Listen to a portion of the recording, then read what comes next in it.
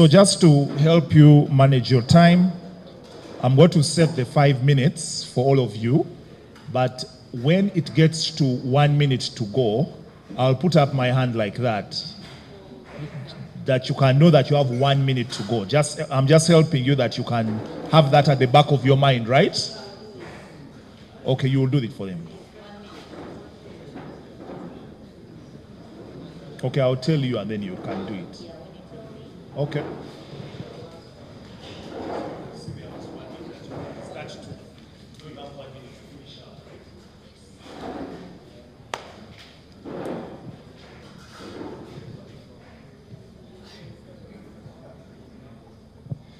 Good morning. We are CyberForge, and yeah, we are in the security sector across the whole world, from USA to China. There are very many cases whereby people use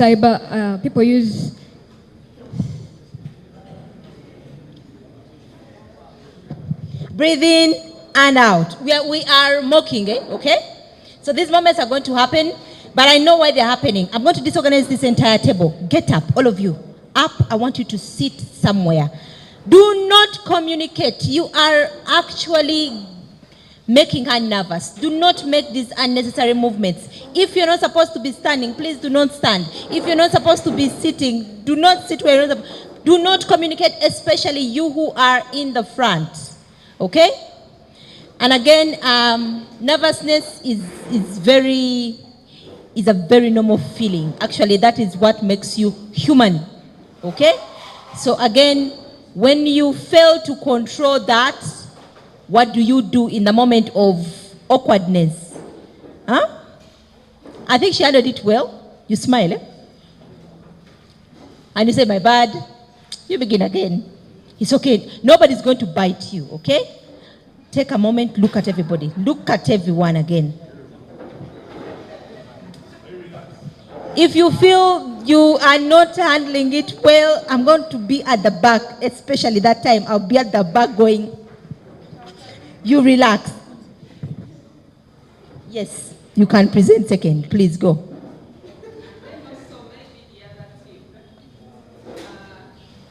Keisha, you're supposed to be here.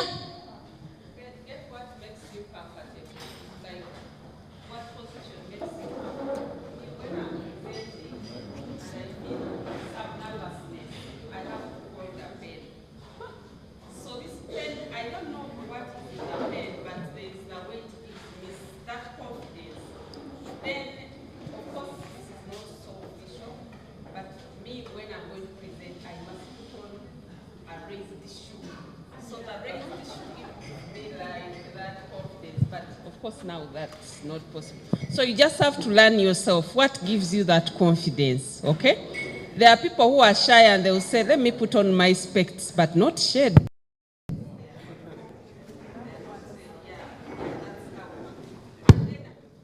When I'm leaving home, I have to look at myself in a mirror, whether I'm at a hotel and it's a conference, and I see whether what I've put on will make me comfortable. Like, nobody is looking at me and they're like, how does she look like? Like, what has she put on? You understand? But those are for higher level presentations. But what I meant is that get what makes you comfortable. Me, the pen will give me that confidence. I'm not going to use it to write anywhere, but I will make sure I hold the pen. Me, I like being jumpy. I will move around, I'll even turn around, and then I will pocket, I will kick, you know. But at the end of the day, I am breathing in. You just keep breathing in. Do your thing. Don't overdance, because that also can distract us. But in that moment of awkwardness where things are, oh, shoot, what am I saying next? Breathe. It's very, very normal. And I'm so glad you guys have taken the, this moment of awkwardness. Is part of the learning. Drums. Hard. Drums. Ovulam. Ovulam. Let's go.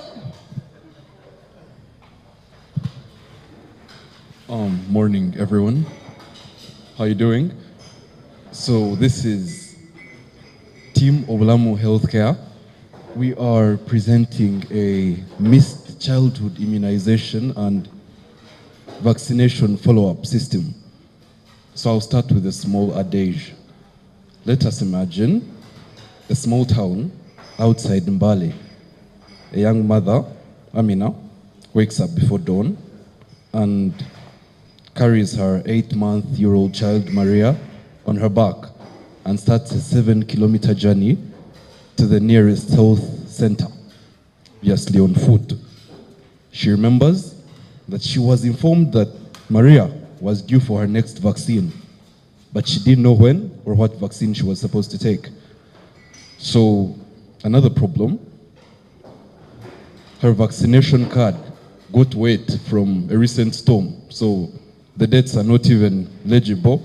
She just carries it anyways, hoping the health workers are going to understand.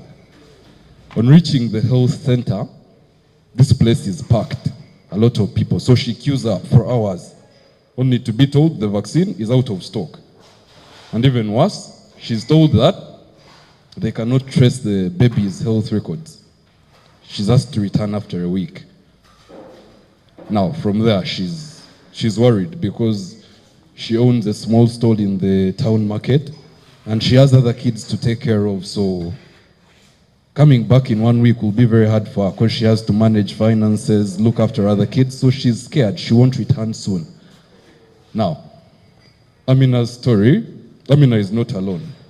Her story is shared by thousands in Uganda. Very many mothers in hard-to-reach areas or face similar problems like hers. I'm sorry, can I first wait for these people to... Yeah.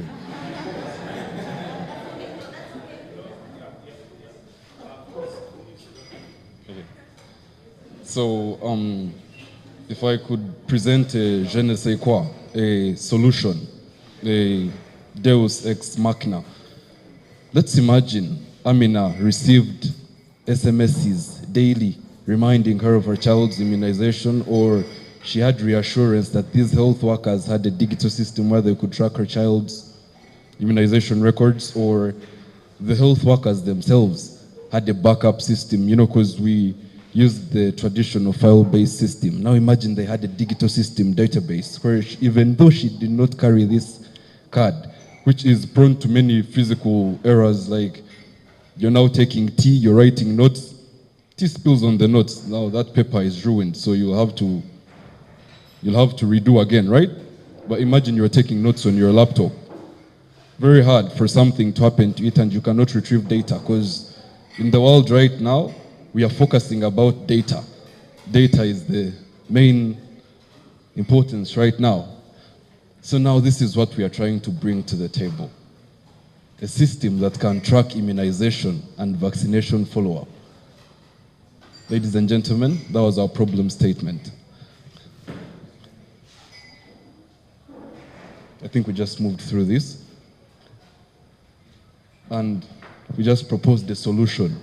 This system is going to keep immunization records, auto-schedule the follow-up, send SMSs to the... Okay. It's going to send SMSs to the parents. We have an implementation side. I think my colleague should come and join me because they're supposed to show you that too. Time cautious.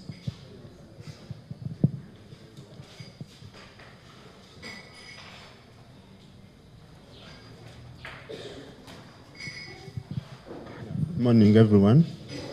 Thank you for the chance.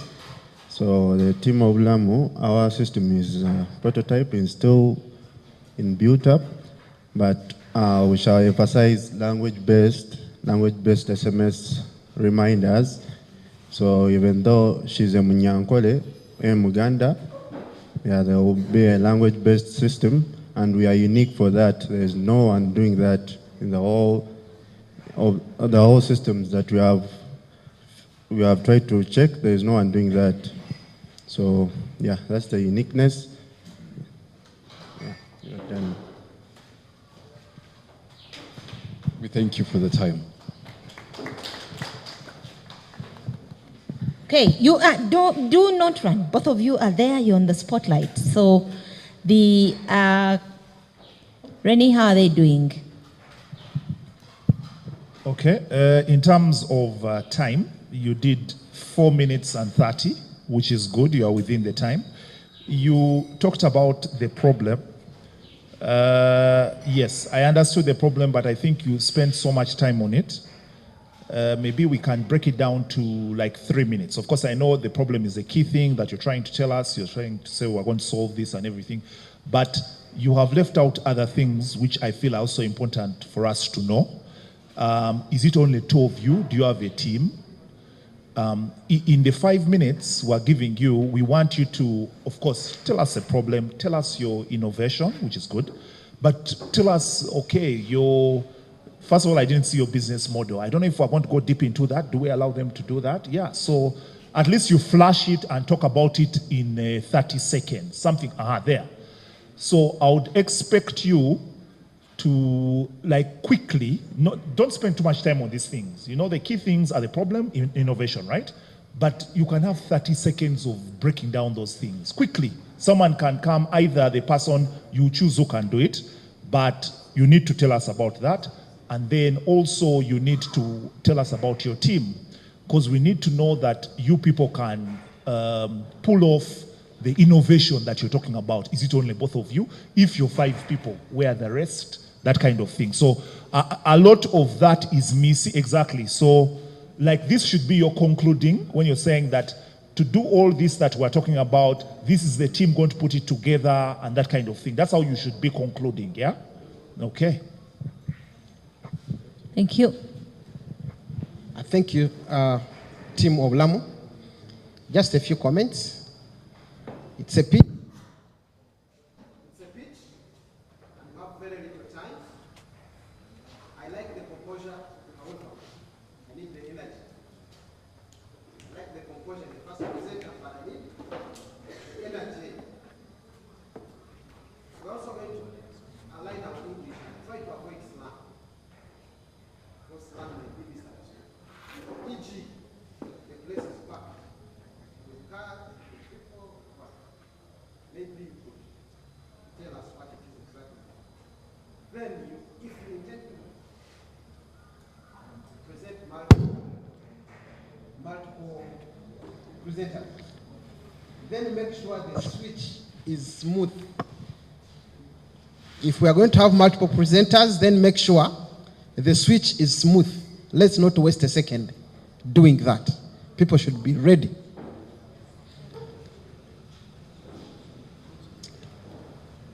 I think the rest have been tackled by...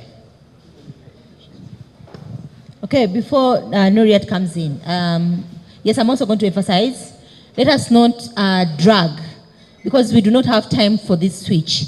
So if you are 2, again, for the rest of the teams, if you are 2 and somebody is going to make the demonstration, please be sure to be close by. Do not now come from the tables and, you know. I apologize for the noise that was being made, but you remain composed, so I like that. And like he said, please keep the energy up. Now, the PowerPoints. Your PowerPoint slides are not PowerPoints at all. Okay, Nambogo is introducing herself. She loves herself. But I would want to come here. I want you to look at what you've done. What is this? I cannot see a single thing.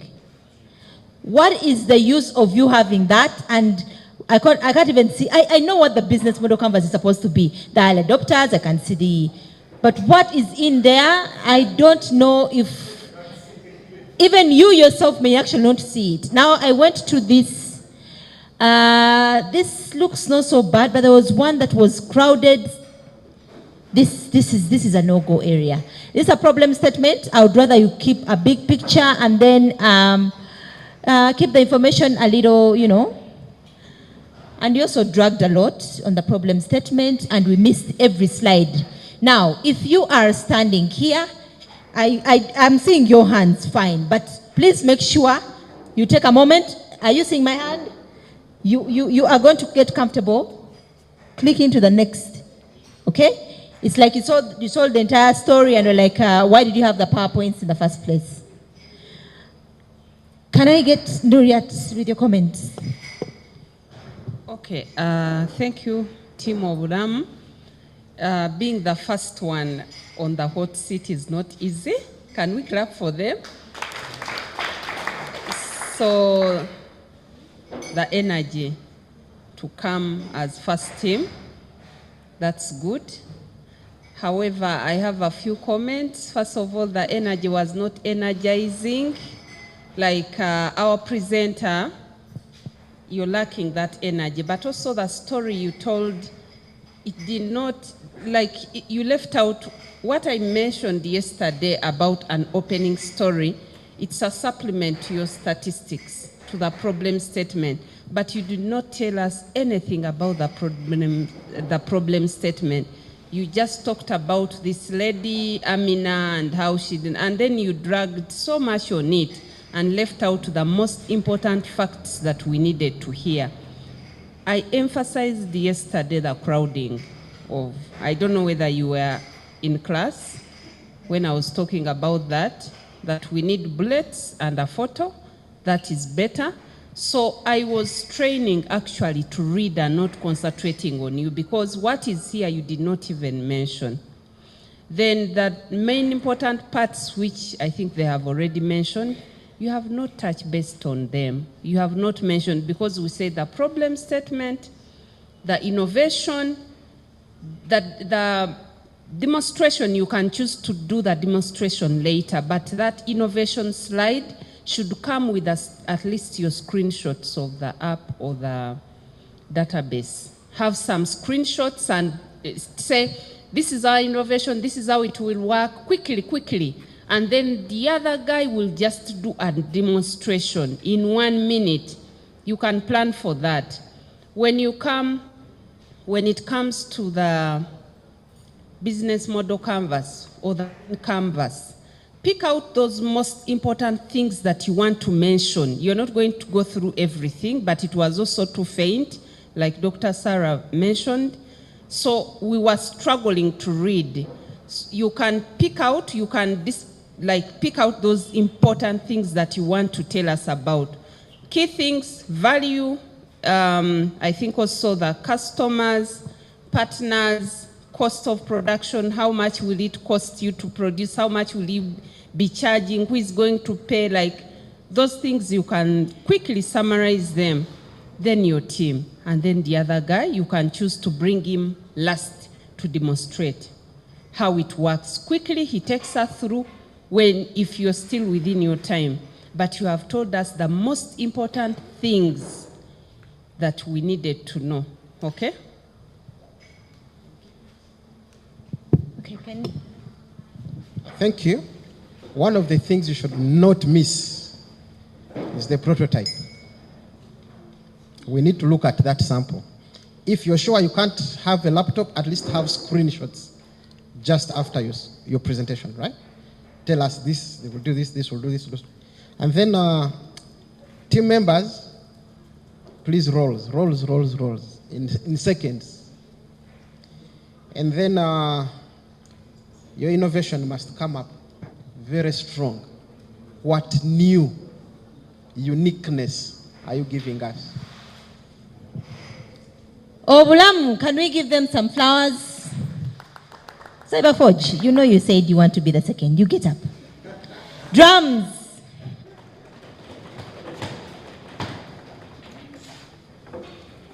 Now, for Ovlamu, I don't know if this is the best color, but we should talk about that color. Do you think it's good enough?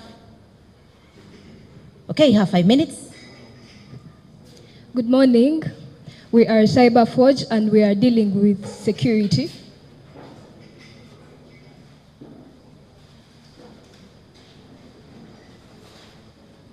Yeah.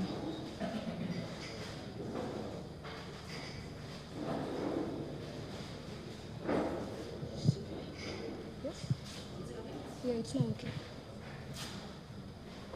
We are Cyberforge and we are dealing with security. So we've realized that across the whole world, there are security systems that have been implemented in this case, we are going to look mostly at the High Court or the judicial system. So let's take a case or a scenario. Let's imagine a lady or a mother who lost her child due to a case conflict, land conflict, and she has always been going to court to see the status of her hearing, but every time she goes, she does not get an answer. They always tell her that the case file is missing. Yeah, so we are developing a system, as a cyber forge, we are developing a system that is smarter, faster, and more secure. And our problem statement is that the files that have been misplaced, and the statistics are that over 65% of case files are stored manually in physical folders, and at least 1 out of those 10 annually are getting misplaced, and that means that people are not able to get justice for their crimes.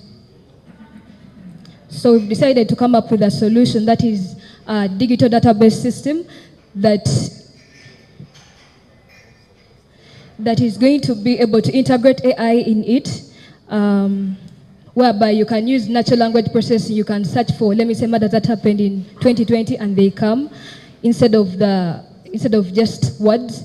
And we also have the multilingual voice typing. You can be able to speak, and then the case is typed using various languages, the local languages in Uganda. And also we have automated SMS reminders, whereby if maybe you're having a court sitting next month, we shall keep reminding you till that very date. And also we have role-based authentication, whereby if someone is not authorized, they can't be able to see or access. So this is our prototype. I don't know if you're able to see, but this is our prototype.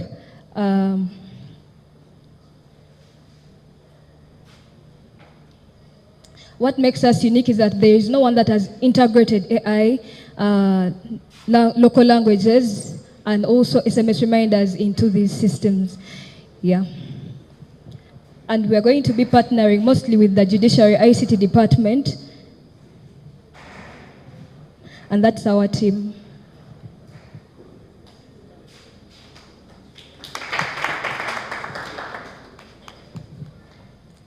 Trouble. Okay, thank you for the presentation. You took 3 minutes. I don't know if that's a good thing, because you have 2 minutes where you'd have told us more about, I don't know, you'd have identified the areas which you feel are very important for us, for the judges to know, and try to put some more emphasis. So what I see in your presentation, the first I will talk about your solution. Just flash it, just go back and.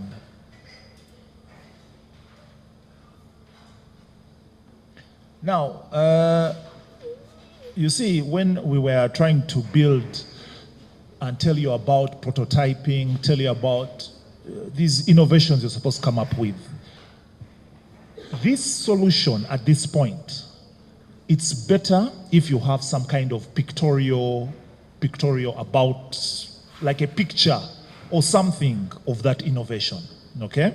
You know what they say about a picture? It tells like 1,000 words. If you show us what you intend to do, even though you have pulled it out of, I don't know, but it has to be some kind of, some picture. You know, when we see, you know, we are visual people. When we see something and you're saying this is what we're going to do, it will take the point home faster. I don't know if you understand what I mean. So I think you would try to incorporate that as you talk about the solution, because as you talk about it and people are looking at what you're saying, it makes more sense, or it brings up more emphasis to what you're trying to say. Also the bullets, I don't know if it's just me, my eyes are bad, I can't see. Is it the font that is too small? First go before the problem, and then we see how the problem look like. Now you see everything is too small.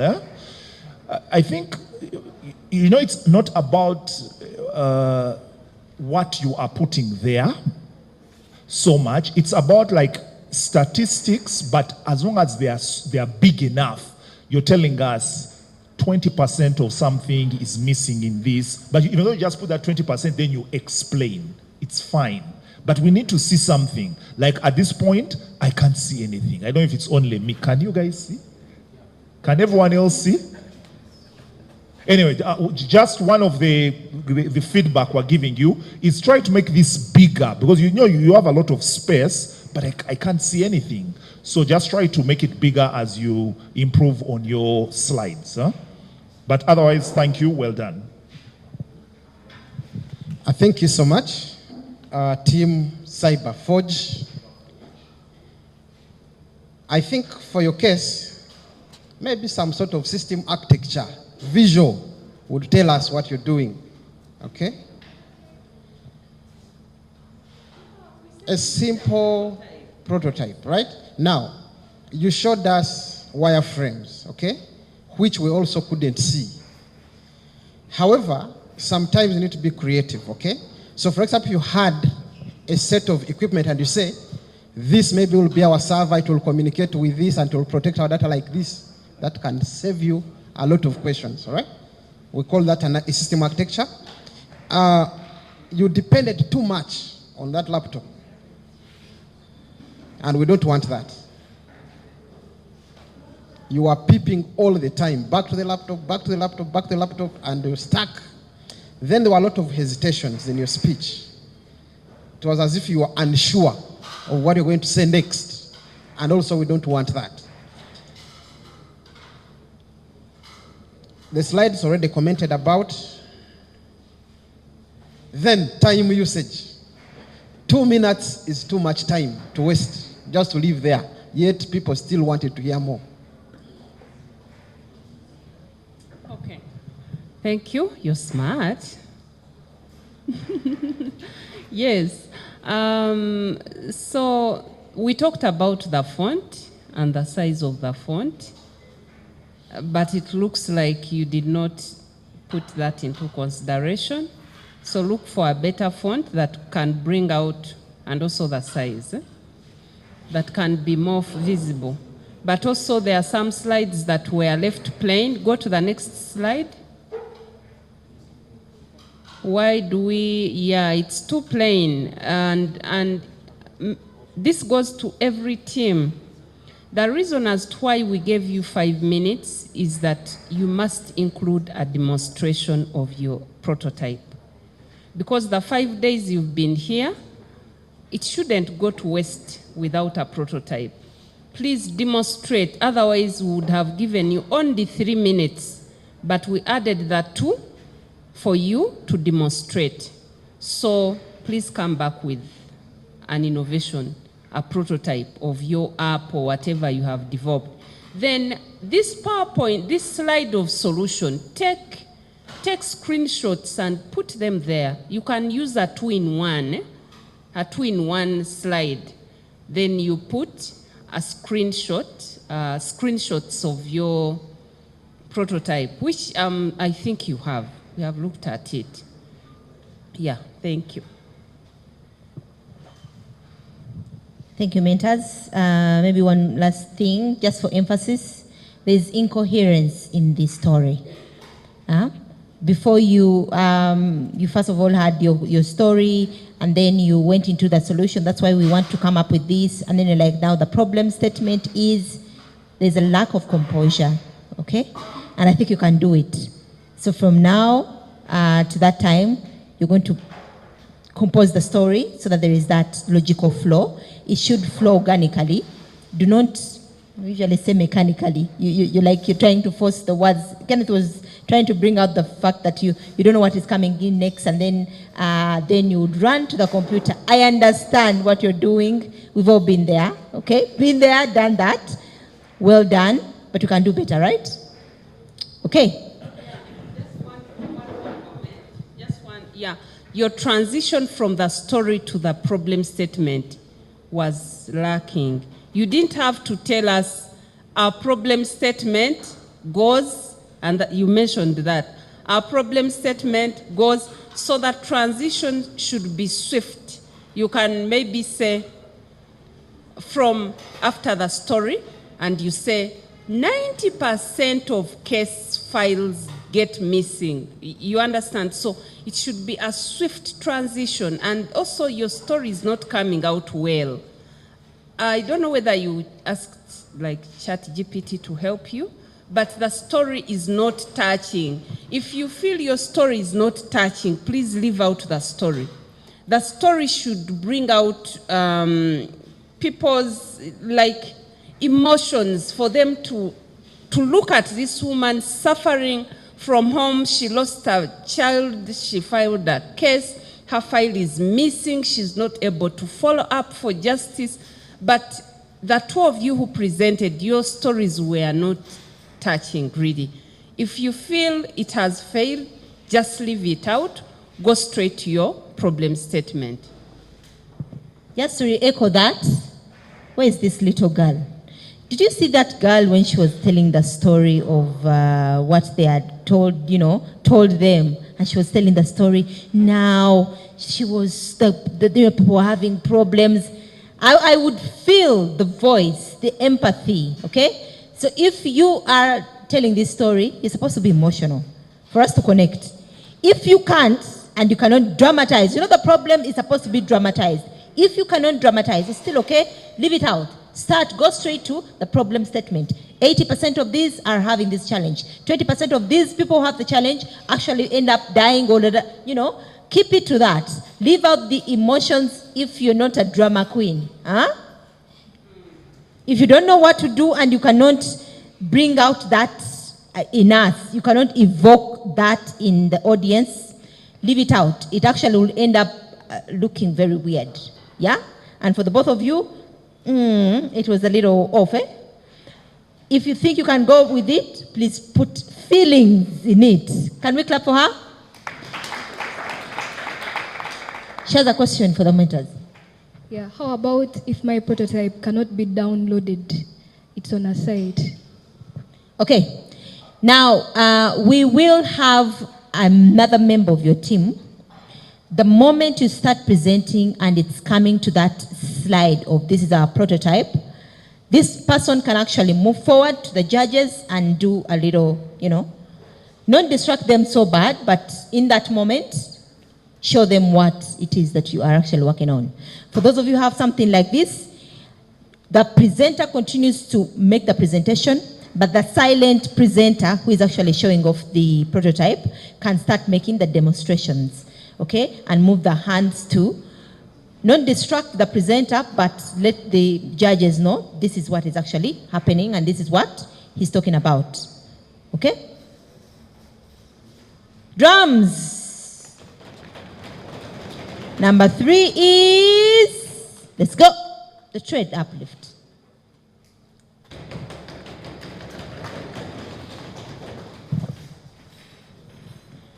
Ladies and gentlemen, good morning. This is Trade Uplift, standing in front of you to solve the problem of pollution crisis in markets.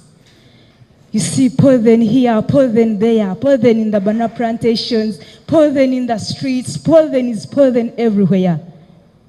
In ideal business environment, the packaging solutions should not contribute to environmental degradation. But many traders raise the concern of pollution crisis in markets.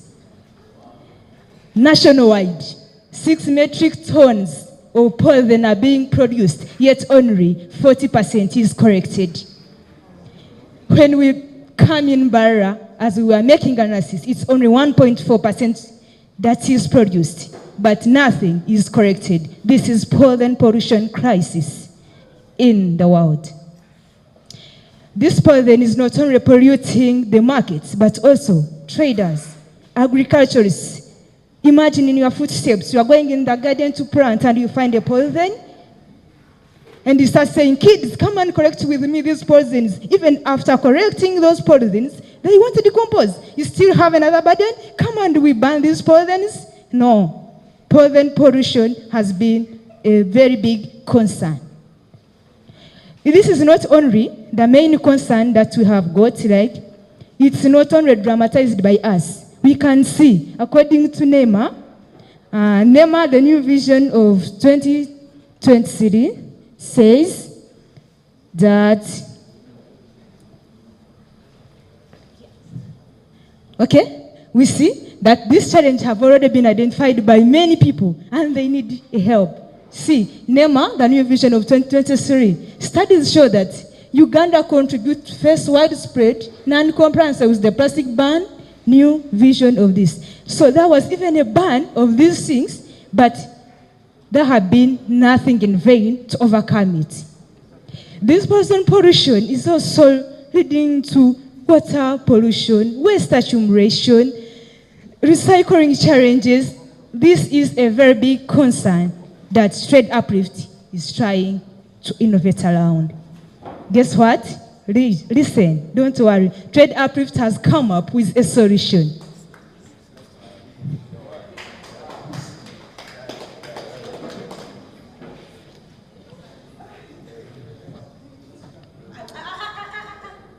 Come and look at me. You know, every time I'm clicking, Yes. then you go back. I want you to see what you... No, don't. Okay. You're going to click me. Okay? You see this? Eh? Yes. The next time you do, now, click for yourself. Good. Okay. Go on. Yeah. Yeah. We are now on, according to the competitive landscape, before we come up with the solution, in fact, found out what is already existing. These are the already existing solutions. Polyethylene bags, they can't decompose. They persist in the environment. There are also paper bags that are already existing. They tear down. For example, you want to pack chapati. It is somehow wet. It can already tear.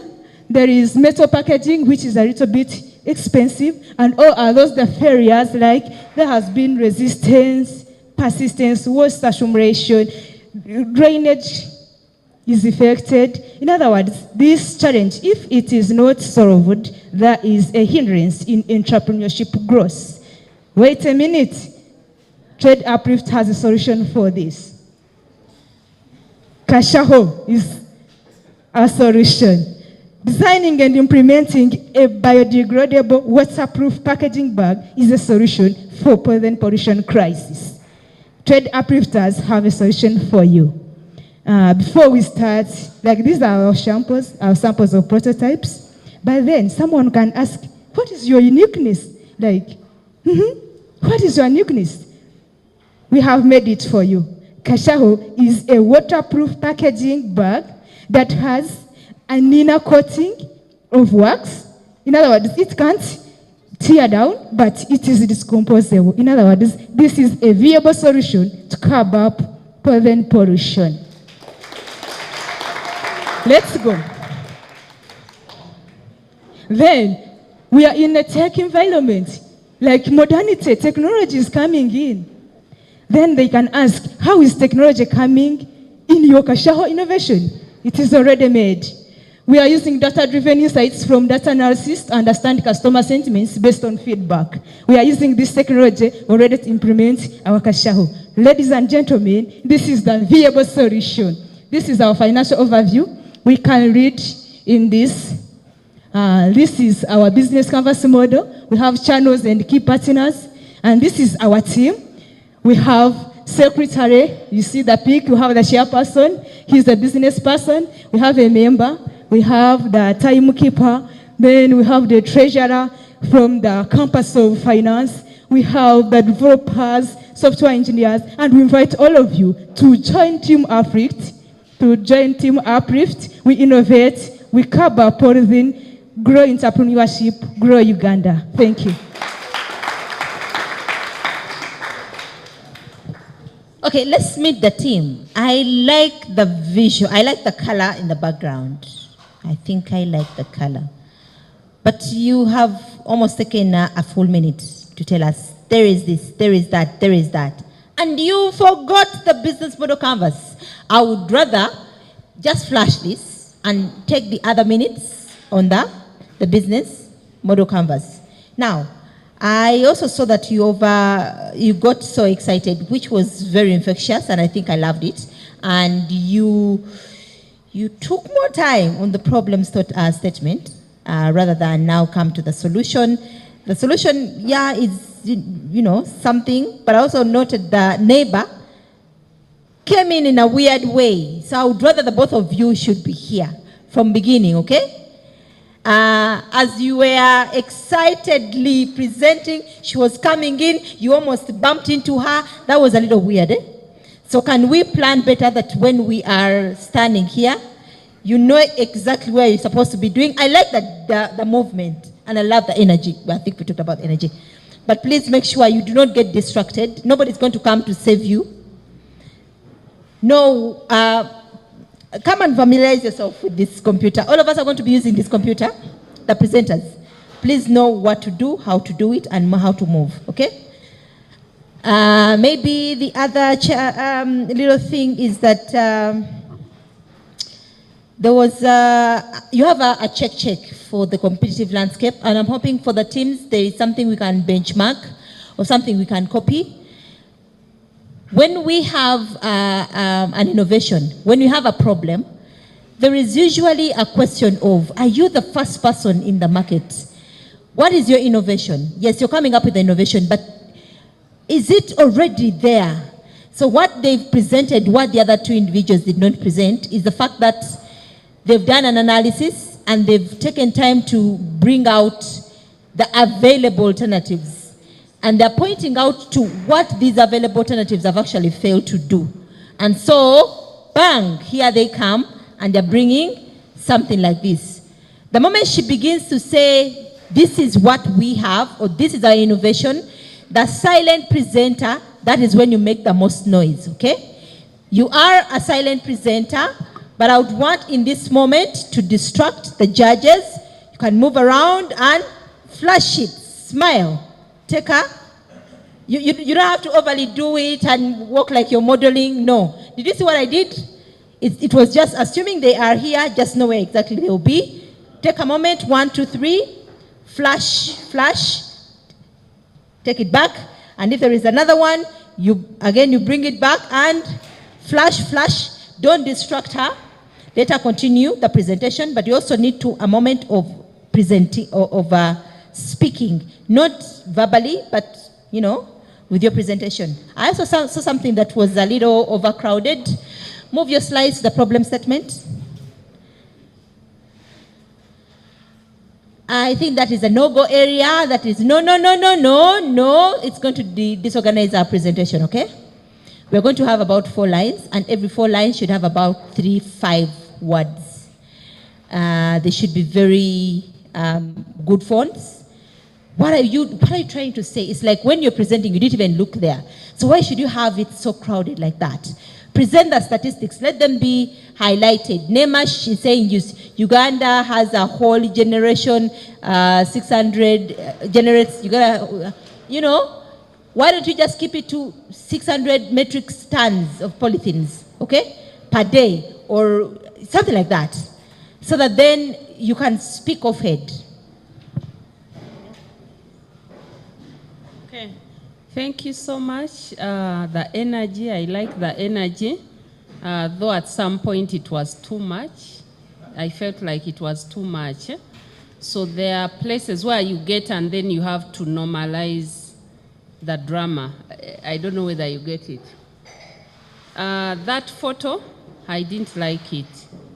It looks like they are actually manufacturers of Buvera. Look for a better photo that shows contamination, shows like Buvera scattered maybe in drainage systems, in what, you know, like where we should have the drainages in a market. You can have like 2 photos, crop them together and put them, to bring out the problem. The business model canvas, you never tell the judges, I think you can read. Like it's rude to say, I think you can read. You have displayed it and you're telling the judges, read. It's not their responsibility to read. So pick out those most important things. Same feedback I gave to the previous team. Those most important things that you can say, value proposition, these are our customers, this is how much, this is our cost, we shall, for each, now for your product, you should know the cost of production. We shall pack how many numbers of this in a pack and we'll be selling it at this. producing at this and selling at this. Briefly, like don't talk about everything, but pick out the most important thing. You can even put them in bold as you can redesign it and make sure that those ones are bolded, what you want to pick out to speak about. Then when you are starting, you said, you know, the way we start matters a lot. You either capture people's attention or you bias them. So you said, me standing in front of you, it eats up your time. Like this, I don't remember how you mentioned it, but I captured standing in front of you. We are already seeing that you're standing in front of us. So only those words are consuming your seconds. So by the end of it all, you find you're leaving out the most important information instead of concert. And then the story that you told was also too long. Like I did not actually get it well. You just Kavera everywhere, polythene everywhere, everything everywhere. No, like look for a better story that leads to the problem of Vuvera. It could be a drainage system that in Kalere that led maybe to flooding. You understand? Something like that. In Kalere, there were so many, something like that, that led, so you're telling us about the problem, but the problem story, to me, it did not come out to show that problem of Buvera. So you can focus on one that leads to the impact of that problem, and then you introduce us to the statistics.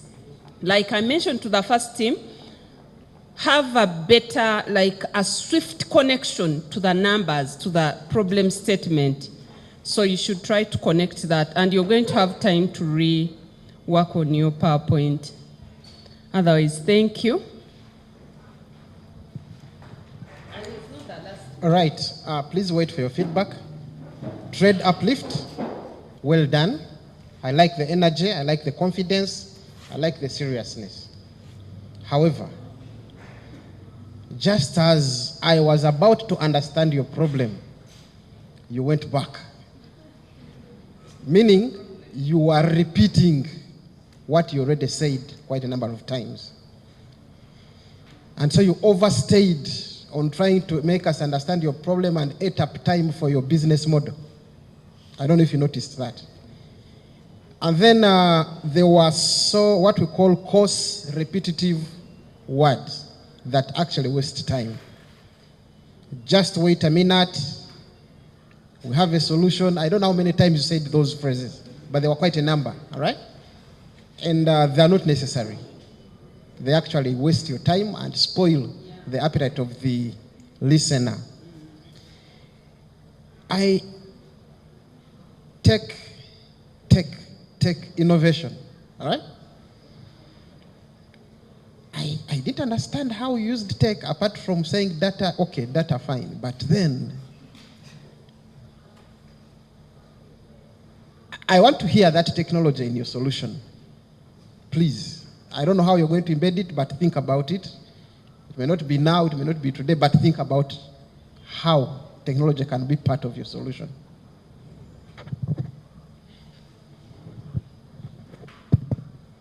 Okay, trade uplift, thank you.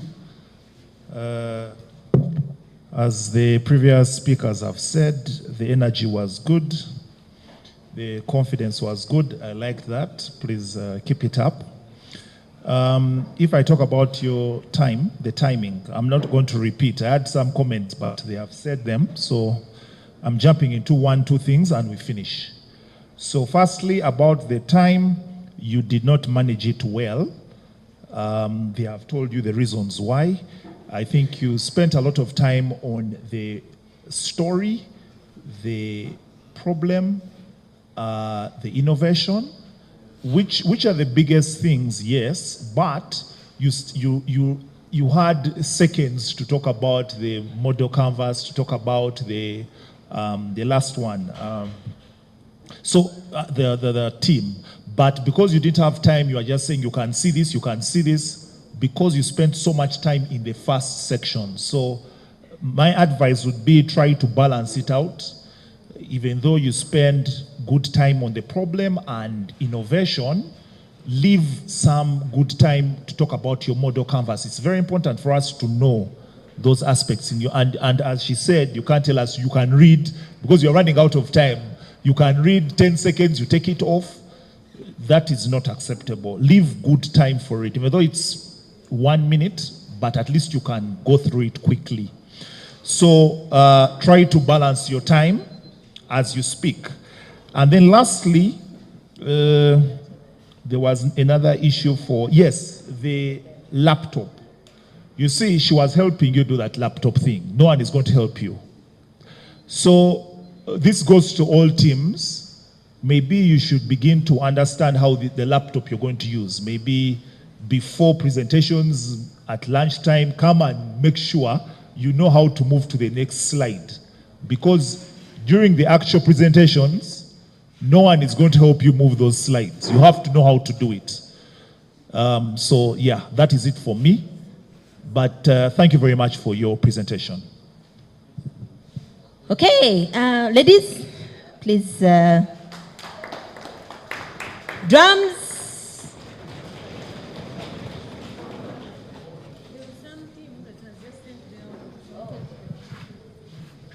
Okay, can we get the agricon? So I think we would love to get a smaller table and we put it right here so that the presenter should be able to click here. Because you see, there has to be this stage presence, but it seems there's some kind of distraction moving here and this. So Kisha, we may need a smaller table right in front of the participants where they can click, keep the eyes here. And again, if you are a presenter, whatever is on the laptop is what is there. I know some of you may actually get a little shy and then you keep turning, despite the fact that the computer is right in front of you. But the trick is, don't give us your back. It will be better that for you, you keep to the audience and the visual here, because you can see what is happening here. Leave the PowerPoints. As long as you know everything is all good, please keep clicking. Do not overly go.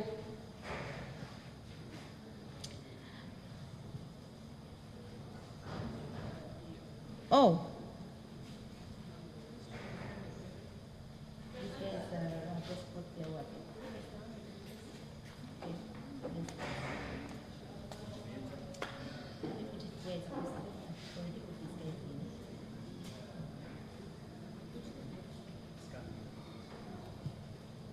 Drums. Agricon. It's okay for now. They can.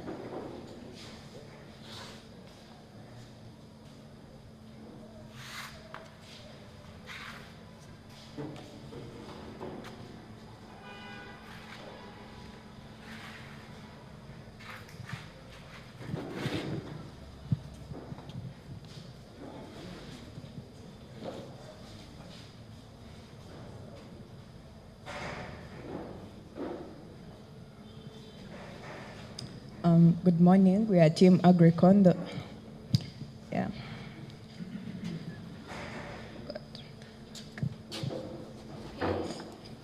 You're going to move this up and down. Come here. Blow your nose.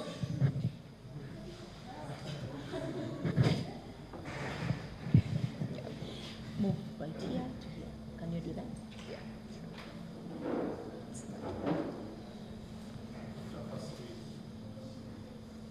I think I'll just do this. Do that.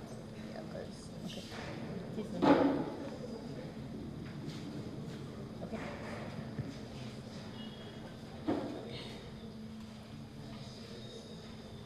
Sorry. Good morning. We are Team Agricon and we are handling coffee theft in Uganda. And that is our problem statement. Majorly, the main problem is the direct financial losses and volume reduction when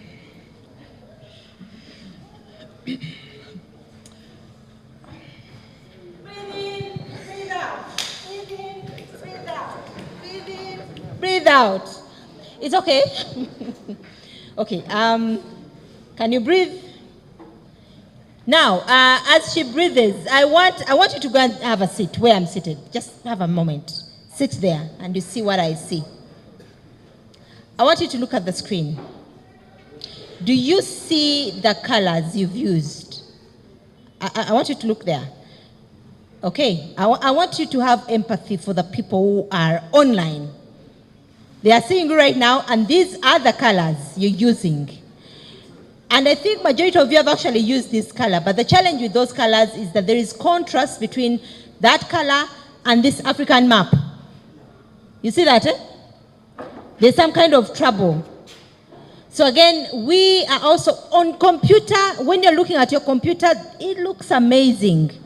But when you are projecting it here, it is not actually the best. Again, that is the beauty of doing a mock. The judges may actually also not like it. I don't know if others maybe like it. It is a good color on computer. I've seen it before. But projecting it here, and you're projecting it alongside this beautiful African map, there is some kind of competition, you see? So all of you using this color, you may want to think of readjusting it. Breathe in, breathe out. Drums. I need more drums. Thanks, everyone. Good morning once again. We are Team Agricon, and we are handling the coffee theft in Uganda. Coffee theft is a very big problem that is affecting almost every coffee farmer in Uganda. First of all, it's because coffee is really highly priced, and it's like the new gold apart from land nowadays. And so you find everyone wants to dip into that, the enormous coffee fortune, and be able to benefit from it. And so when someone cannot afford to plant their own coffee, they wait for the coffee farmers who have planted for everyone to plant their coffee. And then when the coffee ripens, or when it's ready, or even when it's near season, they come in and take the coffee and just sell it. Yeah. Then the alternative solutions that have come up.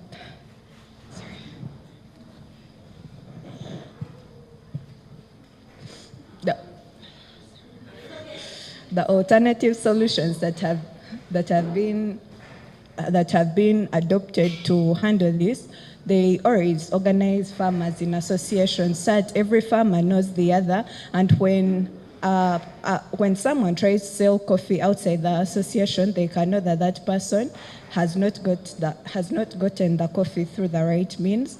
And also some surveillance systems, and also they're also empowering farmers so that they are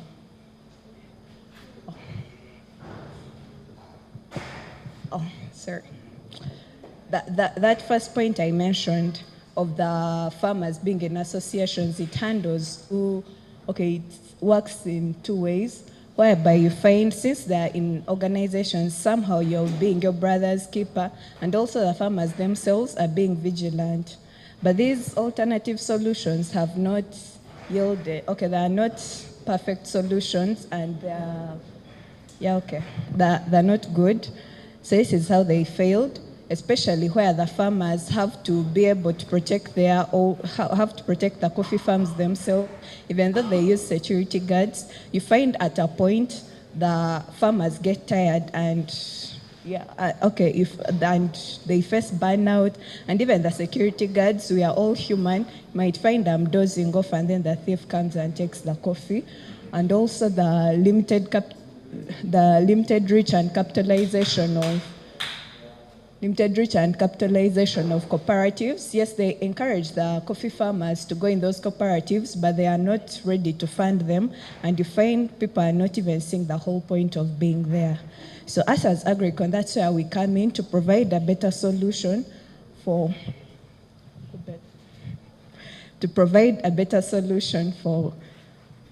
these farmers. So, my colleague is going to show the judges the demonstration of his app and also explain it. Yeah, judges, I think you can be going through. This is the prototype. As our solution, she had said, we are coming up as Agricon, a full system surveillance, where as a farmer, you just have to grow your coffee, and for us to take full control of your coffee. I told you about the theft, that's the problem statement. We are basically solving the theft problem.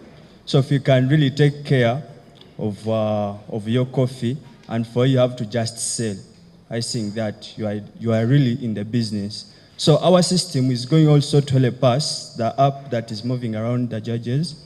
We are also targeting the quality. In a way that we have an interface where you have to take some pictures of your coffee leaves, maybe the cherries, and you see how is its quality, how is everything moving on. And also we manage you. We have the customer, where the coffee farmer, and we, the surveillance system as the Agricon. We can be seeing what is taking place at your farm. So the way we get money, we are going to be charging monthly during the season. Thank you. Yeah, so that's our team, and that's the last slide. Happier farmers, happier future. Thank you. And both of you, you stand there. You stand there because you're in a lot of trouble. Let's begin from where it begins from. I love the last picture. Oh my God, that is amazing. Let's go to the next picture. What I've picked, one of the highlights of this team is that who is not there?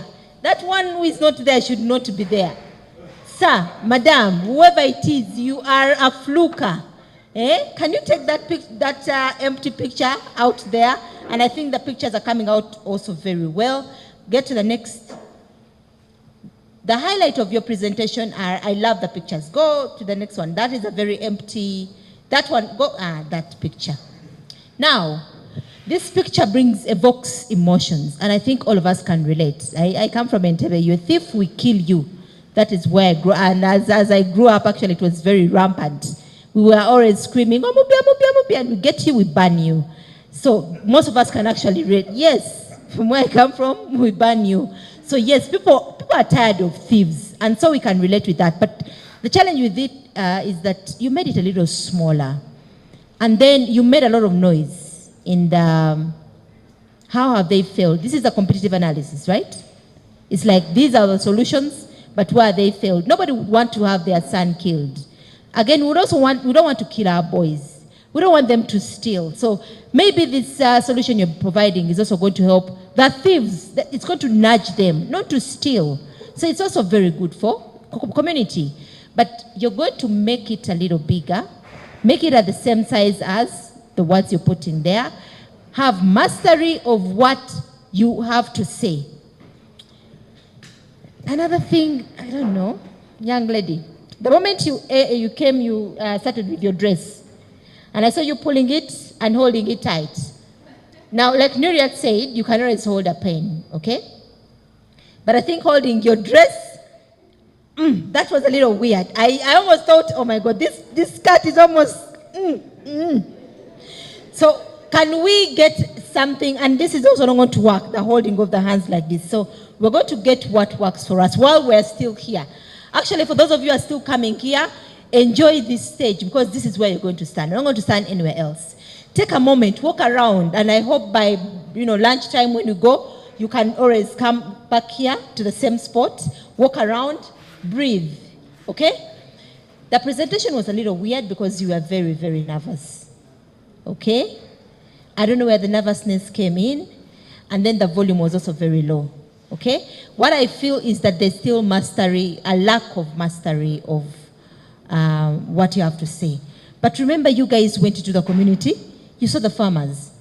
So if you forget what it was, take your mind back. Let us take that mind back to the farmer. And like you see, this is what the farmer is struggling with. People actually steal their coffee. I want you to speak when you are very intentional. It's like speaking. There are times when you speak when you're absent-minded, and the words just go like, and you're trying to gamble with what you hallucinate, like ChatGPT. What is the next word in line? But if you can now be intentional to remember your journey, because remember you use design thinking. The beauty with that is that even in your pitch, you can then remember that you went to these guys and they were struggling with this, and they told what they told you. Bring it alive. To all presenters, can you decide earlier on what you want to say? Okay? Compose the story. Let's decide on what do we want to say. What do I actually want to say? Now you may want to say so much like Sarah, but what do you want to communicate? What do you want us to take away? What is the greatest takeaway from your communication? I don't know if you've ever communicated when you're angry. Sometimes you're just screaming and you are pouring out and you're not communicating. It's the same when you are going through any emotion. So what she's going through is an emotion of nervousness, which is a normal emotion, okay? But then in that moment, what do you want us to take away, to go with? Yeah? I did not see most of the things like the business model canvas. I think I missed it somewhere. The pictures are good, energy, okay, we talked about that. Now, the demo was lacking. In your presentation, I felt, yes, you gave us this, and you had energy, but you had bad manners of your hands being exactly the way you are, handling the things. The voice was coming out, but you're going to break that. I don't know, can you show us something, both of you? How would you say something about yourself? How would you introduce yourself? My name is Natkonda Merita, a student at MUST and also a co-founder of Orino company. It's not working out. She's still I think I'm becoming impatient. You guys, when it comes to innovation, it's a competition. We work as a team. Come here. Can you, by show of hands, the team members, where are you? There must be one. Where is the one? Oh, you're only 3 team members? Yeah. Okay, you have no option. You must perfect your presentation. Like, there's there are common people when, okay, I usually appear on like pitch competitions. There is a young person who will come and you're sure he's going to win. Because they have perfected their what? Whether they are telling you nonsense or not, their pitch skills are way too far for you to say no. Sometimes you even forget that you have to ask some questions because the way they have presented, they are confusing you. You're too humble. Please, this is a competition. Don't be too humble. We are not in a non-school. Don't be too humble. You need that energy, and that's what most. I told you of a team that won at a hackathon, and after we realized what they were developing was not even making sense. But they had this one guy who was good at pitching. I think they were team number 2. So for us, we knew, the moment we saw him on the stage, we knew he was going to win. So judges did not even think about, can we look at the literature? Is it actually a problem? So he had mastered, and that guy has gone ahead to, Emma Kamhire. So he's the one who pitched. They have vein locator, actually. They have traveled. They have, I'm sorry for mentioning it, but I mean, because we knew him, he was our intern, we knew his pitching skills, we had trained him, and he had emerged among those best pitchers at Camtech, and he's still a very good pitcher. So pitching and innovation are inseparable. You guys, there are people we call innopreneurs. Today they will come with a new innovation, they pitch and they win the money, which is, not good. You have to continue. But every time you see them on a panel somewhere pitching, you know these guys are going to take over. So let us train ourselves to be those good pitchers, and that's the only way we are going to convince people, of course, with knowledge and facts, not lying. I'm not saying that they were lying, but maybe something did not go well with statistics. But your pitching skills will either sell you or bring you down. You have a lot of information, very good, but you have not presented it well. So the energy, nobody is minding about, Bambi, she's humble. We want to see that eye contact and, you know, looking at people and you moving and making sure that you convince people that what I'm talking to you is sense. I'm not saying it's not sense.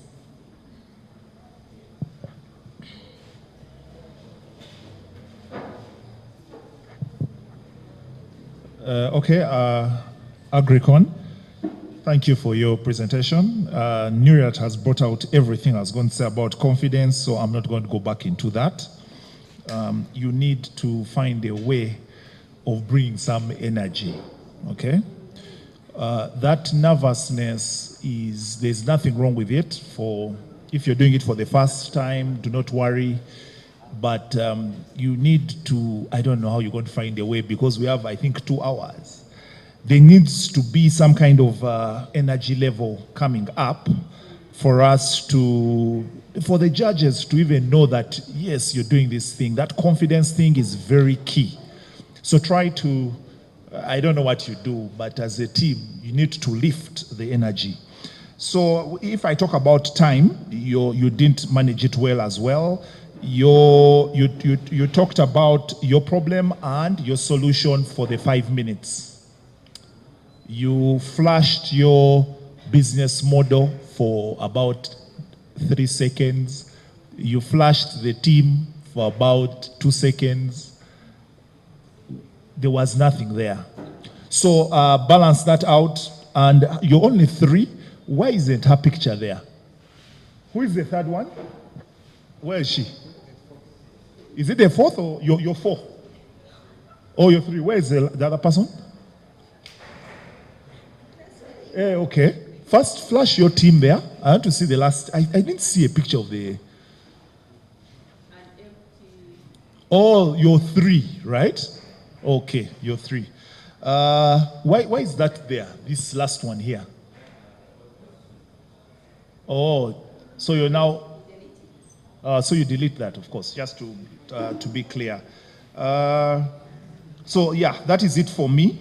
I liked your pictures. Actually, the last picture was very good.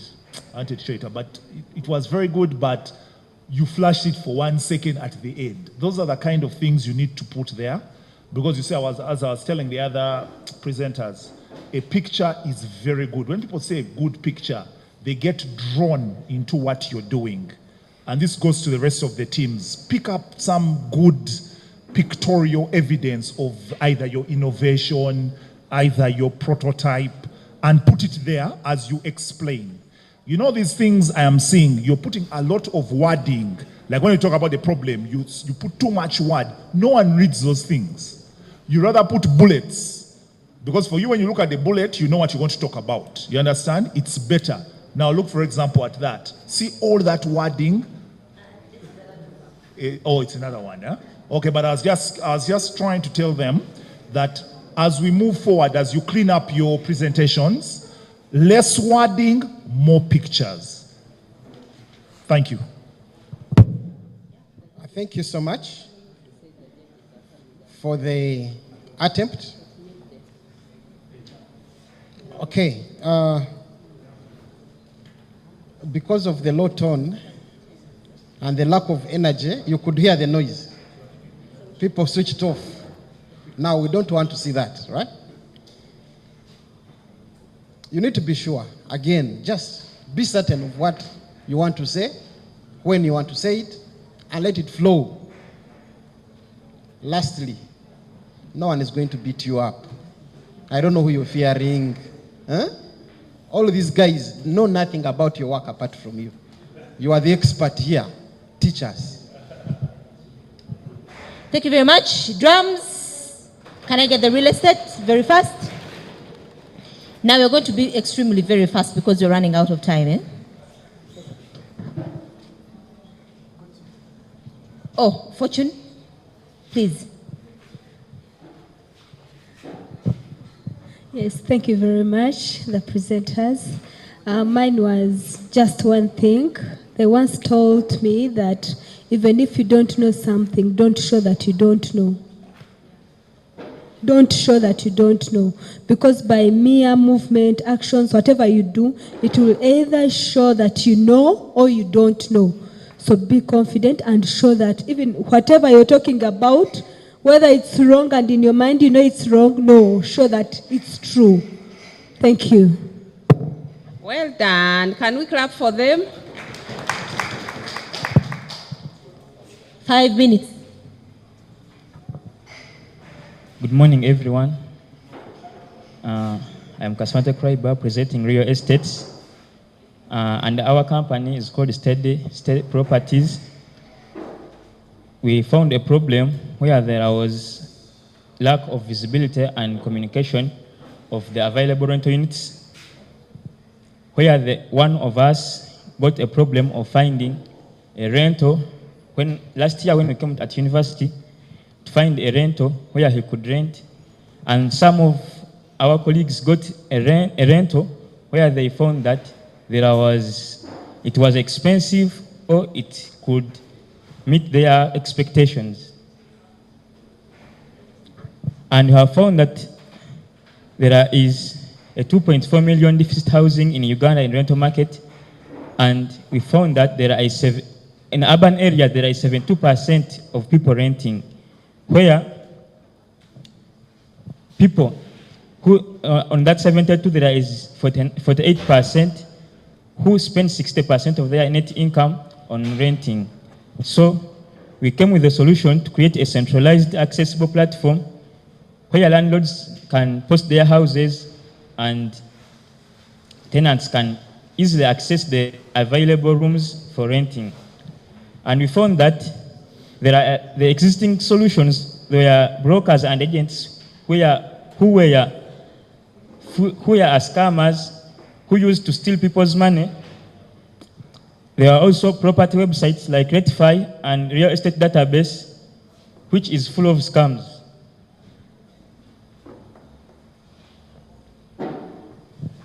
And the prototype of our solution is an application where a landlord will have a profile.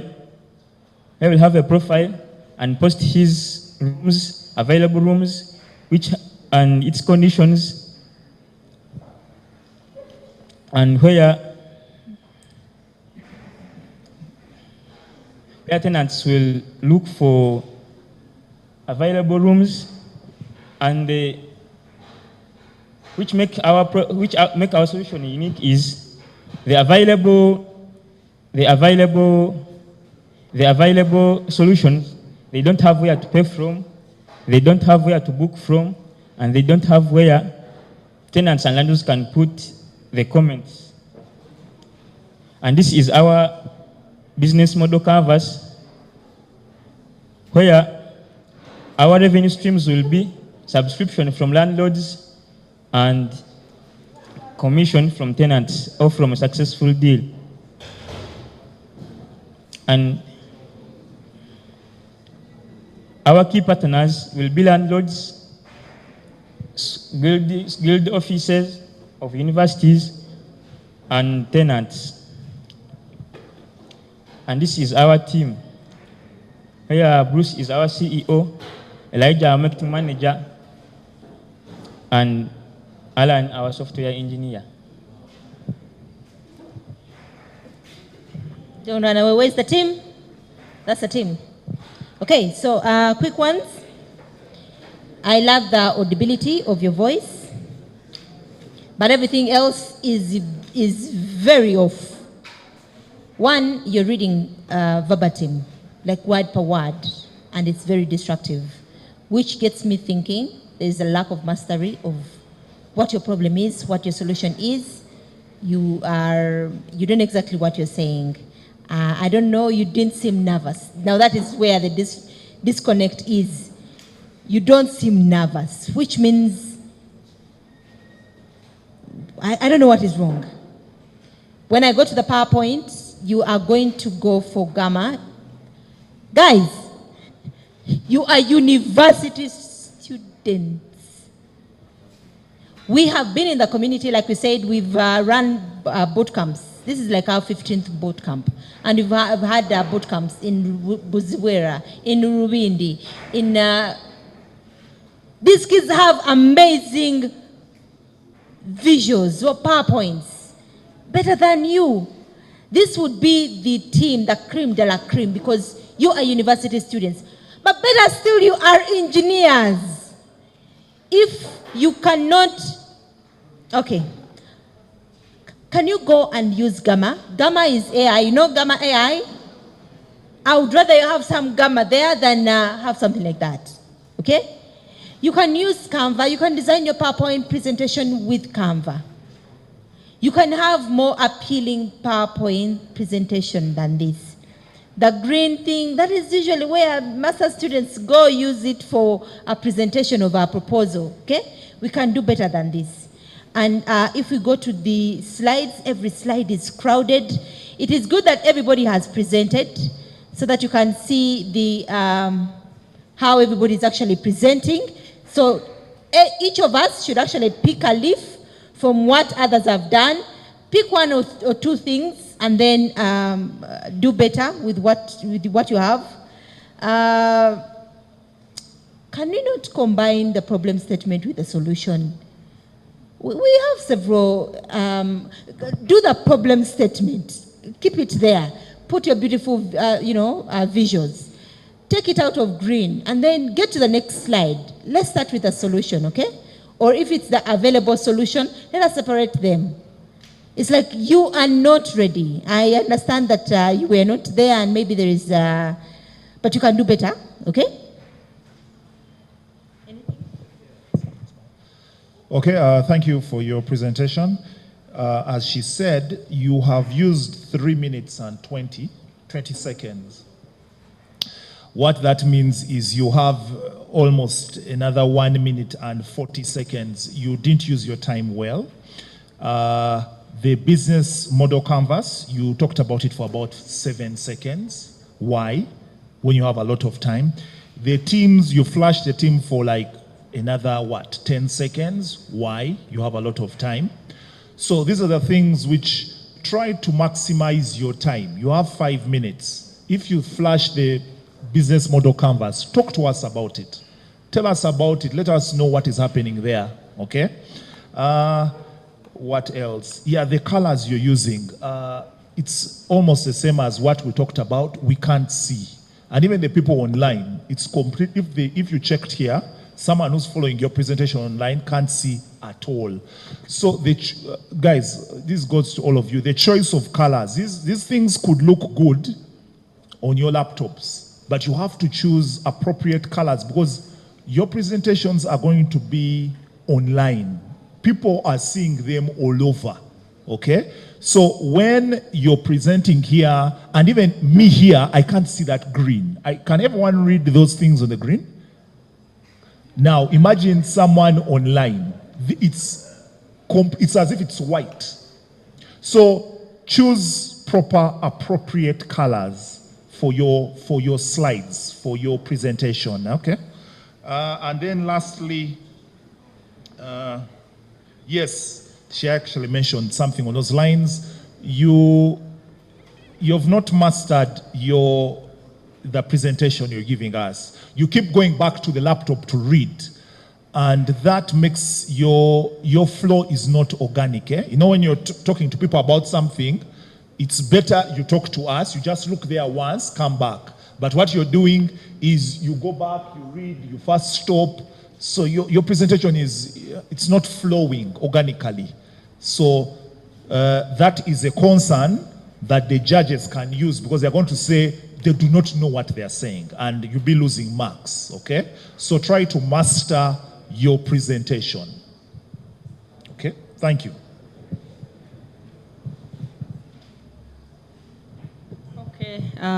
Kasivante. He's my brother. We are from the same clan. Thank you for the presentation. Yes, we have given you so many comments. Just to supplement, you don't tell people that we found out. That's subjective. We need statistics. You guys, we need the statistics. You're not going to tell people we went to Rubicon and found out. We want to know the statistics. How big is the problem? Are we together?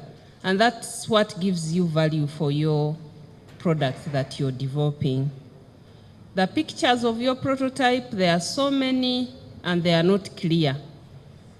You put so many of them and then you have not demonstrated the prototype. Do you have it or not? Why haven't you demonstrated it? You just put pictures which were not even clear. Please demonstrate the prototype. That's why most of you are leaving out the minutes, 2 minutes, 1 minute, because we allocated the 5 minutes to include prototype demonstration. Get one of your colleagues to come and demonstrate the prototype. Okay?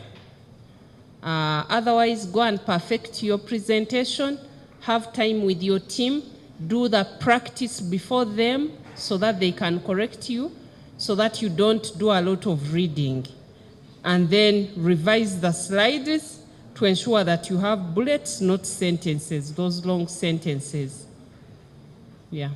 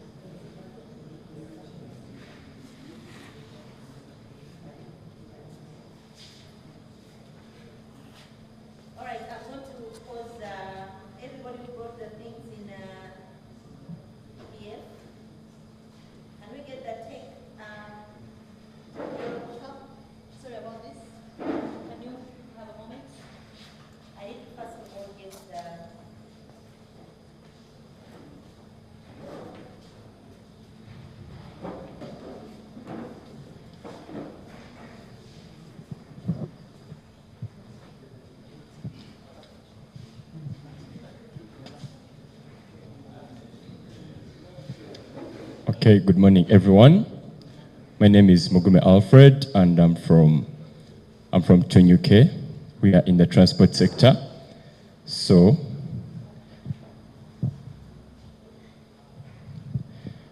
imagine every day.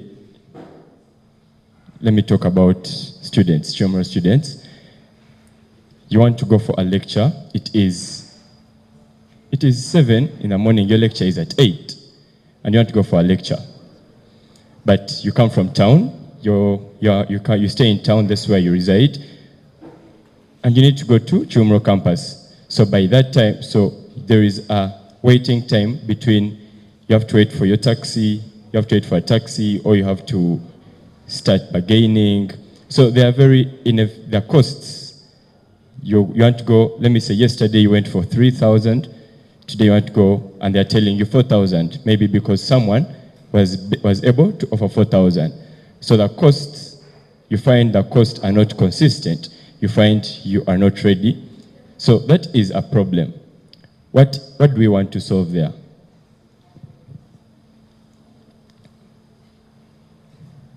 So that there is a consequence. You cannot predict how much you're going to use. You cannot know how much you're going to exactly use. So you're going to waste time, you're going to reach, the time for lectures is done. Imagine you have papers, you reach and the papers are done. I mean, okay, they're already like 30 minutes into the paper, now you have to first sit, you have to first calm down, you have to breathe, you're late because of your transport issues. So what is the solution we have as Tunyuke? So we made an app. Imagine you as a group, you're like 8 people in town campus. Imagine you as a group are able to order for a cab or something. You're saying, we are 8, we want to be at campus by 8 p.m. You're ordering for your taxi. So there's some person is going to sign in. After signing in, you are going to order for the ride. So if you're 8 people, you're going to say, we are 8 people. So what do? You send there is an invitation code to the 8 people you have. You send them an invitation code. Everyone gets the invitation code. After getting the invitation code, they confirm that they are part of the people who are traveling. After confirming, you're going to get a notification, and we are going to get you the ride. So that is the solution we've come up with. You can be 2. We can get for you a border. You can be as many as, let's say, 60 people. Let's say you're 60 people coming from town. That's where you all come from. You can be as many as 60 people we are going to come with. We are going to get you a solution. Let's say they are buses.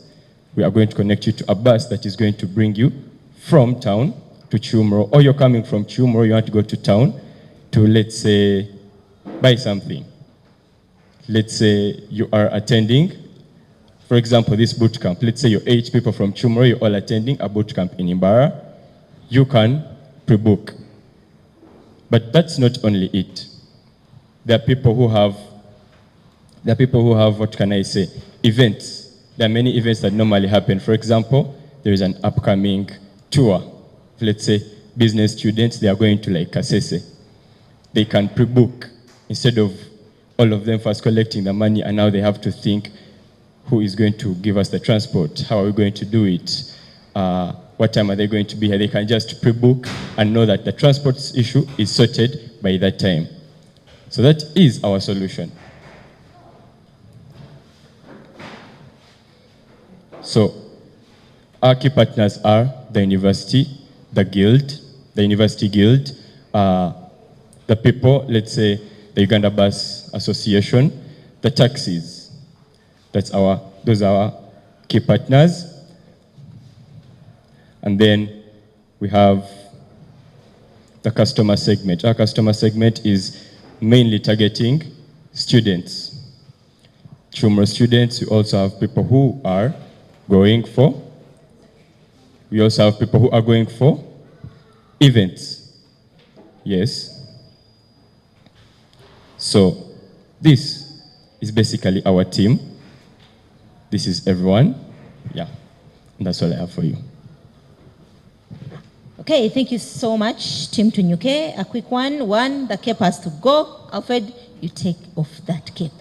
Okay, so in the afternoon, please, that thing should be off the head.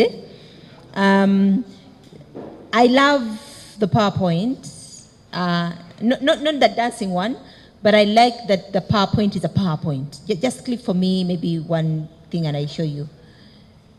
So the fonts, I like the fonts that from far I can actually read that commissions from drivers for complete ride. I think that is very, is a highlight. I think black is not so bad. I've never used black before, but I'm saying it from the first time here, you know. And I think it's not such a big thing. But now what is the problem? I had the narrative, but I kind of missed the problem. Where is the urgency? Where is the need? Is it so frequent? I always go to Chiwumoro. Of course, I have a car, but every time I don't have a car, I can just call my border guy. Everybody has a border guy. We all know we have our border guy. We call the border guy, he always comes, he picks you. So what exactly are you doing that maybe is going to really take over the status quo? That because you see, you're supposed to challenge the status quo. You should say there is something worrying. You're saying people are missing lectures or exams, but I don't think there is. Has anybody missed that exam because you could not take a ride? Okay. Can I get Nuria? Do you have anything to say? Thank you, real estate team. I missed your name. I'll not talk about the Cape. That's obvious. I like your confidence, but I don't like the too much confidence.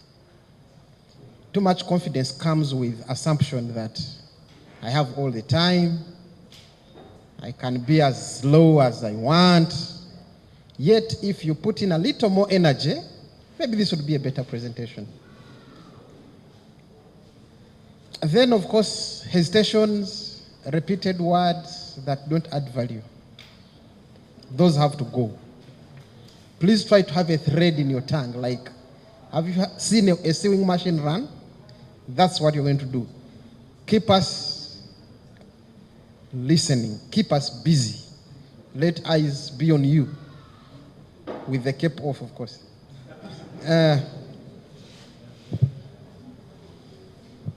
No, I don't think I have much. I had actually told him from here, the cape, and he insisted. I almost told him, go and comb. I don't know what the problem is. But, I mean, we are training you to be formal, okay? Even in class, it's not good to come and then you're going to present. And I know you're Gen Zs, but when you get to the working world, it's different. Eh? Yes, the slides are good, but the animations, you may want to think twice about the animations, right? The animations are destructive. They delay your presentation, right? And also they also distract your audience. I'd rather have the plaited hair. I'd rather have the plaited hair seen than the cape, okay? Thank you so much. You can take your seat. Next group.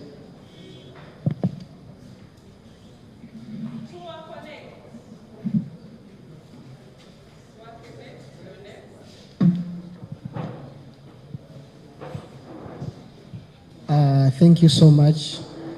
Good morning. This is Tua Connect from the tourism sector.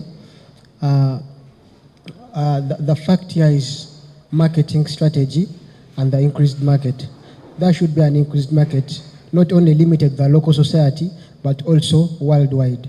And also, this market should also be capturing not only the bigger places of the sector, but also having a form of being inclusive of the smallest centers that can also be toured, of which this can also be an interest of some people. But now the problem being a limited market and the poor marketing strategy, we looked at the fact of having a solution as the mobile. We looked at the solution of having a mobile application. Before I talk about a mobile application, we have the already there alternatives that people have tried to come up with. We have an app called Explore Uganda, and then we have also an app called Airbnb. If I'm to talk about Airbnb, that one has majorly centered on the accommodation. Yes, accommodation is good, I appreciate, but then accommodation, I'm looking at the fact that, yes, I need accommodation, I'm coming from out, I'm coming into Uganda, or I'm from Kampala, I'm coming into Mbarara. Yes, I need accommodation, and I'm a tourist, but then what will I want to tour? The first point should be, what place am I going to? Then secondly, where am I going to have my accommodation from? I cannot just come for accommodation, but then after reaching, having accommodation, then I again look for a place. The first place should be the place I'm going to tour, then the accommodation where I'm going to stay. Then the next app that is already there is Explore Uganda. Explore Uganda, yes, it's also good, I appreciate, and it's actually capturing many of the places in Uganda. But then this app is limited in a way that it's capturing the biggest places that I already know. Let me give an example, Queen Elizabeth. Let me give an example of the lake mining part of Katwe. But then there are places that are not on that app. I tried to explore it, but I found out even if you go to the search button, even if you go to the scroll of the pictures that are put on that app, there are some places that are missing there. Let me give an example of Maveriganyina Mwiru there in Fort Portal. Those places are not there. If I'm to give an example of the fishing site, the other side in Kasese, it's not there. Then if I'm to give an example of the Klembe mines, yes, I understand it's somehow diminishing as a factor of mining, but then people should know, me personally, I should know, let me give an example, I should know how do these mines work, though it's out of service. Then also that app of Explore Uganda, it's limited in such a way that if I have my place registered with that app, who is managing data? Then if I'm to talk about the solution we are having is a mobile app. This mobile app, yes, it will have all the things that the already existing apps are having. But then, what are we adding in the alternative? I'll send on the model canvas. I'm sorry that it's not all that viewable, I understand, but I'll betterment next time. The first thing we are having on is data management. If I'm to register with this app and I put my place for people to tour, can I have access to that data for me to always update? Let me give an example. In Queen Elizabeth, some animals that move from place to place. Remember, this is a national park that is almost not catching on in Uganda, but outside Uganda. So there are some animals that move with weather. When the coldness is too much, they're allowed to move to Kenya. So I'm just imagining if I'm coming to see an elephant within that season and then the elephant is not there. But then if I have access to the app and I can update my data, I can always put this service is available by this time. By this time, it's not available. But then that is limited to the other apps.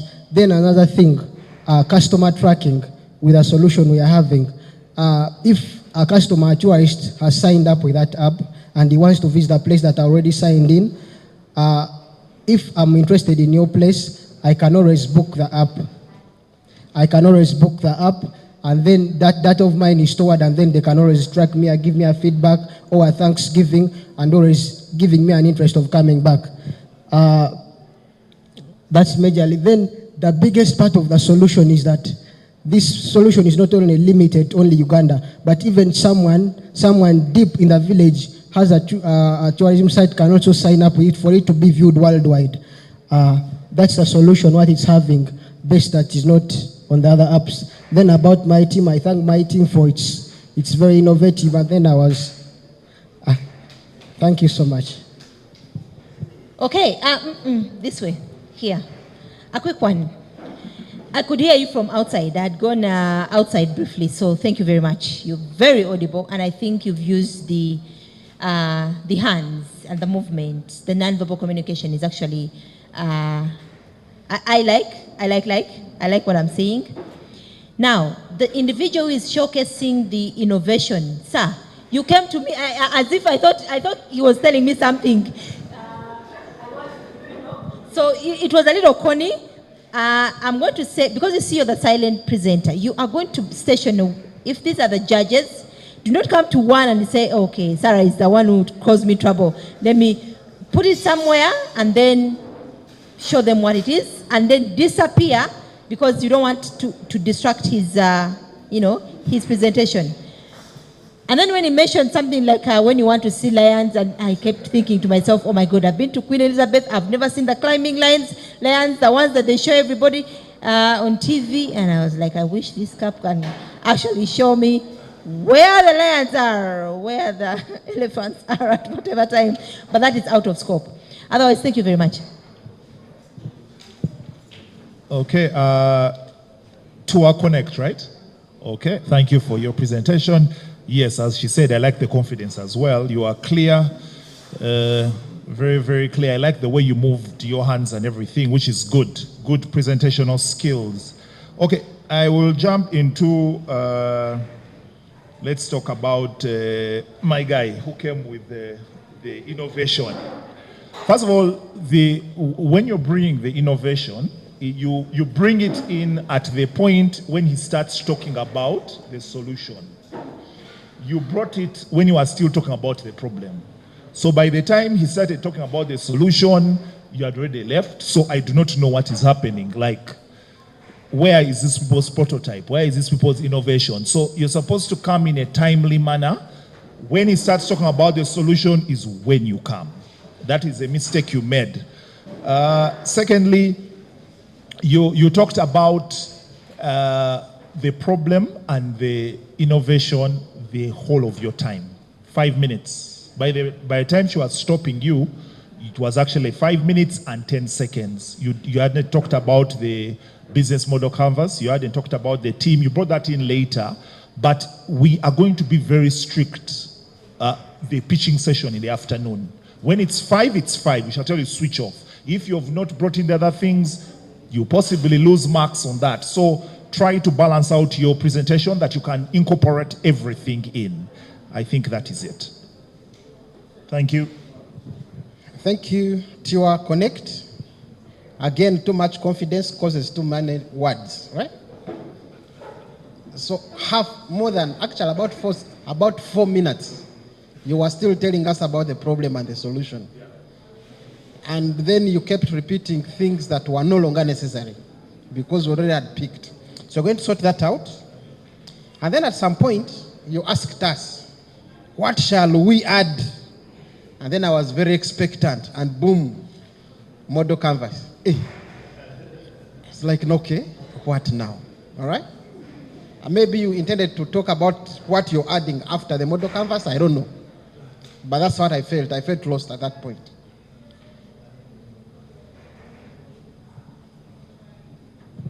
Okay. Thank you. You gave us the problem, but says who? Says who? You guys, this applies to everyone. Says who? You are all leaving out the statistics. That is where the power is of your problem. The moment you leave out statistics, you tell us Rugambo, Rugambo, Rugambo, nobody is going to believe you. Says who? And the answer is in the statistics, which you have in your problem statement, but you have not brought them out. Actually, you can decide to mention only statistics and say 90% of tourists fail to get where to go. 70% of these are from here. This is not only a problem in Uganda. In Africa, that gives us confidence in you, and we can easily trust whatever you're going to tell us about. Are we together? So as we go for our pitch practices, please bring out the statistics. You can leave the Lugambo, but the statistics, that's where power is. Then your business model canvas was also not clear. It was so faint. Like I advise, the advice we've been giving to the rest of the teams that have presented. Pick out that most important information and say it out. Like summarize it. Your font was also not good. I think you used, it looked like somewhere the size was like 12 or 13. So the font was not visible, like the size was not visible enough. Yeah, thank you. All right, thank you so much. Can I get Team Fina? I don't know what your slide is doing or... Well, thank you. This is Team Fina. To take you into a brief introduction of what our team was dealing with, we all have mobile phones, and I personally love being online. That means I will have a need to buy data. We have some other individual that doesn't have a smartphone, but loves using the phone. How? He or she loves communicating with friends, distant and nearer. So in this case, this individual will, before communicating, he or she needs to buy like the minutes, or they're called the minutes, so that he could get access to communicate to 1 or 2 of his friends, family members, and all that.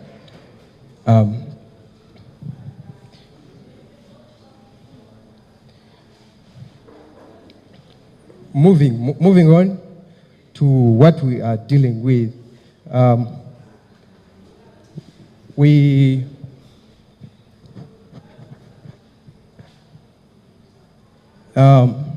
This process of dialing the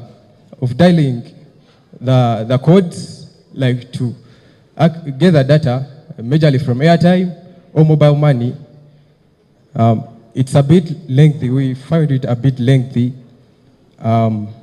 According to the surveys from the Uganda Communication Statistics, pardon me, it's the UCC, Uganda Communication Commission. Yeah, well, thank you. And for 2023, it revealed that 34% of Ugandans find the interface quite complexy. What do I mean by complexy? It has more details than it should be having. That means the person going to get the minutes, let's take an example, you are dialing star 160, that's for MTN. You're dialing star 160, then you opting to minutes, and then daily, and then you need to confirm via what? Via airtime, via mobile money. No, this is quite lengthy, and we are trying to shorten that. How are we trying to shorten that? We are basically dealing with creating a mobile application. Let me kind of take you back. According to the statistics from 2022, cited by Uganda, by the World Bank, in this case we are dealing globe-wide. So that means we are falling, particularly in Africa. This state that 43% of the population finds it quite hard to get to those shorter, should I call them that, the interfaces from which they could get access to whatever they need, let's say the data, the minutes, and all that. So an estimated percentage of 43%, but from the World Bank, it said it to be that this average, this number of people find complexity, and this becomes our model canvas, and these are the people that we are majorly focusing on to. Allow me calling my colleague to showcase our prototype. I guess this could explain more of it. So I'm Alan. I do things, payment, financial payments should be not so stressful. You know, those long USSD codes, you know, memorizing, sometimes guesswork. So I'm the guy who thinks the payments should not be stressful. It's where you guys, I introduce you to our innovation. We called it PayLink. It combines all your financial and it combines all your financial. Time is up. The both of you stay there, okay? So let's critique what's happened. Know that we don't want to listen into this, but we want to mock up so that we know exactly what it's going to be, okay? When it clocks 5, we clap you out. So let us look at some of the things that have actually wasted time. From my end, I feel number one, the presentational transitions, you know, the transitions that look like, try to click on one of them and I see, and I show you what we mean. As you transit from that one, no, I want it to be in PowerPoint presentation.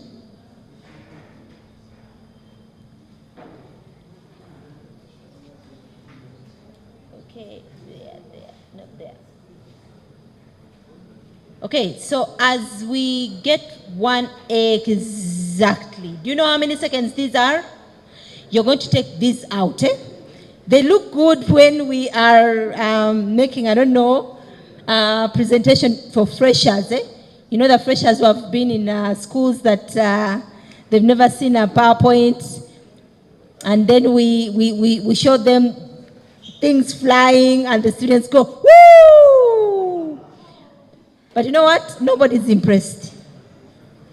We're going to take them out because they're wasting time. Number two, I felt there is a lot of redundancy in your narrative. Let me begin here. This is what I've noted. So you mentioned users of, say, the platforms of MTN, Airtel find it very complex. Then you say, how is it complex? What does it mean?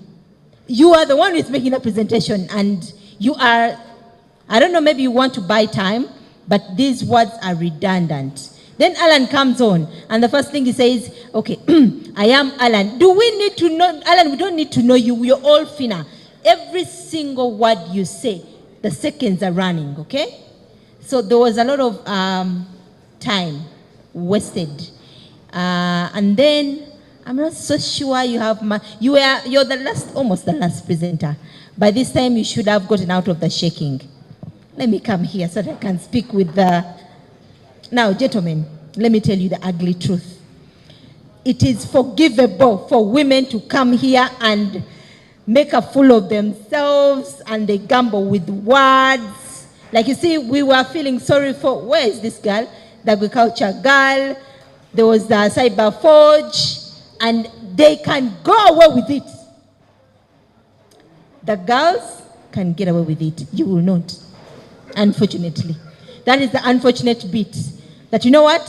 We still want the women to come up and everybody will be like, actually from the back, the judges will be like, they're trying to encourage her to kind of speak so that, you know, we can understand she's shaking. But you, we will not forgive you. Gentlemen, are you hearing me? This is the ugly truth of what it is. It is what it is. Gentlemen, you're going to get your acts together, because nobody's going to forgive you. Everybody will be, binavivuka bivudewa. Biveyo. Unfortunately, gentlemen, it is what we are not going to forgive you. Okay? So please make sure you get that confidence, you get your act right. Okay? I needed to say this when I'm standing here, because the truth is, for the ladies, I will be like, calm down, breathe. Nobody will do that for the boys. Ren is laughing, but this is what it is, and it's really unfair, but nobody's going to come and say, Alan, calm down, you calm down, breathe, take it. No! We are going to be like, Vayo! You know? Okay. Yeah, just to re-echo, I simply heard about the problem almost the whole time you are speaking. As she said, the narrative was not very clear, but you kept insisting. You kept, I think, repeating the same things, and I got confused. When you begin to talk about innovation, your time is up. So, what's your name? Darius took almost 5 minutes talking about the problem. He was explaining very many things. I know what you are trying to do, because Nuriat talked about statistics. So you are trying to remember that, but you know you don't have to put all of them in. That's what took most of your time, by the way. The fact that you kept going back, UCC said this in 19, it took a lot of your time. Now, you are going to go and try to master 2 or 3, because these statistics are needed. But you don't have to get all the statistics in to put forward your point. Get like 2 or 3 which are key, use those to help you solve your, talk about your problem, and then move on. Move on. This man has to come in time to show the innovation. He had started the innovation and time ran out. We did not hear about the business canvas. We did not hear about the team. We don't know if you guys are doing this thing alone, both of you. So try to make your narrative, your discussion, make it brief, insightful, put in the facts are the statistics. I like that part, but it took like 3 minutes because you are over going back. Try to get like 2-3 key things that you want to remember them and then talk about them, then bring in this man to talk about the innovation. Innovation is very, very key. We need to know what you're trying to, your solution, right? Yeah. Thank you so much. PayLink team. We are going to try and avoid our laptop. It ate a lot of your time moving back and forth, right? Try to work without it. Assume you don't have it. You mean the presentation laptop? Maybe it will. Maybe we will find a way of getting it closer to that we can solve. Okay, Darius, well done. Okay, first time is not easy. It's never easy, but I know you can do better than this. You can, because you have the presentation skills. Just a few things that are lacking in you, like to master. Then when I brought in the issue of statistics, I think you had not mastered them well. Like Dr. Rennie said, get those few ones that you want to boom, boom, boom. Because there are some people who cannot remember what you actually talked about. Do you know that? Like they are struggle to remember what you talked about. Then the business model canvas. I know some people, you need to show that you know what you're talking about. You said, this becomes our model canvas. This becomes our model canvas. Then you went to the model canvas, but it's a business model canvas. Then you don't say, this becomes our model canvas. Have that confidence to show that you own your presentation, okay? And then I don't know, maybe Dr. Sarah can advise, because you're more into academics. The dress code, is it allowed or it's not? I kept feeling, I have boys, so they are young, but like I kept thinking, I wish I can get close and baton him. like we are training you to be formal, so there's no forum you're going to go to and then you have unbuttoned this shirt. We are giving you this feedback. We are not bullying you. Please take note of that, because we've been part of this. So it's like mommy and daddy when they are talking to you, they are telling you because they are insiders. If we don't give you this information, then the outsiders are going to laugh at us. They will say, what were they doing? Are we together? The same applies to a family. When you do something wrong, they will say so-and-so's daughter, so-and-so's son, or when they see you, they see the image of this person who raised you. So we've been moving with you. That's why we are giving you all this feedback. Whether it's piercing or not, we want you to be better. So if you can, let me hear from Dr. Sarah. Maybe it's allowed, but I think this information should have come in yesterday, but it is what it is. We are here right now. But nonetheless, Darius, you can tuck in, can't you? You can't. Darius, I feel we can actually tuck in. Darius,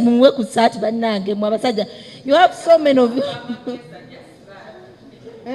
It's not Ajirina. You can just tuck in. But I hope everybody's you're paying attention to everything we are saying. It's not bullying you, but it's we're on TV. But now we're going to get to a bigger TV. There are people in Belgium that are actually interested in this. Today, we may not be live. Okay, we are already live, but this YouTube video is actually going to be here for some time.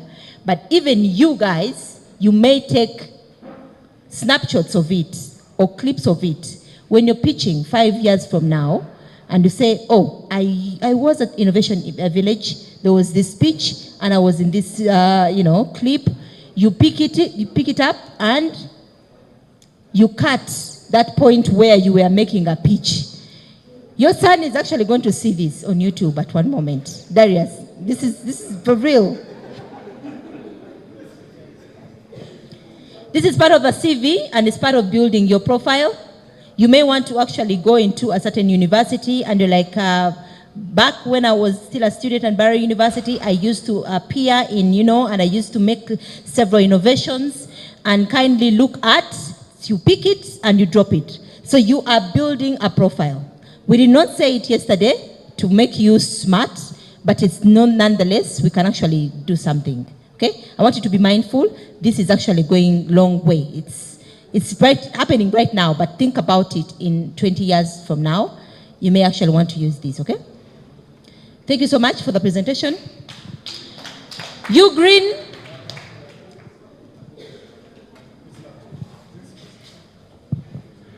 Greetings, ladies and gentlemen.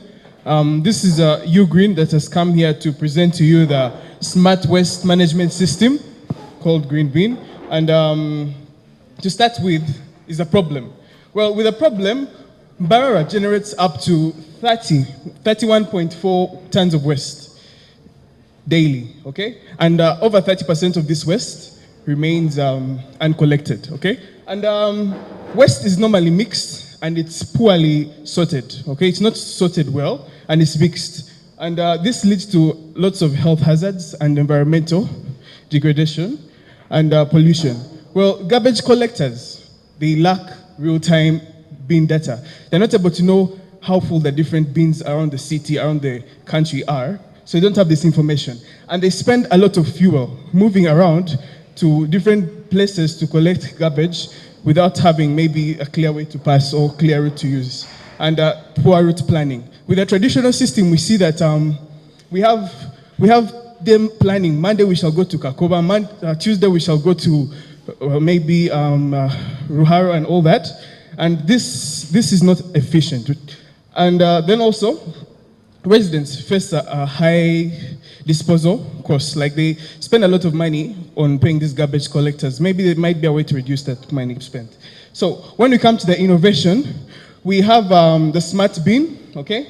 With a smart bin, we are using ultrasonic sensors for real-time fuel detection. These ultrasonic sensors are able to see how full the bin is. If it's 50% full, it's 100% full. And when it's full, it alerts the garbage collection company that, yo guys, hey, the bin is full, please come and collect this garbage and take it where it's supposed to be. Also, the bin is equipped with a computer vision that's able to distinguish the kind of waste that you're bringing. You're going to bring in a paper, and it's going to be like, oh, this is a paper, it's supposed to go in maybe, let me say plastic, for example, a bottle, you bring it in front, and to say, okay, this plastic is supposed to go into the compartment for inorganic waste. It opens a compartment for inorganic waste, and you put your bottle there. If it's a banana peel, it's going to sit and say, okay, this is a banana peel, you're going to put it in the what?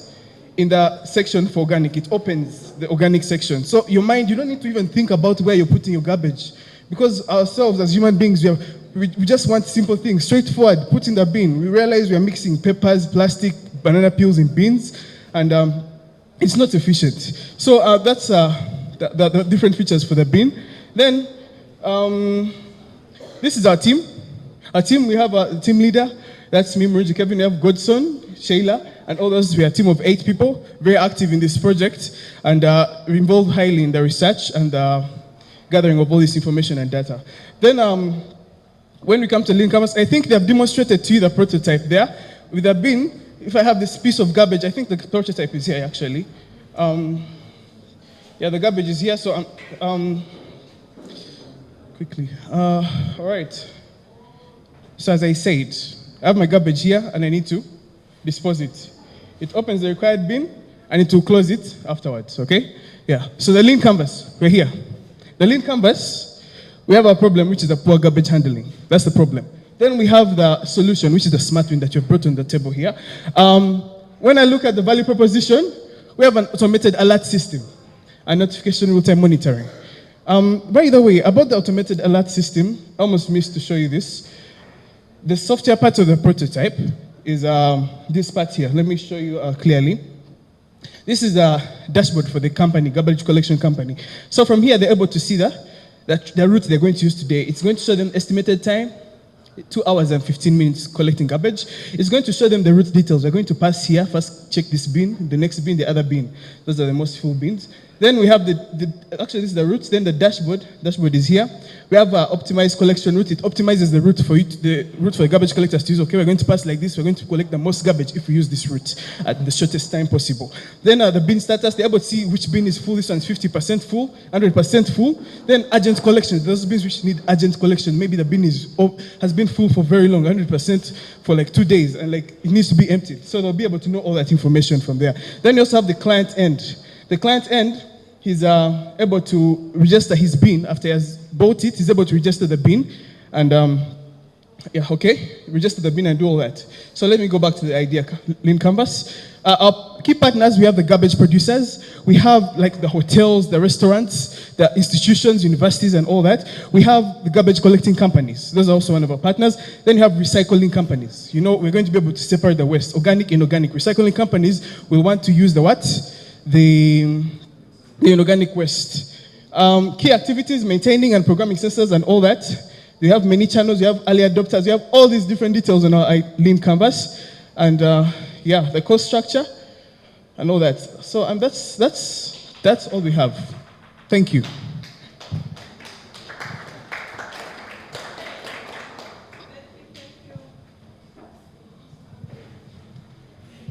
Thank you so much for your presentation. A quick one before I pass on this mic. There's eloquence, there's articulacy, and there is audibility with the voice. But at one moment I felt there's a lot of movement, maybe because of the nervousness. You're going to a little calm down, you know. You're doing well, but you can do better. I also felt that you need to decide on, earlier on, like I said earlier on, decide on what do I want to communicate. I saw you moving back and forth, certain aspects. Like there was a moment where it said, by the way, I forgot to tell you how, you know, and then you went into something else. You need to organize the flow of the conversation. It's supposed to be conversational here.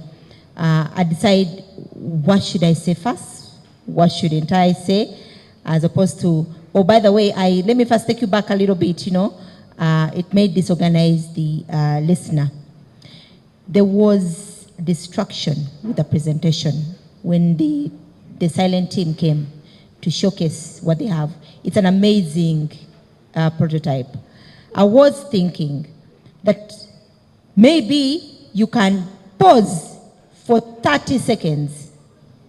Because you see, as you continue to speak, we're not hearing you anymore. Because they were speaking right here. You see when you do this and we are already distracted here. And by the time we get back to you, remember there is a flow you have created. And so we're like, where is it, by the way, what is it now talking about? I may come back when you're talking about the lean canvas and you're talking about how customer segments are supposed to be. And I'm thinking, what is it presenting, Kozi? So there could be that. I suggest. Okay, I'm going to suggest that pause for 30 minutes. Give it 30 minutes. You come here, you showcase that this is what we have. Because remember, there is another presentation of the back end, the app. Yeah? The result presentation. But there is also the presentation of the prototype. So give the prototype 30 seconds. Let them come here and showcase. Do not drag. They actually took their good time as you continue the presentation. You had some good time. You used the time adequately well. So please figure it out as you do, the final touches. When you come here, step up, know where the judges are, and show them when you approach with the plastic, this happens. When you approach with the banana, this happens. Step back. You step back, otherwise you're going to distract him. Give them a moment so that they step back. Like this is our prototype. And the team, you step forward very fast. Step back. If the judges actually want more, they can always. Otherwise, it disorganizes the entire flow. Otherwise, I felt you handled things well. Yeah, just to say well done. I think you've done some very good pitch practice. Just perfect that. I like the way you told the story with statistics. It was not a story, but me personally, I was able to follow through your problem statement. Yeah, maybe about your team, the slide for the team, and this goes to everyone. don't just put photos and names.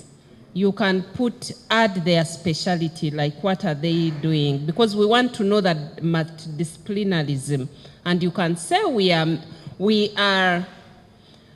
a multidisciplinary team of software engineers, biomedical engineers, business, like you don't mention their names. Don't say, I'm so-and-so, I'm the team leader. No, just what we want to know is the specialties for each one. What do they bring to that team in terms of developing that product? Are we together? So we are a multidisciplinary team of this, and this, and we will be seeing, the judges will be seeing, because you have put Nyakato Shira, and then you have, in brackets maybe, put their special, or their course, because I believe you're all students, the course that they are doing. Yeah. Thank you. You Green. Good presenter, confident, fast enough. Too much movement. Too much movement. Then I noticed that the presenter still wanted to present what the other team had already showed us at some point.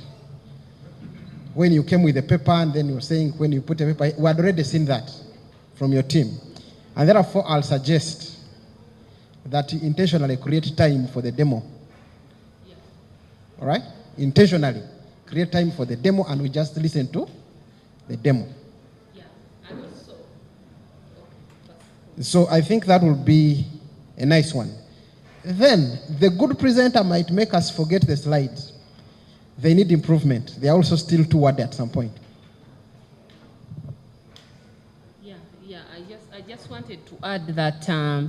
So if you choose that he's going to do also that demonstration, like showcasing, leave it to him. You can be there to support so that you save time. So you can create, like he said, create that time when you want to demonstrate.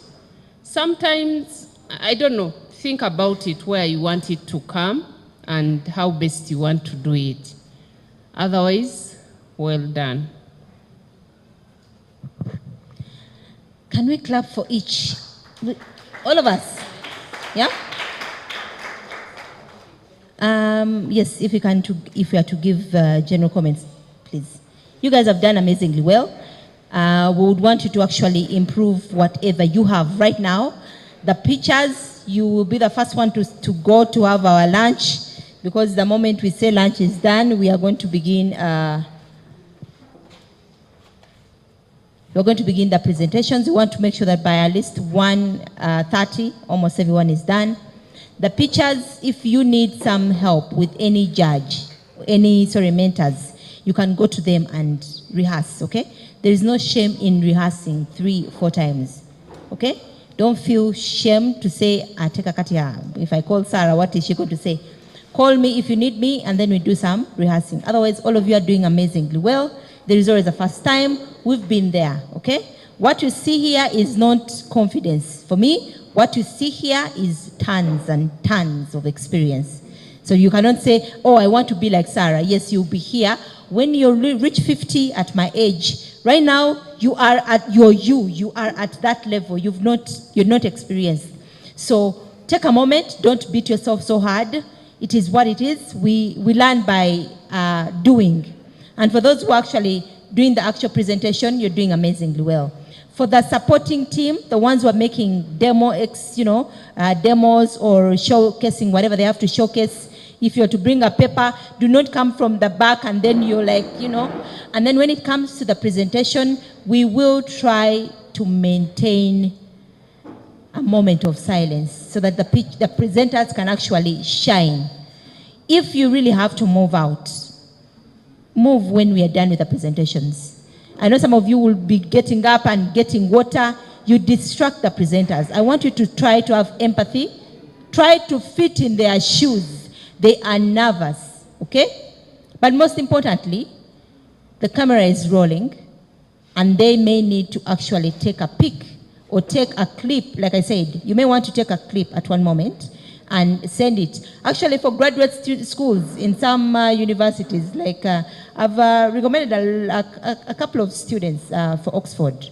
And so it is important that they usually take what they've done, like you want to showcase, what have you done? So if you have a clip like this, that is very a powerful thing to take a clip and then attach it to the, how they call it, not a CV, it's that letter of dear sir, you know, graduate, kindly find, you can find such. So you put the HTTP, you know. So it is very important nowadays. So I request you, do not move when the presentations begin, okay? Let the presenters do their thing. General comments from the mentors? Yeah, to me, I will also say well done to everyone. First time is not easy. We had not done any pitch practices with you, but I think this was good. Please go perfect your pitches, modify your slides. You will submit a new one to Keisha for the final presentations. Then also, don't forget the statistics, those numbers, okay? Take into consideration the comments that we have given you and make sure that you do your best, okay? Yeah, then, yeah, demonstrate your prototype. It adds marks, and on the score sheet, actually, there is that area where you have to, they have to score you. How good your prototype is, how you have demonstrated it. So demonstrate your prototype. We have big space out there. If you want to go out and practice, please do. Then come back here. I wish you the best. Thank you so much. I think all teams are doing well so far. We forgot to tell you to come smartly dressed for the pitches, but you can try. It's not too late, right? You can try to make smartness out of what you're putting on. Open shirts will not be a good sight again. Capes will not be a good sight again. We can do better than that. Maybe you may want to watch a clip or two about pitches. You can utilize YouTube for that. Just check out one or two of the best pitches you can find online and listen. Remember, you have 5 minutes to tell your story, to also show your solution. I have a proposal for those whose solutions are not software-like, right? I mean, I want to propose that those whose solutions are software-based apps or whatever, maybe instead of bringing your phones to the judges, maybe you may want to just give us a flow after your presentation, still using, now the trouble is we have a presentation computer which doesn't have those apps. But you may want to find a way of how to actually show us on PowerPoint rather than bringing your phones. So I received the phone but was not logged in, right? So I couldn't proceed beyond the interface I was seeing. 2, it's COVID time. Your phone might not be safe for me to actually touch. So let's think through that and see how quickly we can add either screenshots of our solution to our PowerPoint or how we can use a laptop to demonstrate. That you can work out very quickly. Especially if you know you want to use your laptop to demonstrate, maybe during the break when the judges are commenting, you can quickly connect your new laptop with your work, everything. Thank you.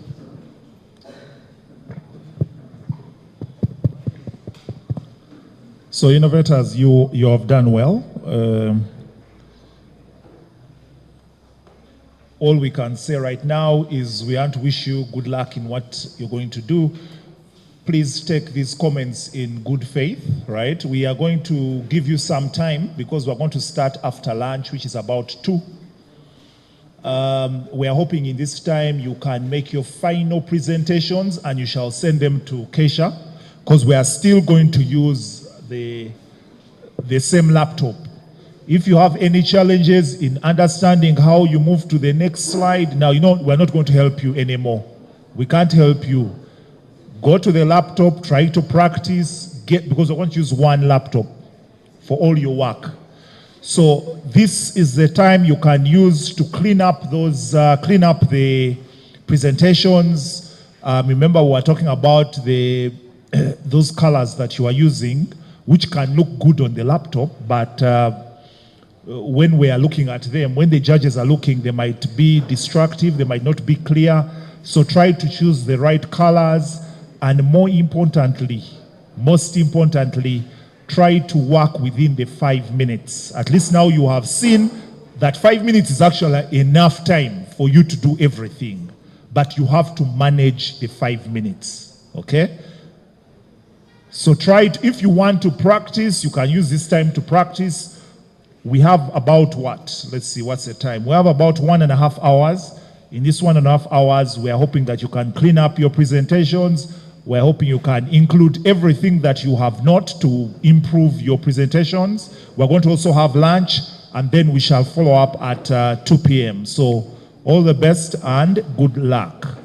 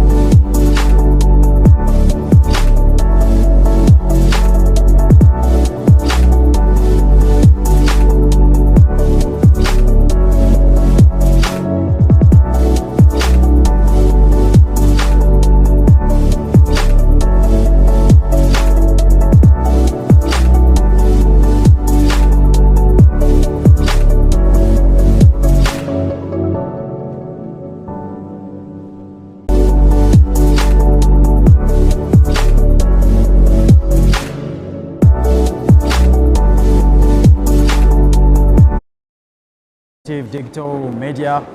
We are coming to you live from the Innovation Village here in Mbarara, and just like you could read below the screen, the tagline that we have, we are still on with the Tech-Preneurship Bootcamp 2025, and this has been, kind of a very intensive week here at the Innovation Village, and today becomes our last day, and in a few minutes from now we'll be able to watch pitches from different teams, particularly 9 teams that have been, taking part of this bootcamp in a few. But slightly before that, let we understand who actually is about to be starting to watch. Say hi to the viewer, and we start like that. Yes. Hi everyone that is seeing us live. My name is Akomopa Ignatius, the chairperson of the Trade Uplift Group in retail and trade sector.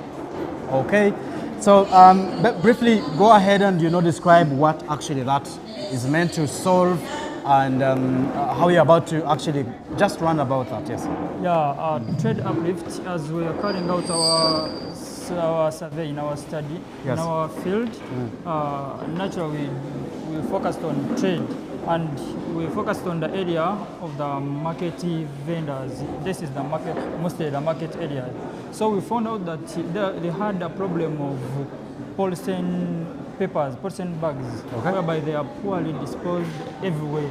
And then this brought to the pollution crisis in the market prices, whereby when we talked with the traders, the market vendors, they told us that this has really brought much poor sanitation in these prices of in the marketing prices. So we tried up with something like we said we should do something so that we can control the much usage of polythene paper. Okay. We replace it with something alternative that has advantage that can solve the poor sanitation and the poor polythene disposal. Okay. Okay. Thank you very much. What would be your highlight of the bootcamp? What are you taking home? What most excited you within this bootcamp? Yeah, what is most exciting in the bootcamp is that you continue to learn more entrepreneurship skills and even personal skills, like when you're interviewing people, like asking them what's the main problem. Yes. For example, in trade, what's the main problem that are you facing in trade? For example, that part of the market, you find many people with different behaviors. Yes. Find hostile people. You find those ones who are so peaceful that will come here and say this, and gives you the real answer that you want. And then you learn how to handle each kind of a person. If at all you want to get something from him or her. Okay. And then you come to understand the professional skills good by the mentor, different mentors, in any sector in any sector, there are many mentors that give different advices, which are so important in our life. Okay, thank you very much for allowing to talk to Creative Digital Media. We should be able to welcome other innovators. Yes, thank you very much. You'll be able to prepare for your pitch. I understand the pressure is actually quite a little high. We will be able to come back with another innovator, but you who is watching us live, good to understand that these young people are actually all in a computing background from different universities here in the region, and slightly after this we should be able to now go for an extra intensive 2 months with the best 5 teams that we'll be able to get today, and out of that we should be able to get 3, and finally at least have startups getting to be launched, which is the main purpose of this bootcamp. Say hi to the viewer, your name and the team you're representing. Yes, thank you. Good afternoon, everyone. My name is Daniel Chihembo. I'm a student at Mbara University. I'm in 3rd year doing software engineering. Yes. Yeah, and I'm from team Obulamu Care. Tell us about Obulamu. Obulamu Care is a digital immunization tracking and vaccination follow-up system that is supposed to aid mothers. Okay. Mothers keep track of their vaccination and immunization records. And yeah, it also helps eliminate the possibility of loss of data, because it's supposed to embed in a database system for itself, like keep track of vaccination records, and it's supposed to ease the work of the health workers, the parents, and also aid better the health sector in the country. Okay. Are you ready for the pitches? Are you pressurized, for instance? Are you practicing? How is it about to go down? Yes. No, I think I am quite ready because we had a prep session in the morning, and also I think I'm ready for the pitches because this is not the first. It's almost like the presentations we have at campus.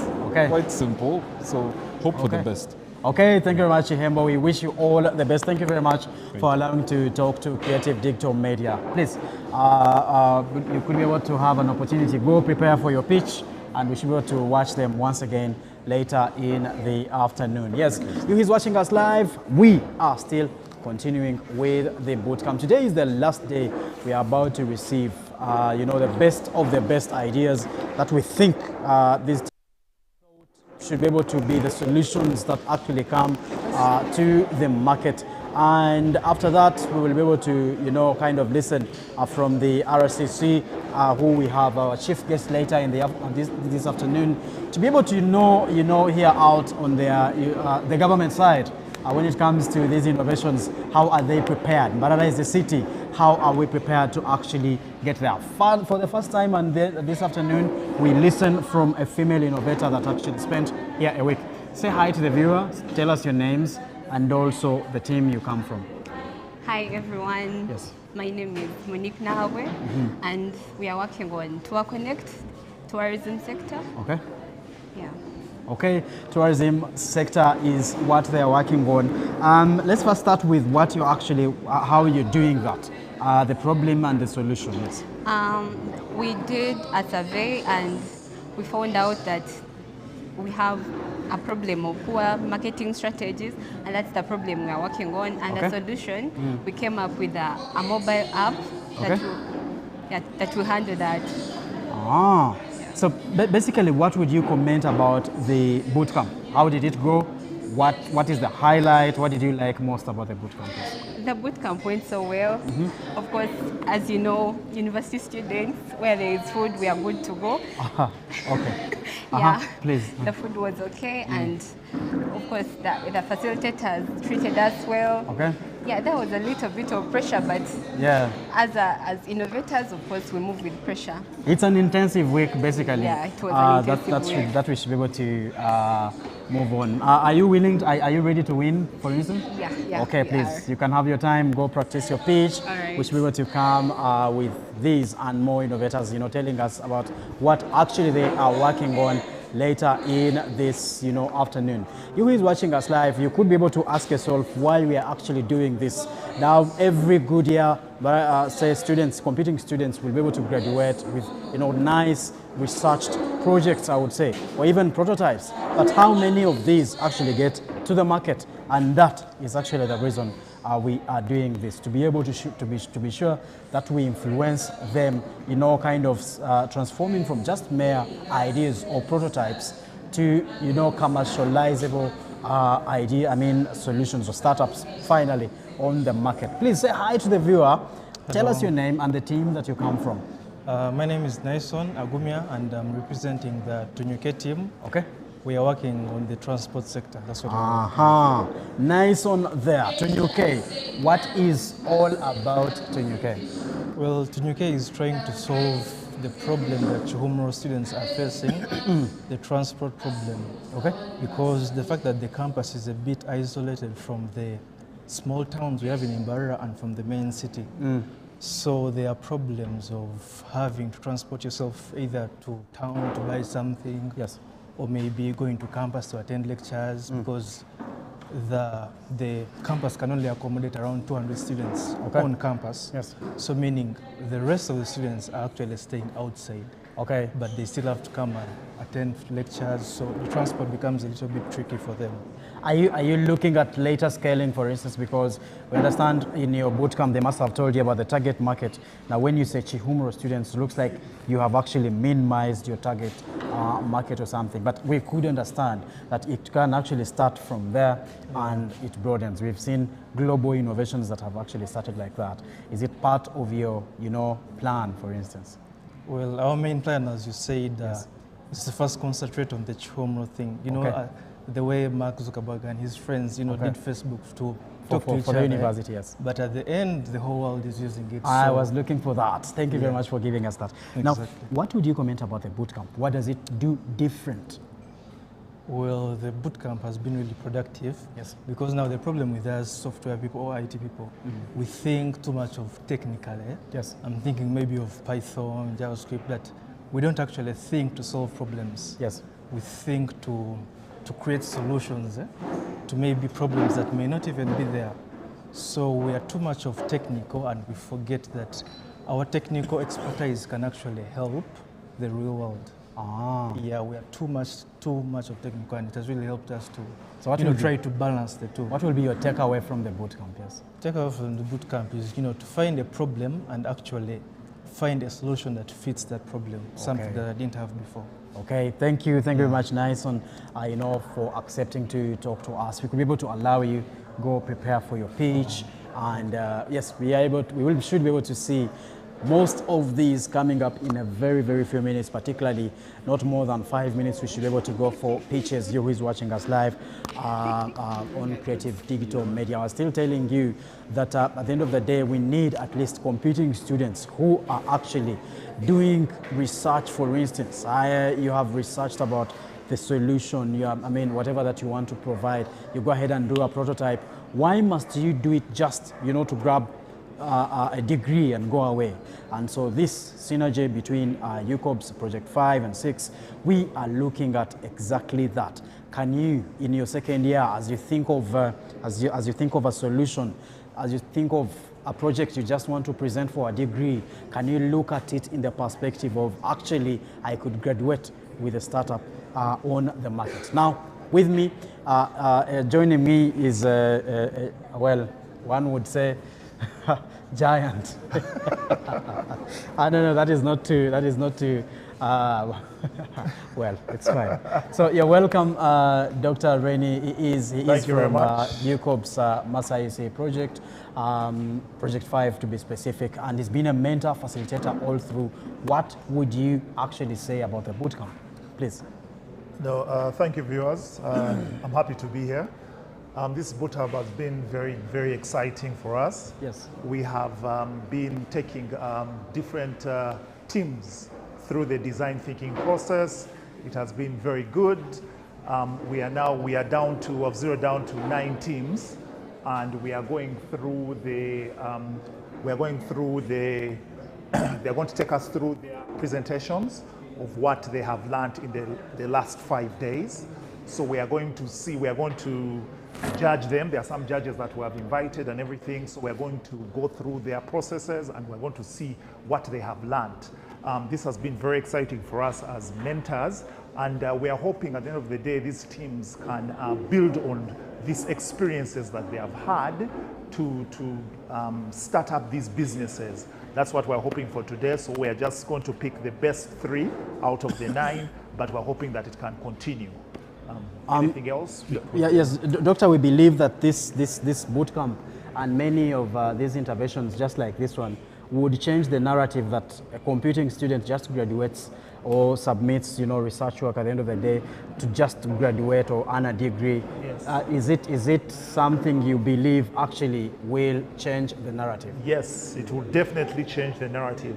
What we bring in these bootcamps is a hands-on experience, which we have not known. Before, it was only about theory. These students come to the classroom, they just go through theory, then they graduate. But what we're bringing in this bootcamp is we are going to start this experiential learning, hands-on where they go into the field, find out the actual problems in the field, then they come back, and then we try to put all this theory into practice. So I feel like these bootcamps are very good for our students, and this hands-on experience is going to take them very far. Okay, thank you very much, you who is watching us live. And yes, thank you, Doctor, for allowing to talk to us. We'll let you go prepare for these young people that are actually preparing for pitches. Yes. Now, you who is watching us live, we are about to be able to switch to, live pitches here. We will have a number of judges, coming through to look at which solution is actually viable that can actually get to the market or qualify for the next phase. For instance, when we say mentorship and the likes, who is ready? And just like I had told you, right after that, these 5 teams will actually switch to another yet intensive period of around 7 weeks, hands-on skilling to make sure that, the technical, what would I call it? The technical, product. Yes, making sure that you actually it's called product development stage. So all that period, we should be able to be with them here. Now after that, we should also have another, kind of set of pitches where we'll be able to select 3 of them, and those 3 now cross to the mentorship stage where we will actually be targeting to make sure at least that the 3 are actually launched to the market. Now joining me once again is another lady, by this time not just an innovator but a whole representative of UCoBS Project 6. Say hi to the viewer, tell us your names and what you do.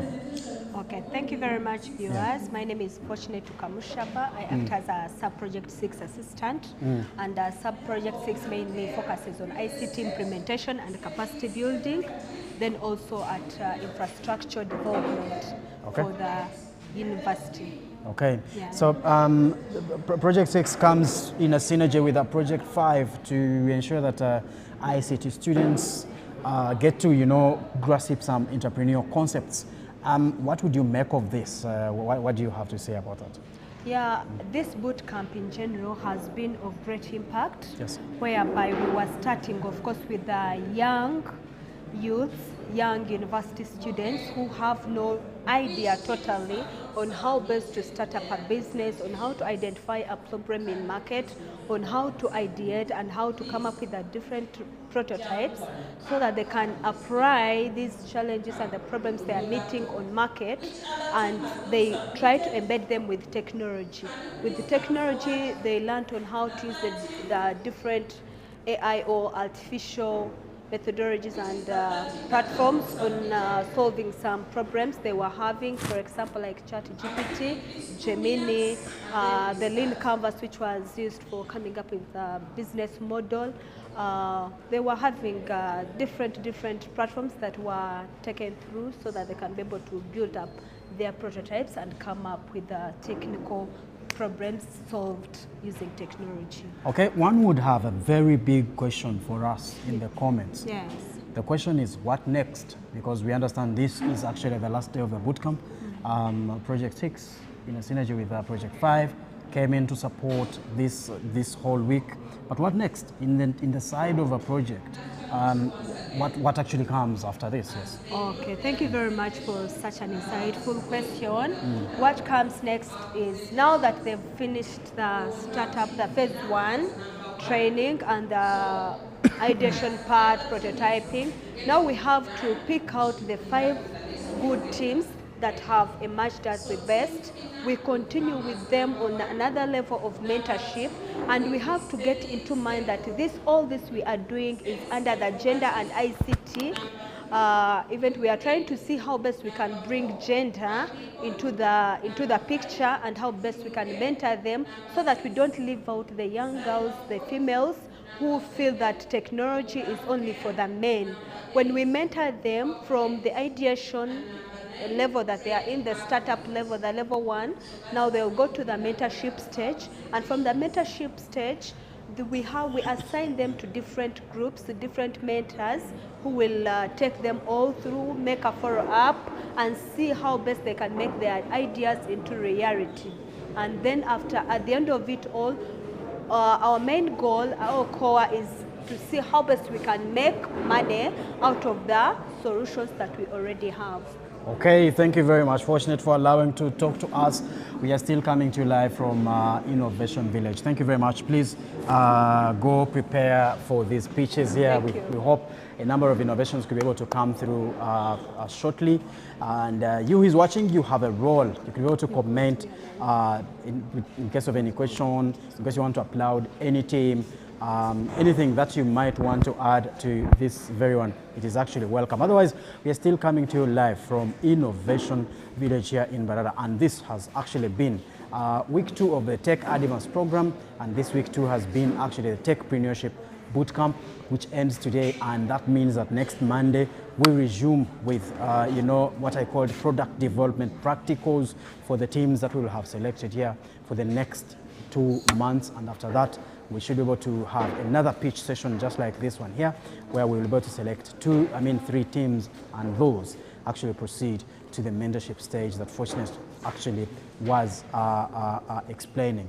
Right now, if you could be able to see in the background, we have Team Fina, I would say, one of those that will actually be pitching immediately, going number 1. And just like that, we should be able to switch back to where this is actually happening, with teams getting ready to be able to actually bring that on board. I'm telling you that you are watching is only a beginning of what we believe should be a very effective or impactful program that is running actually within the region. The moment Team 1 actually Okay, I gets to be think ready, we can start we should now. be able to switch, and just like that, back to you right at the command Good center. afternoon Thank you once very much. again, ladies and gentlemen. Good afternoon, ladies and gentlemen. Yes, this is the day that we have been waiting for since Monday. My name is Nambogo Nuriat. I am from Camtech, Uganda, but I'm part of the mentors. Together, we've been supporting the teams to develop the solutions that they are going to be showcasing today since Monday. We are happy to receive our judges. They will be introducing themselves later, but we have a strong team of judges, reviewers who will be giving us very good feedback as we present. We also have our mentors, maybe by show of hands. Dr. Manasseh will introduce them later. We also have our chief guest, the Deputy RCC, Mbarara District. Mbarara City, yes, Mbarara City. You're most welcome. He will also be officially introduced by our lead, Dr. Manasseh. And we have students from also different institutions that have been here since day one, that is Monday up to today. These students were put in different teams and they have been working hard to come up with solutions and the problems that they will be sharing with us today. The rest of the information about the bootcamp, Dr. Manasseh will be giving it to us. What I'm going to do right now is to have the team start their presentations. The good thing is that most of the judges, if not all of them, apart from only one, they have been part of these boot camps before. So thank you for the continuous support that you have always provided to UCoBS. And this time we are having Project 5 and Project 6 joined together with Creative Campus as a partner institution. So we have 9 teams that will be showcasing what they have been working on today. Most of them are working in the space of tech, but some of them also have some hardware component. And most of them are students from the IT background. However, we also have some from the business. And all those details, Dr. Manasseh will be giving them to us. But today is the day that we've been waiting for. If you've been an innovator before, or if you are an innovator, you understand what this means. Coming here to present, and then you receive feedback, but also having a component of a competition, because it's going to be a competition, whereby we have to come up with 5 teams, and our partner institution or company will be continuing to support them in their internship program. So the teams that will emerge among the 5 will be retained at Creative Campus, and those will be the winning teams. So the support will continue even after here. Unless if Dr. Manasseh wants, but it will be later, yeah. So I would like to welcome the first team, and as they are presenting, we are giving them 5 minutes. 5 minutes, but within the 5 minutes, you have to demonstrate what you have been developing, the application, that solution. So as you present, please make sure that you spare some time for you to demonstrate within the 5 minutes.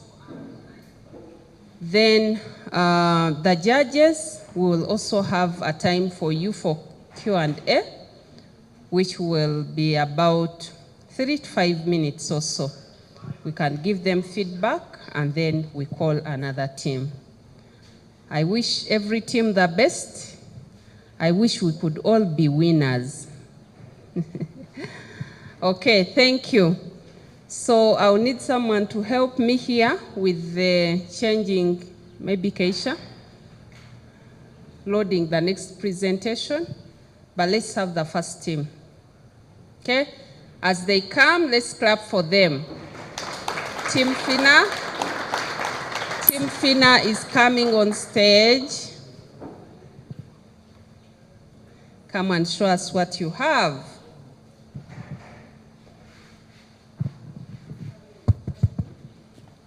Good afternoon, ladies and gentlemen. This is Team Fina, and this is what we have for you. First of all, we've identified it that in Uganda, most probably Africa-wide, we faced a problem of the lengthy processes while using phones, basically smartphones.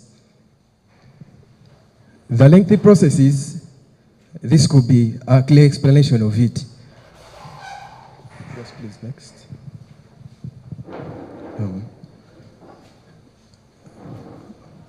Of the lengthy process, here we mean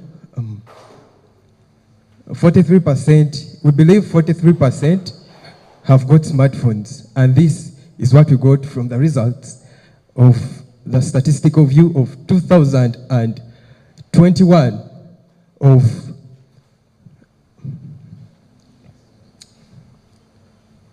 excuse me. And we believe that, not only believing, we've basically found out that 46% of the adults and also juveniles, more especially the Gen Zs, have got phones, basically smartphones. What are the smartphones used for? These smartphones are used to access the internet and all that. How do they access the internet? They need to buy data, they need to buy minutes, communicate with each of their fellows. And in so doing this, we are trying to solve this problem by creating one application that will involve all the processes, regardless of the network, whether MTN or Airtel. We are combining both of those into one, whether you have Leica Mobile and any other network. We are combining all those into one to suit your services, which may include paying bills, paying school fees, your car, all the basic, daily basic needs that we need in our households. What is our unique proposition? Why is it so different from other innovations? As I told you, we are simplifying payments in such a way that all this, let's say you are paying your school fees, all this will be put into one application. How? This application will move you directly from the very start process to the midpoint, and then you will have to confirm with just your PIN, and your transaction will be done. And our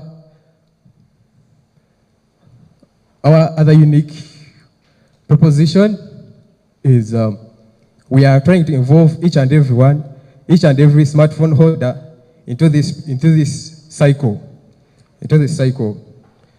And this will begin by you, the smartphone holder, trying to solve each and everything in hand without having to move to the mobile money agents and banks and all that. Let me give a chance to my colleague to have us through the prototype. Yeah, complex transaction systems, as you've heard. So I will take you through the prototype.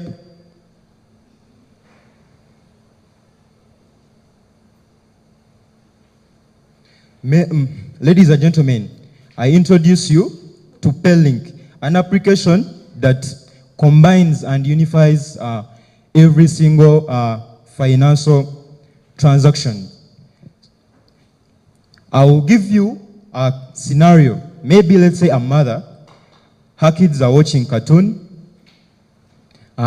Maybe his or her decoder, the monthly subscription is done. So what is her solution or an easier way to do with that? So Paylink will be available. You will come, open the app, choose TV subscription, choose maybe let's say DSTV, input the decoder number, choose the premium package and confirm the purchases. The transaction is done completely, seamlessly, no more different, these mobile apps, downloading this and this, seamlessly integrated into a single app. So I think that's all, and these are all team members, remain as Team FINA, Finance Sector.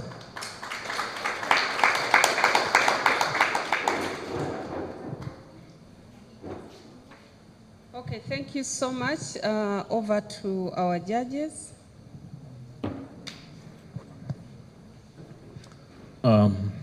Thank you so much, Team FINA, and thank you for presenting your other colleagues. But I wanted basically to look at your financial benefit. I basically did not see the figures. I do not know whether you have it in some other. Did you capture the financial benefit somewhere? You can have a microphone.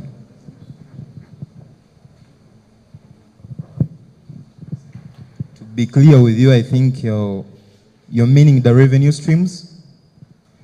How we benefit through using this app? First of all, transaction fees. We can say for any transaction, we deduct at least like 1.5% of that transaction. Another revenue stream, have you seen, we have integrated SACCOs. So we have, we can grant sponsorship from SACCOs, and they can give us a tribute for people, for giving people to access their service through a seamless way. Those are our targeted revenue streams. And also another revenue stream, premium features. For example, a MasterCard, we are partnership with, let's say, MasterCard, Flutterwave. We provide MasterCard as a premium feature for the application users, for those who may want to make like online transaction, paying for ChatGPT and stuff.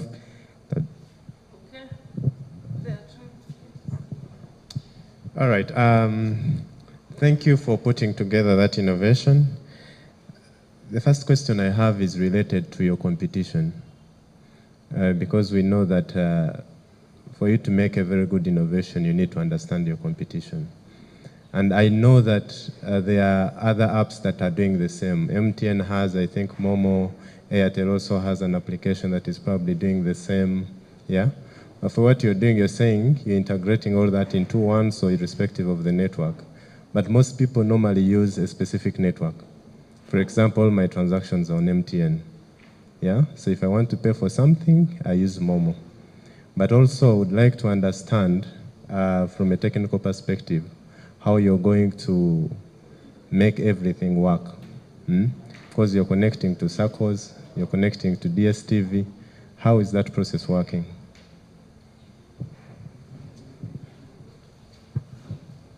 Like you've said, these stronger telecom companies like MTN have their already made apps which may function similar to our app, but our unique value, we are integrating both, right? So let's say you want to pay for DSTV, so, and maybe let's say you have an Airtel SIM card, and so now you have to download an MTN app, or you have to download an Airtel app to complete the transaction, right? But in our app, and also you need a mobile money. Let's say if you have MTN, you have MTN application and DSTV application. You go to the DSTV application, you maybe type your decoder number and then pay, and then now you initiate the transaction. But now you already have two apps, Airtel app or MTN app, because you use it to pay other utilities, you use it to pay other utilities, not basically the DSTV application. So now we already have two apps. So for us, we are providing a seamless way to multi-channel all those. Yeah. To cover up technically another issue of how we shall combine those, MTN and Airtel, of course, they have already provided their public APIs for you to embed them in your application. So that will be an easy. Okay. Do we have any other question? Team FINA, that's a brilliant idea, and I love the fact that you're trying to, simplify the complex transactional systems, getting into one. And I was wondering, have you looked at the idea of security concerns? And if yes, what is your thought process around that?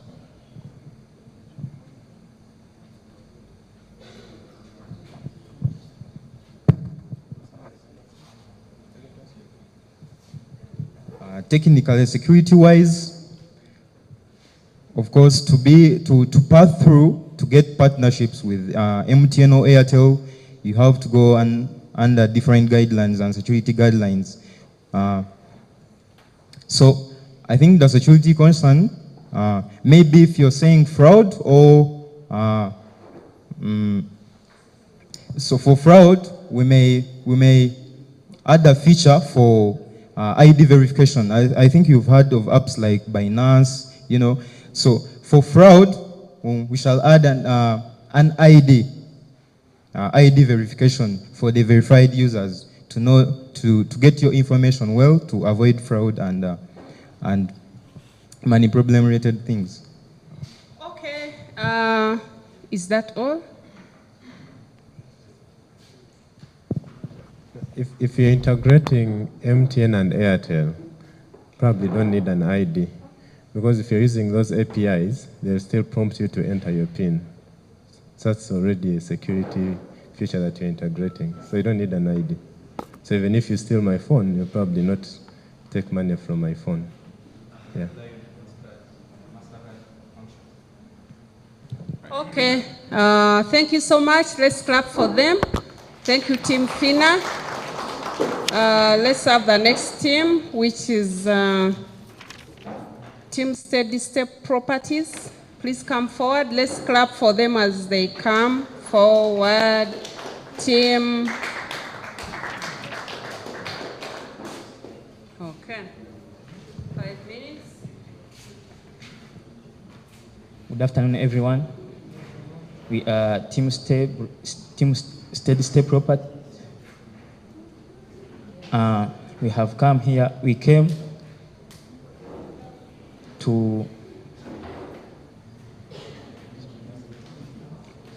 It was last year when one of us or some campus students came to look for houses, where it frustrated everyone looking for houses, where everyone was frustrated. It took 3 weeks for a person to get a rental. This problem was brought by exploitation from brokers and poor listings of variable rentals. And after a long time, we found that there was a solution which can put into place so that we can have a nice platform where people can get rentals. Since in Uganda there is 72% of people living in urban areas who rent, and 48 of them, they spend 60% of their net income on rent, where this frustrates, which is brought by poor listing of houses, exploitation of brokers. So, as Steady Step Properties, we have come with a solution of designing an application where landlords can post their houses with their conditions and prices, and tenants can access them without fraud, without any miscomplication,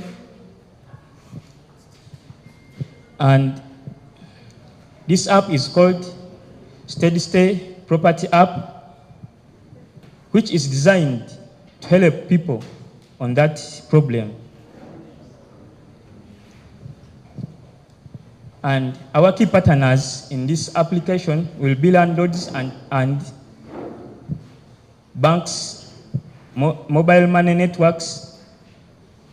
Revenue streams which we are planning to get from this application will be subscription from landlords, commission on every successful deal. And our customer segments will be tenants and landlords.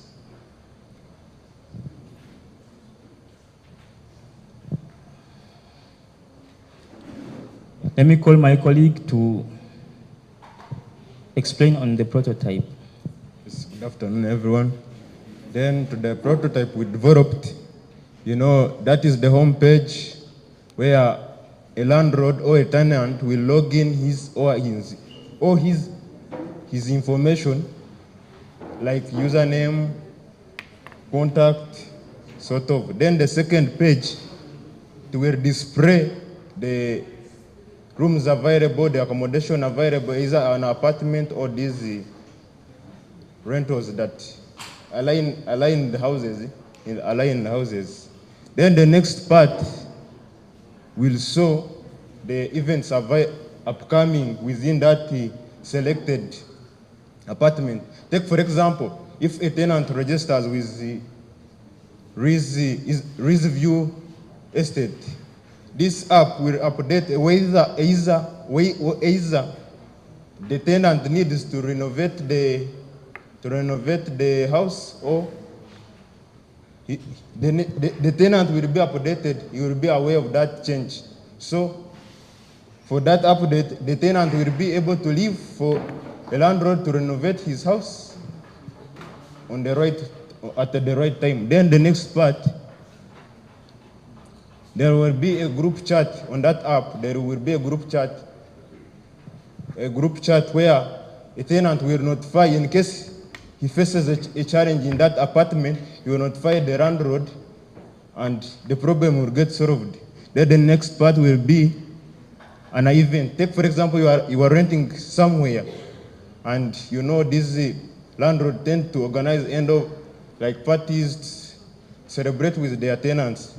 There will be that option where a landlord will post any event upcoming to inform the tenants of that event.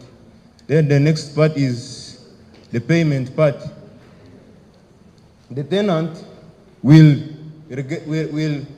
put his bank accounts numbers, mobile money account numbers.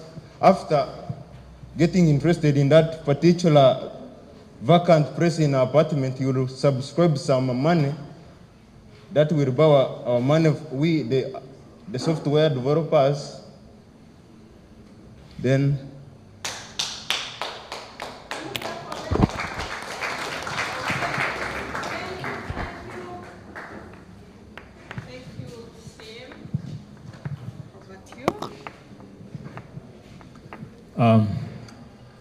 thank you, Team Steady Stay.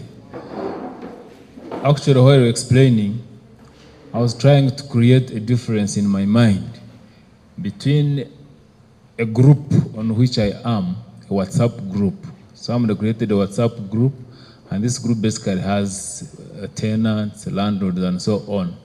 And somebody keeps sending us pictures of businesses concerning his rentals or other people's rentals. Just very well explain to us how this is going to be very different from the WhatsApp app.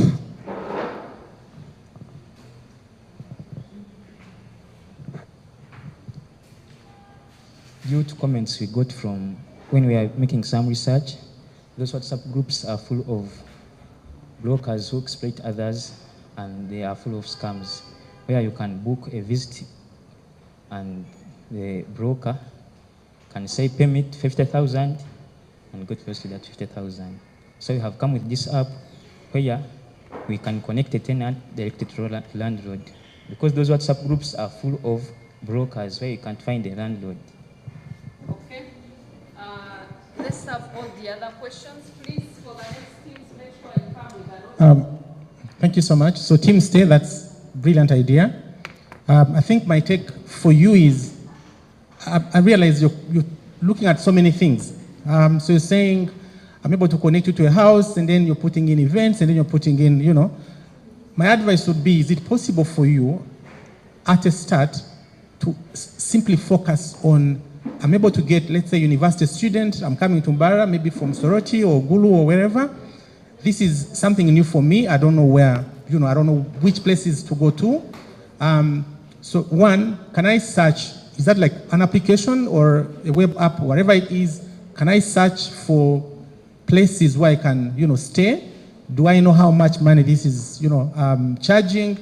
Can I look at the properties and maybe look at the kind of rating, 5-star, 3-star, 4-star, depending on, can I look at maybe feedback from the, you know, previous tenants in terms of, okay, so maybe this person is trustworthy, this person is really good, this person is really what? If we focus on that first, then we can now go to the other part of maybe people want this, because I feel like technologically we tend to engineer so many things. We think this is what someone wants, but maybe what they want is actually this. So I think for me is narrow down your scope to, first of all, building an app that is able to help someone locate where they can stay. You will have eased the life of so many people from like the scammers talk about in terms of, you know, brokers or whoever who want to take advantage of the other guys. But good idea.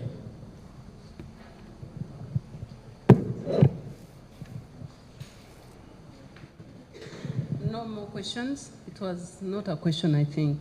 Yeah. Okay. Thank you so much. Can we clap for them? Next team. The next team is Ugreen. The presentation is on their laptop. Please, one of you should come with a notebook and a pen.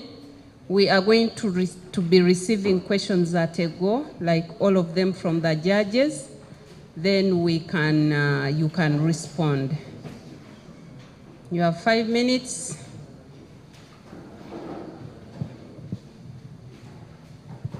All right, thank you. Greetings, ladies and gentlemen. This is Team Ugreen, and we bring you the Smart Bin, the Smart Waste Management System. Okay, well, to start with, these are our team members. We have the following team members. We have the AI model trainer. We have someone who has been dealing with the prototyping, IT support, together with the electronics project coordinator and the UI UX designer. Then, to start with, let's look at the problem. First of all, we need to know that 31 tons of waste are collected daily, okay, from Mbarara, and 30% of this remains uncollected and unsorted at the same time, due to a failure to sort, actually, and there's no real-time monitoring of the garbage that we collect in the country. This leads to health hazards and environmental pollution, okay? Together with the inefficient, costly garbage collection, whereby we see these garbage collection companies spending a lot of money on petrol to move to different places or routes. Then we have dirty neighborhoods and poor service, together with high disposal costs for residents. So, what are we bringing on table?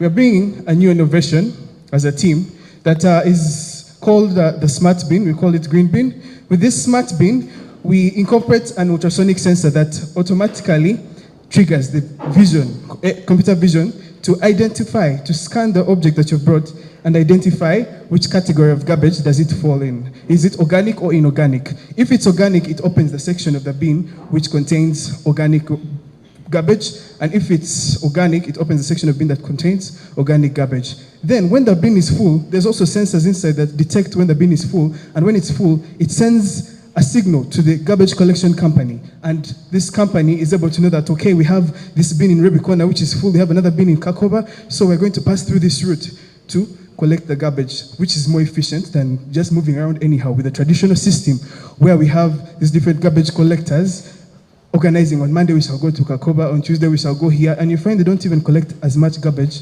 as possible. So this is how the system works. So we have the ultrasonic sensor. I'm going to bring in my garbage. It's going to identify it, drop it in, and then it will close it afterwards. That's just a prototype. It's still in development.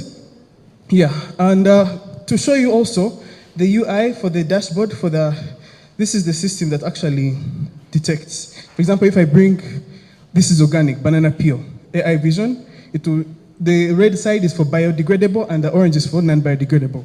So the red side, it will increase and say that, okay, yes, this is organic. So open the organic bin and to put it there. So you as a beginner, you don't need to overthink of, okay, I have to separate plastic and what. Some people are tired of thinking, they just want to mix everything up. That makes garbage collection very hard. If it's plastic, orange increases, and we can see the percentage there. Okay, then when we come to the Smart Waste dashboard, this is a prototype, the EA prototype for the dashboard Smart Waste collection, whereby you have the dashboard. The garbage collection company or the manager is able to see, okay, this is the best route to use. We have the bin status. These ones are 32% full. These ones, organic waste is more. Today, we have urgent collections. We need to collect this urgently. Maybe it has stayed for more than 2 days, okay? Then we can also come here to the bins. They can see all the bins that are registered under their company. They can see all their clients. They can see all the routes that they can use to take through all this stuff.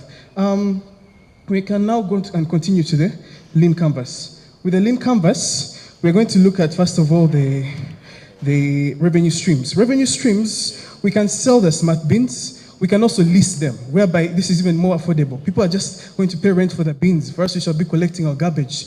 We shall also have company subscriptions. To use our system, they have to subscribe and say, okay, we need to use your system. It's saving us a lot of fuel. So we shall subscribe to your system. Maybe we shall give you some of this money we have saved from the fuel. Then we can look at selling the wastes. We can partner with the recycling companies and say, okay, we shall give you our plastic. We can use it to make some of your nice things for us. We also have the key metrics. We shall look at the customer feedback. What's the feedback people are bringing? What's the number of users, number of bins that are being bought? Okay. Then we shall also we shall have our key partners. We have the garbage producers. We shall partner with garbage producers. We have garbage producers. We have restaurants. We have hotels. We have universities, institutions. They produce a lot of garbage. Hospitals. Not to forget hospitals. We also have a city council. We have the recycling companies. We have so many partners that we can involve in our system. And next of all, the value proposition. This bin is going to be having an automated alert system. Okay, it's full. You guys, please come and collect. Come and collect. In case even the customer really needs an urgent collection, he's going to be like, you guys come right now. We need this garbage out of here. It's stinking a lot. Okay. So, I mean, that's the last slide that we had for you. And this is a team, Green, Climate and Energy. Thank you. Thank you so much. Over to our judges. Please ask all the questions, then they can note them down and respond one. Team Green, right? That's a brilliant idea, brilliant solution that you guys are proposing. I think it's really timely. When you look at our environment and what is happening, I feel like this is something that would really, have a lot of impact. I was just wondering, you demonstrated, how bin works. I love the ability to, distinguish between the kind of waste. There are people who don't know if this is, maybe it's biodegradable or not or something, and so maybe that would be a good solution. I was wondering, when the bin is full, how is it offloaded?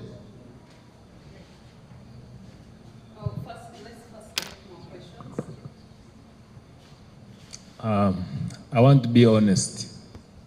For me, as if this is too much, as if you are trying to design an app that is meant to do a lot. Don't you think you're going to take, assuming you to continue with it, it would take a longer period of time before it becomes very functional? You want this bin to detect that this is biodegradable or not, then also create an avenue for me to know it is full. Like he said also, it also should be able to tell me, to be able to offload itself, assuming you concentrated on one aspect. Don't you think you would maybe later improve it? Thank you. Yes, thank you for your innovation and for the time that you have put in to build the prototype. I am wondering what will make me buy that bin. Because for me, it sounds like, a social corporate responsibility that I should buy. I should not, harm the environment, okay? What will give me the gratification that this is what I want to use, okay? So you can talk maybe a little bit about your target market so that we know who you're targeting and then what will make us buy that. All right, thank you, Thas. Thank you so much. Well, about the questions, when the bin is full, what happens is the garbage collection company will come in. This bin is partitioned. It has internal sections, one containing plastic and one containing organic. So they just have to remove the internal component and throw it in the truck and then put it back. The question is how? How? You just pick with your hands. And not with your hands. You remove the bucket. It will have handles inside. There's a section, subsection inside. You lift it out, put in the truck, then put it back. Okay? Then the next question. We're trying to design something. And up to solve this, is it a lot? Yeah. Yes, it looks a lot, but it's essential. We need it. To solve the problem, we really need this. We can't solve the problem with half of this. We need the whole set. We need a system to allow those people to come and collect. The app is not that big, I can tell you that, because first of all, it's mainly focusing on the garbage collection company. It's customized strictly for the garbage collection company. We shall utilize APIs of Google that are already there with the map setups. Mainly, it's data collection and optimizing routes with all these bin locations. Then, what will make you buy the bin? Target market.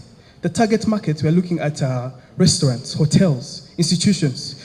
Yes, we might target a smaller group, maybe household, but for their case, maybe we might customize for them something smaller and more affordable. But the main market right now we're targeting is these commercial people, the cities. These people produce a lot of garbage, very large garbage producing people. For example, a place like University Inn. There's a lot of plastic there. Maybe it's an event, a concert. We can get that plastic and recycle it. So these are the people that are going to be targeted for this market. Thank you. Thank you. Can we clap for them? Thank you, Team Ugreen. Let's have Team Agricon. Team Agricon, we clap for them as they come on stage. Team Agricon.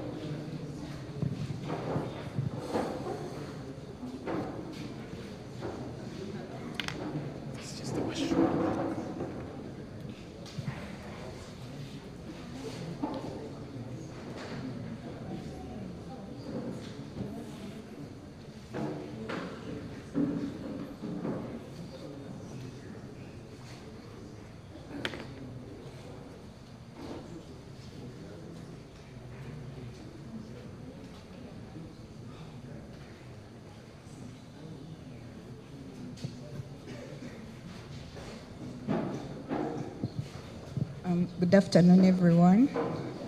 We are Team Agricon, and our main problem is coffee theft in Western Uganda. It is what has brought us here today, so that we are able to combat this evil that keeps all coffee farmers awake throughout most of the seasons, most especially the harvesting season. The problem that, the coffee theft is usually rampant in the season when it's nearing harvest time or during harvest time. And this thing, the coffee theft has decreased the quality of coffee that is being harvested in Uganda. One, because the thieves will always try to harvest the coffee before the farmers. That means they'll try to harvest the coffee before time.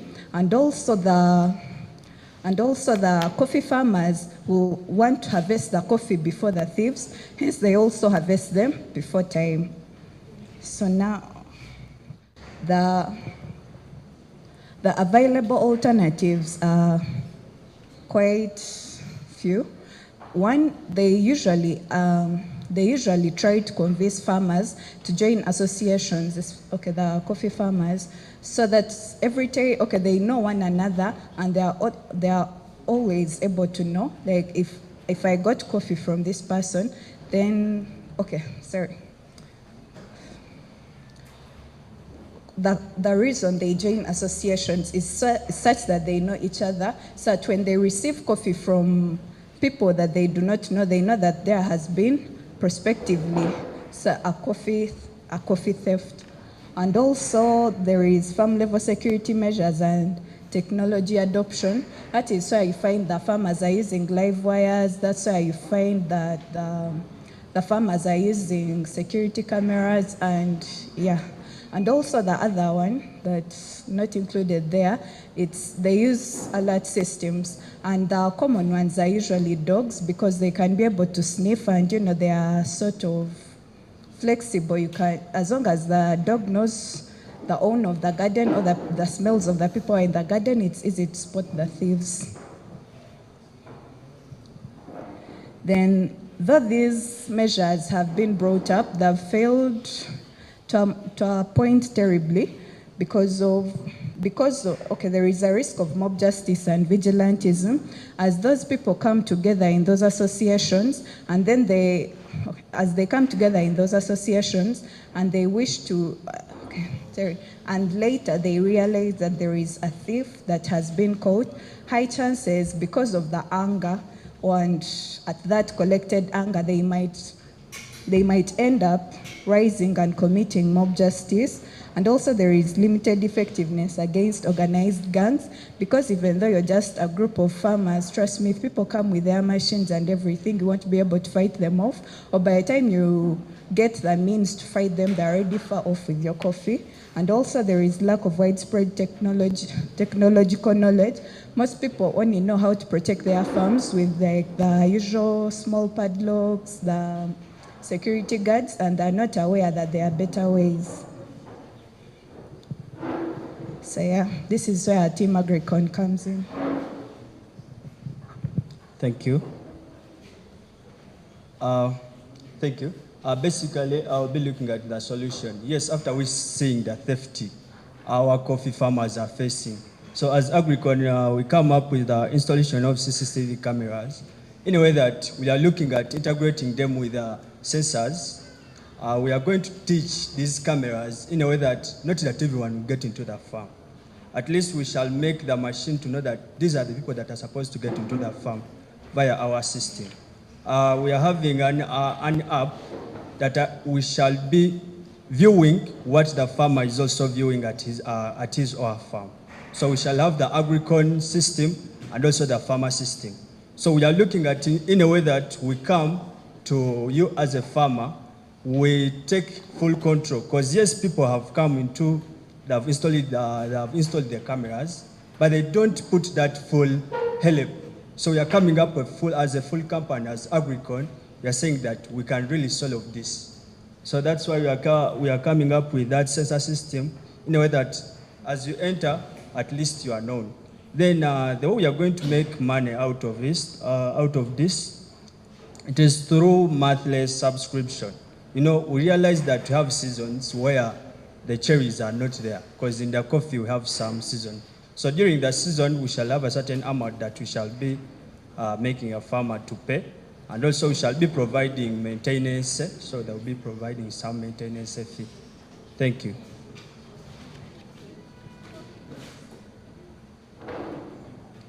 That was our team. Thank you. Thank you very much, Team Agricon. So I noticed your solution is installing CCTV cameras. Who bears the cost burden?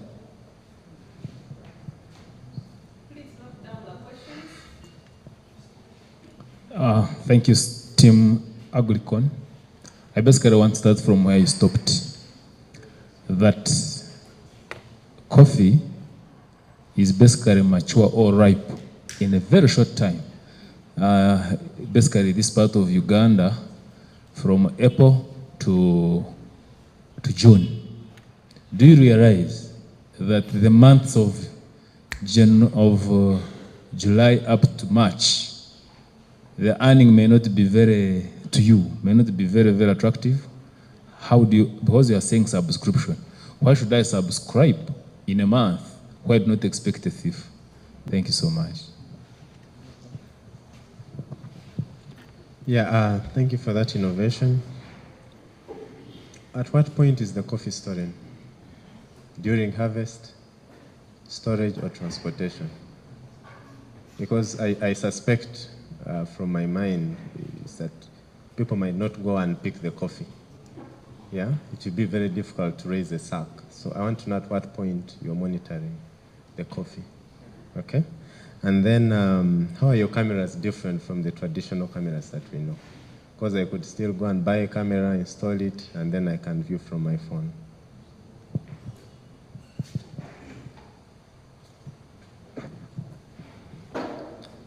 Okay, thank you. For the case of the cost burdens, it's in a way that it's the farmer to bear the cost. Like we are going to put in a way, we are going to pay an installation in a form of an installation. Like we have budgeted a farmer who is working on an acre. At least through the budget we went through, a farmer will spend around 500,000 Ugandan shilling.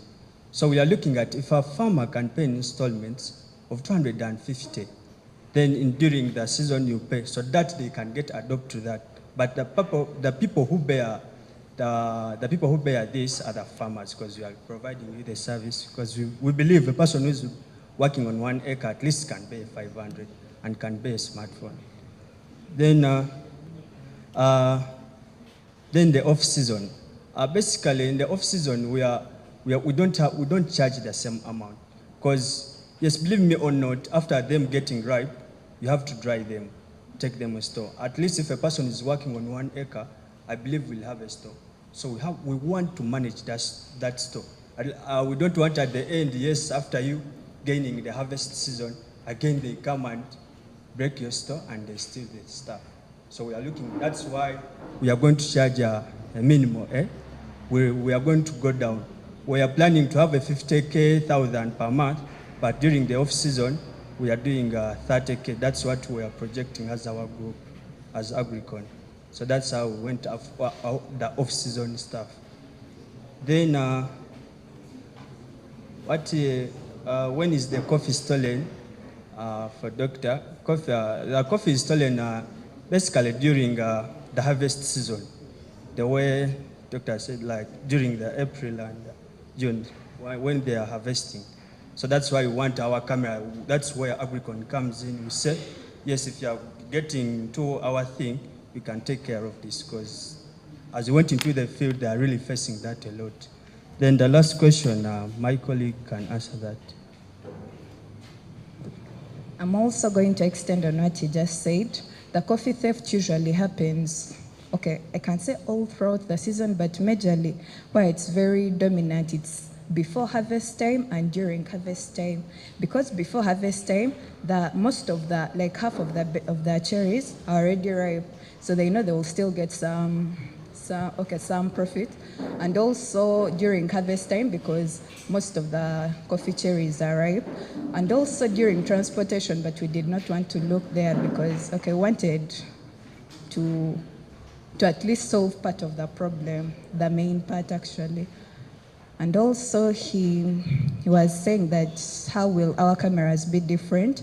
The thing is, there will be like normal cameras, but the farmer will be able to monitor everything. Meanwhile, also us, we shall be more of a company. Like we watch what you're also watching, and in case of any theft cases, we are able to alert the police and able to provide those clips from the videos of when the theft took place. And even though a farmer does not know how to use the app, but we shall be there to help them all the steps of the way, even through the legal procedures till the end, so that a farmer is comfortable and happier.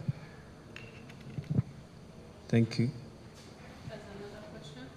No, it's actually not a question, it's a suggestion, because I suspect you would have very many people working in your company. Because imagine you're monitoring like 500 farms, okay? Maybe if you can build another software to embed onto that to sort of identify theft, like using artificial intelligence, so that they flag the farms that you need to, inform, okay? No, you don't have to respond to that. Thank you. Okay, can we clap for them? Thank you. Team Agricon. Let's have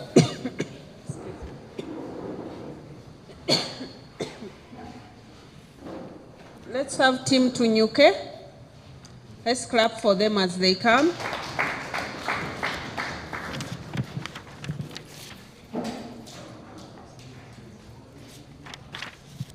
Hello everyone, my name is Nyson and this is my colleague Liam.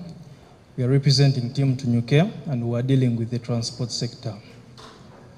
So when you think about transport, the first thing that comes to your mind is, if I'm going to get something to do with transport, I can just go to what? A border stage and maybe get transport me maybe from here to town or from here to Rebiko, now from here to Ishaka. As simple as that, or maybe a taxi park or a bus park. But here's the thing. For a student, it's different. It's more than that. If you had considered a student staying at, let's say, mile 3, and I'm enrolled in a course at Mbara University, the Chumro campus, I'm facing a challenge whereby I have to travel every day from to and fro, Monday to Friday, to go to campus to attend lectures. Let's say maybe a 2 journey is maybe 2,000 and a 4 journey is what? 2,000. That means I'm spending 4,000 in a single day. If you multiply that times 5 working days, that is 20,000. So if a student could find a way to maybe save, even if it's just 5,000 of that 20,000 that you would be spending in a whole week, and maybe use it for maybe tomatoes, or maybe, because now those who stay outside, you pay electricity bill, you pay water bill. There are things you have to pay for, maybe lunch, supper, something like that. So, and as students, we don't have a predefined source of income. We are really depending on our parents, and not all of us can have maybe side gigs or what. So the fact that we don't have predefined sources of income, so it becomes really hard for us to keep up with these high costs of transport. So in 2016, Mbara University had come up with a solution of, they had a bus that would transport people from town, mile 3, Red Corner, all these routes until the what? The university. But now here's the thing. In 2016, after that academic year, they stopped doing that operation. Why? We don't know. So from 2017 up to what? 2025, these are 7+ years, which means students who are not staying on campus and are studying from the Chumro University Mbara campus branch are facing a problem of transport costs, and it's really affecting these people so much. So me and my team, we decided to come up with a simple innovation, as my colleague can be showing you. We decided to come up with a simple innovation whereby if we're all going for lectures in the morning, let us all travel as a team. If I'm from town, Rebikona, mile 4, maybe 3 people, 4 people, 2 people, we travel as a team, so that we reach at campus in maybe a right time. And the fact that you are traveling in a team, it means that each individual is spending less compared to what they would be spending on a normal day, traveling singly or solo as one person. So you may think that, isn't there someone already doing this? Of course, yes, you're right. There are alternative measures. For example, you could take a border. But now if I'm taking a border from here to Chumro, they may charge me 3,000 or 4,000. Or maybe if I'm taking a taxi, and sometimes some of these taxis do not want to take us to Chumro. Why? You can't charge me, we can't get 1,000 from you and leave a customer who's giving us 10,000 going to Ishaka. So some of these taxis are like, you know what? You don't fit within our route, so we cannot take you, we cannot accommodate you. So forcing students to use these border alternatives that are really expensive for them. So I can also look at our business model canvas, and I will look at something called value proposition. What value are we giving to these students?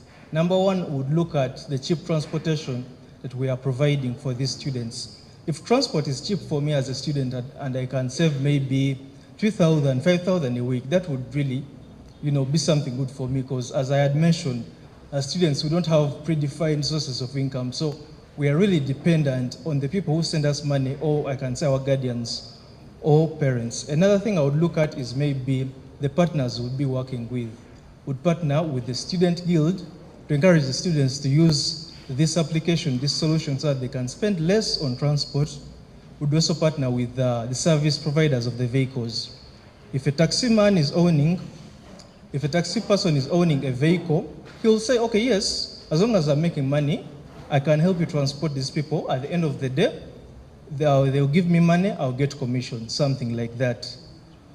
Maybe the last thing I can talk about is maybe uniqueness. What uniqueness do we have from the buses or from the taxis?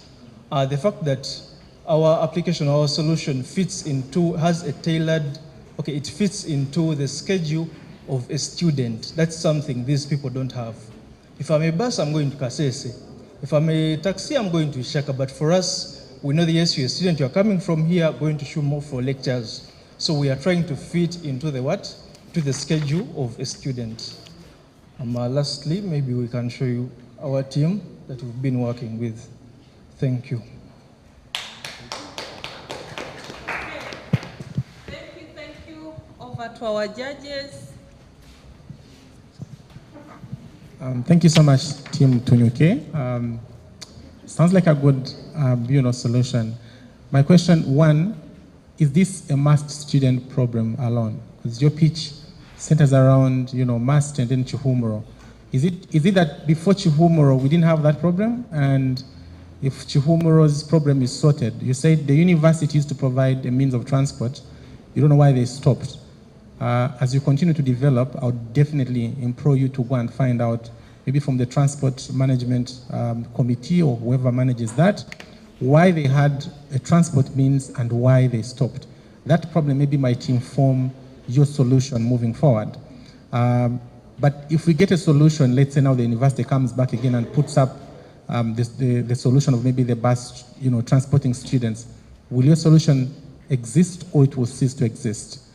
So why I'm asking you this question is to somehow broaden your thinking to design not for must, but design because there's a problem maybe elsewhere. Otherwise, if must sorts the problem, I see you get out of business.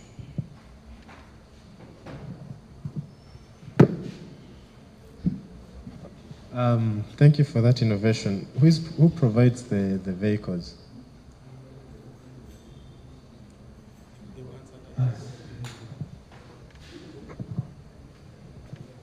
I think I'll start with your question. The vehicles would be provided by us, okay, the company, establishment.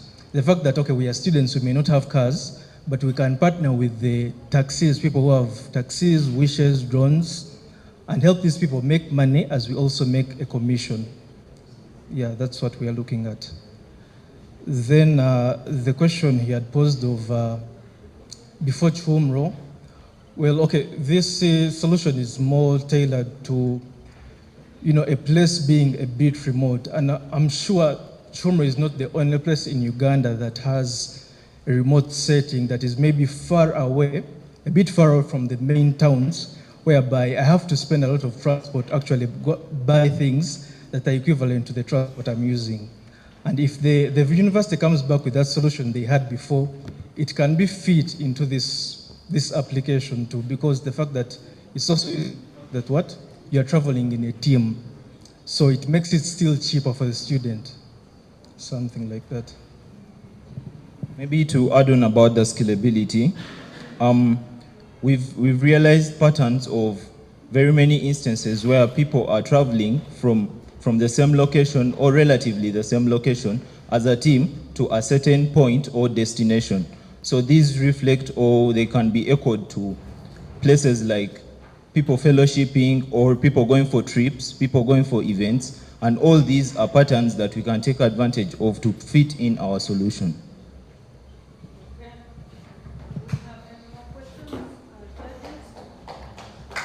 Thank you. Thank you so much, team. Okay, let's have the next team, CyberForge. Team CyberForge.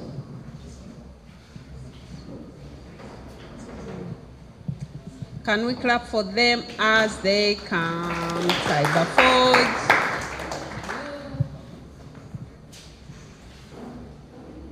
Good afternoon, everyone. We are Team CyberForge, and we're dealing with security. And in this case, we're going to look at the judicial security. Imagine a mother, maybe probably in some village in Masaka, who has lost a son due to a land conflict.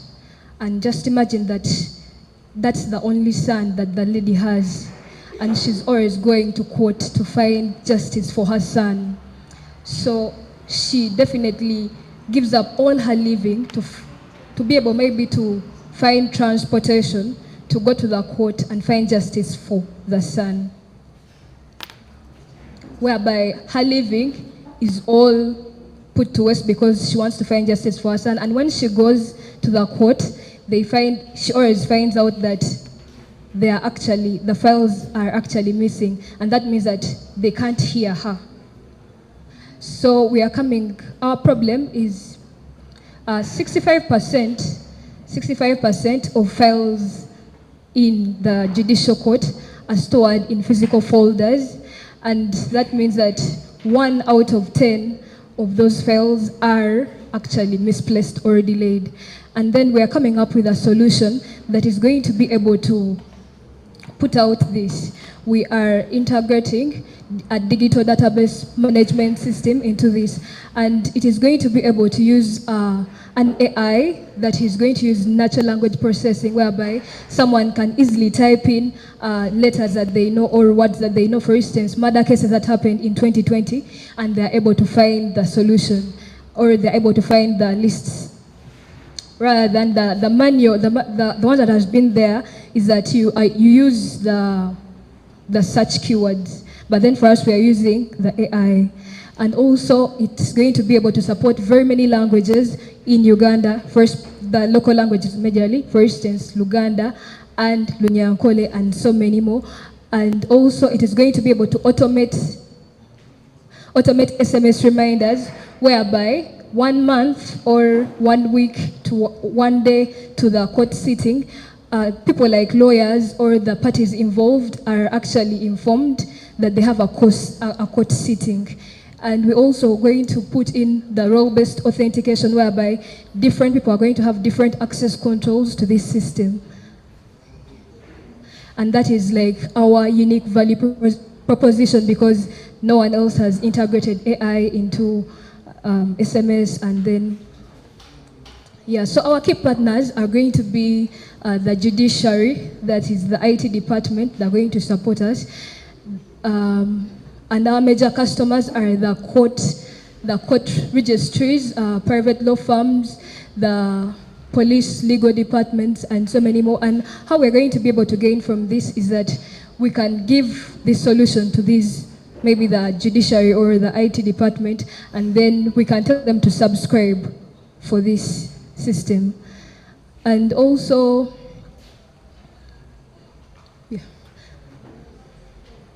this is like our prototype. It's going to, like from the sign up, someone is going to be able to sign in, and then if it is the admin, okay, there are different user journeys. So the admin has a lot to see. The IC registry clerk has also a portion to see, and also the users are also going to be able to see the status of their court case. And then the last one is our team.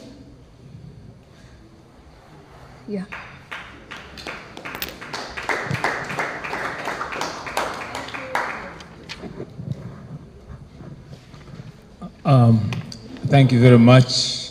You're called the team. What's your cyber force? Okay. Now, the introduction was very interesting, and I was actually very anxious to know that this old woman you're talking about, her file will not get lost. Is that correct? Now, in your other explanation, she's completely excluded. Let me tell you, the files get lost, yes. It is intentional sometimes. Therefore, even here, it can even be intentional that I would feed it in the system, but then I again remove it. So where is this old woman going to be relieved of this problem? Your problem seems to be okay. You're saying the files get lost. Now, as a person, where am I benefiting from? That's number one. Number two, I have also not heard you saying that once you do this, you also benefit. Are you not going to benefit? Is it voluntary? Thank you so much.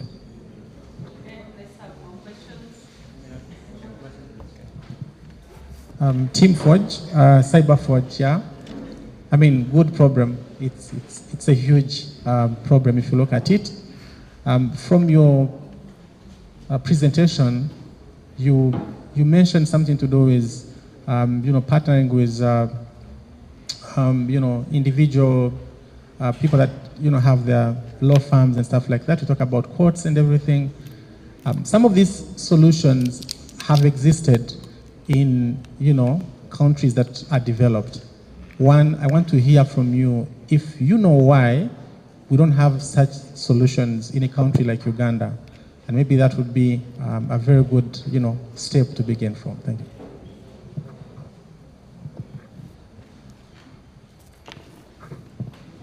So yeah, I'll begin with.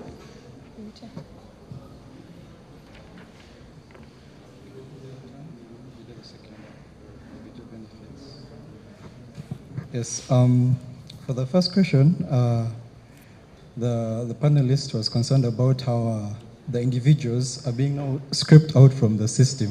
So currently we're on version 1, and we look forward to making a version 2 whereby we can have a personal application for the clients, whereby you can put in your case and you record it, and it's personally within your system of your phone.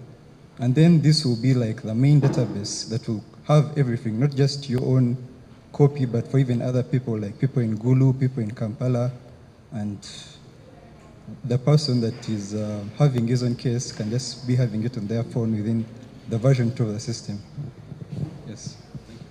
Yes, and another question you asked, how do we benefit? We can actually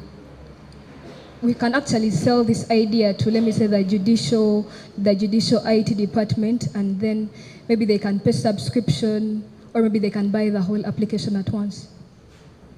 Yeah. Have you looked at the situation where they don't buy? What happens? Not yet. Think about it. Okay? You may not have to answer that. Yeah. Think about that. There's a third question, why this solution is not in Uganda. Yeah. And currently, countries abroad have embraced with technology, and right now Uganda, I wouldn't say that it's not embracing technology, but it's in the process. So this is actually the best time to bring in the system, because people are actually embracing technology right now.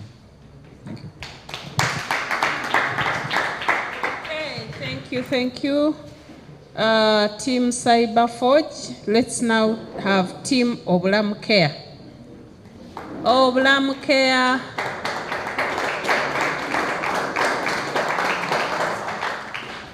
Okay.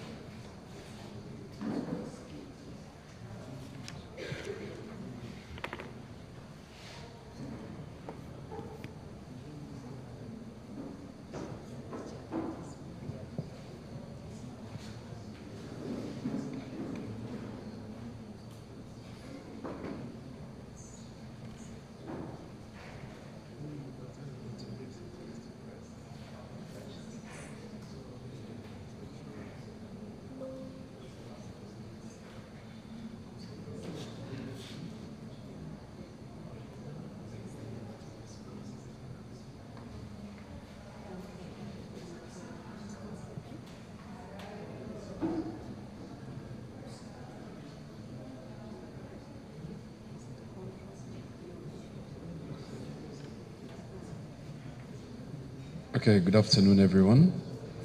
My name is Daniel Chihembo. I'm on Team Oblamukea. So I want us to imagine a scenario.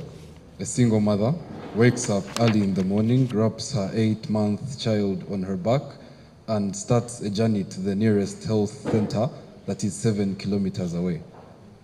She just recalled in the morning that she's supposed to take her child for immunization. She's not sure of what vaccine or what date because the immunization card got spoiled in the rain and the dates are not even readable. So she just carries it anyways to the health center thinking the health workers are going to understand. On reaching there, she finds this place packed with people. She queues up for hours only to find out that the vaccine is out of stock. And worse, she finds out that the health workers do not have the records of the baby. So she's asked to return a week later. Now she's frustrated because she's a single mother, she has to take care of other children, and she has a small market stall, and she has to provide for the family. So she's scared, thinking she might not return in time. Now, this mother is not the only one. Her story is shared by 1,000 other people in Uganda. We have to keep in mind that in Uganda, 90% of the children who are born 1 year and below receive the full initial vaccination. But only 40% of them are the ones that actually complete this vaccination process, mostly because of forgotten dates or congestion at the health centers or long distances and other factors. Now, let me also pose to you that according to the World Health Organization, vaccines are supposed to be something essential to children and growing children. So why does this matter? The children are left unprotected, the parents are frustrated, and the health system, the health sector, undergoes a growing strain because of the increasing number of people who come and the system starts to fail. So now, what can we do? This is why we proposed an immunization tracking system and vaccination follow-up, where we shall have a offline mobile application for the health workers where they can record child immunization, auto-schedule follow-ups, and send SMS reminders to the caregivers. That is on the side of the health workers. That's their side of the application. Then, to the stakeholders, they'll just have a dashboard to monitor the coverage, have these statistical analytics, and also make reports and other stuff. Now, I'll have my colleague take you through the implementation side of this venture. Okay, thank you so much. Good afternoon. So so we are going to help. The systems are up and running. So they come to your home, they vaccinate you, they do paperwork, go back to the ministry, they write the paperwork in the systems. And there is even an application for vaccination. It's called Tugeme app. But our advantage is our registration application will be offline based for the registration, and saving for the kid, it will be offline based for the health workers. Those are the end users. We are not giving an application to the mother because we are giving a scenario that not every mother has a smartphone. So we are not giving them a worry to worry about that. We shall give the application to the health workers. They use it to reach to people. And after that, so those are not our customers. Our customers are private donors, NGOs, and even the government. So this is where we come in. So we shall develop a web-based dashboard for them to keep track of the coverage, track of the community health workers they are assigning to work, and it pays off because they register defaulters. And we have a uniqueness is that our SMSs will be language-based. Every language we shall, probably right now we are working on Nyankole and Luganda and English to cater for everyone. Yeah, so our key metrics shall be considering the health workers visiting our application. That will give us that will give us a key to see that our application is good for use. So thank you so much. Okay, thank you. Sure. So this is team Lamu Care, right? Yeah, brilliant idea, I would say.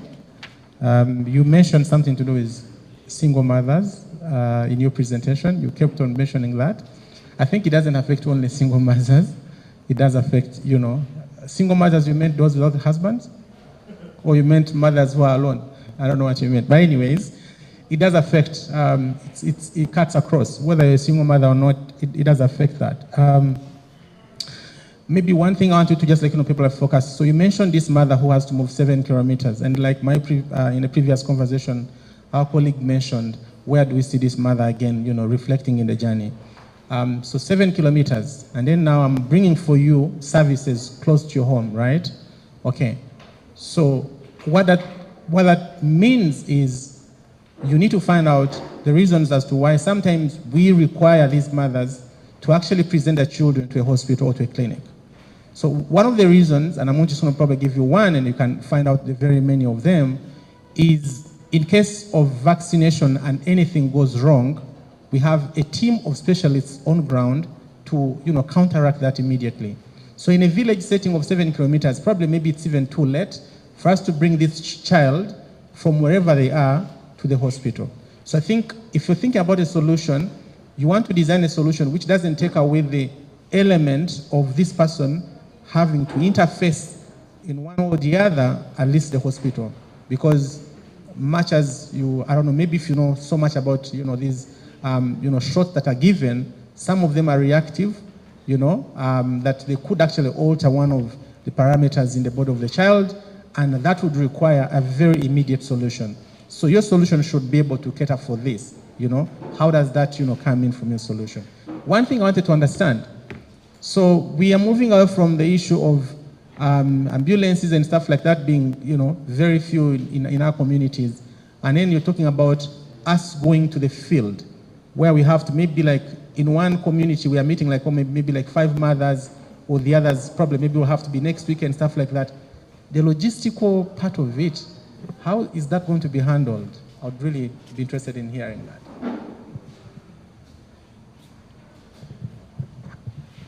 All right. Thank you for that, for putting that together, that innovation.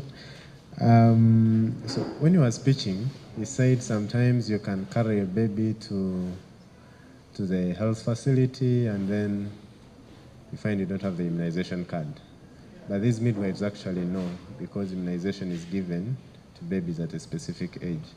So if I come with my child and I say my child is 6 months, they'll know the vaccine to give at 6 months. Okay? So you need to.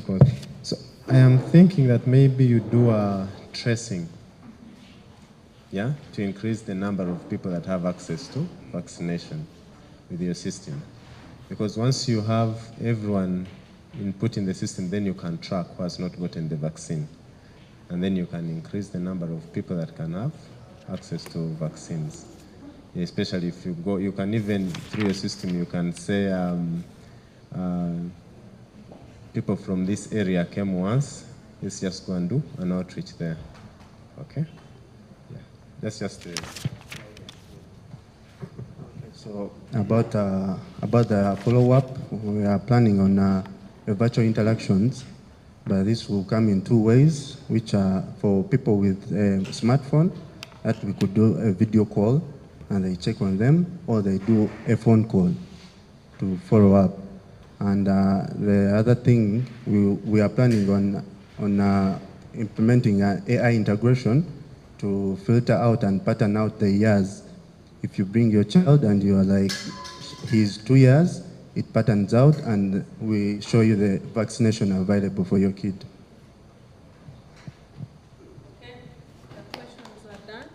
Okay, can we clap for them? Thank you, thank you. Let's now have the next team, which is, the second last team, Tour Connect. Tour Connect.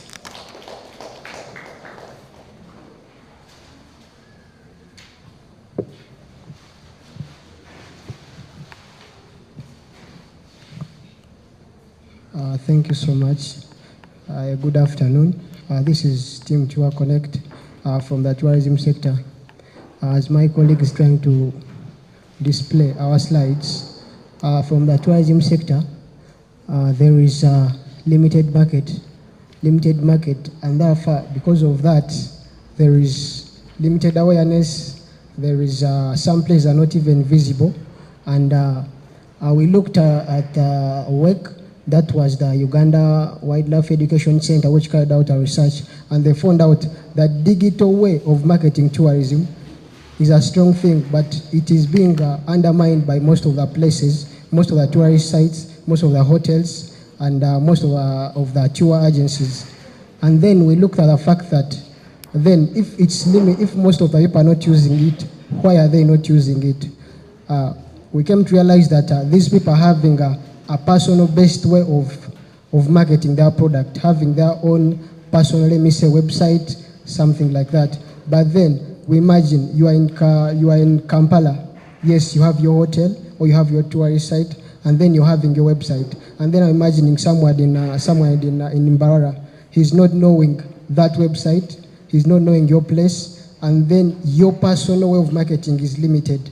And then we looked about the available alternatives that are doing it on the digital way market. That was the Explore Uganda. It's an application. We had an Airbnb focus. It's also a digital way of marketing. But then the second one, which is Airbnb, it's centering on hotels, accommodation only. And then the first one, Explore Uganda, it's only centering on yes, it's allocating places, but it has accommodation, it has tour agencies, and then it has also touring sites. But then some places are not on that application. And then who manages the data on that application? He's the owner of the application. He's the one who knows what I have to upload on that data for people to see it. And then when am I supposed to remove it? And when am I supposed to update it in case it's outdated? Then I looked at the fact that how can we solve this problem and increase the market on the digital format, on the digital website, everyone can be able to see it. This is the model canvas that describes almost everything, every research we made. If I'm to look at the solution we are having, it's a web mobile application to increase the market. How are we increasing the market? We have a unique value interface, which is the customer track, app worldwide usage. And then the third one, which maybe we looked upon without including that, we are sorry, it's a form of data management. The first one, customer track. If I have my tourist site or I have a tour agency, I want to market it, I register with the app, I load it there. After loading it there, it's being marketed. But then me loading it there, I have an inner interface in that app whereby I have access to manage my data. Then how will I manage the security part of it? How am I having my privacy that no one can edit my data? The customer who comes to that app to see your site you posted, he has no access to your what? To your data. The only thing he sees the data you have put, the location where it is, then your contacts. If you have a personal website, you also add it there. And then if this tourist feels interested, that's when he can now go to your, I should call it maybe an inbox of communication. But then if he's going in an inbox of communication, you whom they are communicating as the owner of the place, you're able to pick the information of the person, and that's where the customer track comes in, whereby I'll have your data. Even when you've visited and you've gone, I'm able to send maybe a format using through that digital app. I can track, I can give an invitation if I have a new place on ground. And then the prototype we made, as it displays the prototype, this prototype is unique in such a way that it will capture the tourist who has come through. And then the uniqueness, the second part of it is this app, it's centering on usage worldwide. Don't only center on the places that are widely known. Let me give an example of the Namugongo Shrine. That's an example widely known. But then I'm taking an example of the places that are deep in the local areas that can be known through this app if they are given access. Thank you so much.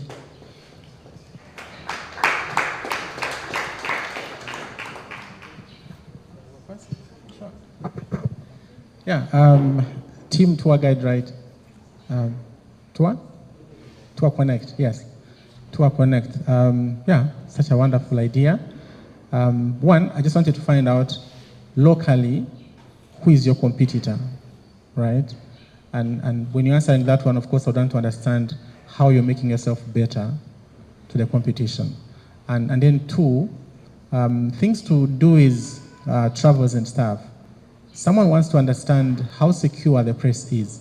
You mentioned global, worldwide connection. So if I use the Tour Connect, and maybe I want to go to a place like South Africa, I want to go to Cape Town, right? And then I see from your site, like there's maybe this particular place, it has all this and that. How does your Tour Connect help me understand the safety issues around some of these destinations? Thank you so much. Basically, there's something you're trying to explain, and I sort of got interested. In the first case, thank you so much for a good app. Now, and in my mind, I was wondering, almost everyone in this world is aware of WhatsApp app, okay? How best do you think you can make yourself visible so that these tour companies, these tour sites can be able to use your app? Thank you. Maybe you can tell us a little bit about how you make money through your solution.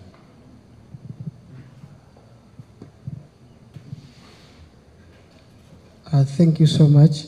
The first question was the local competitor on ground locally.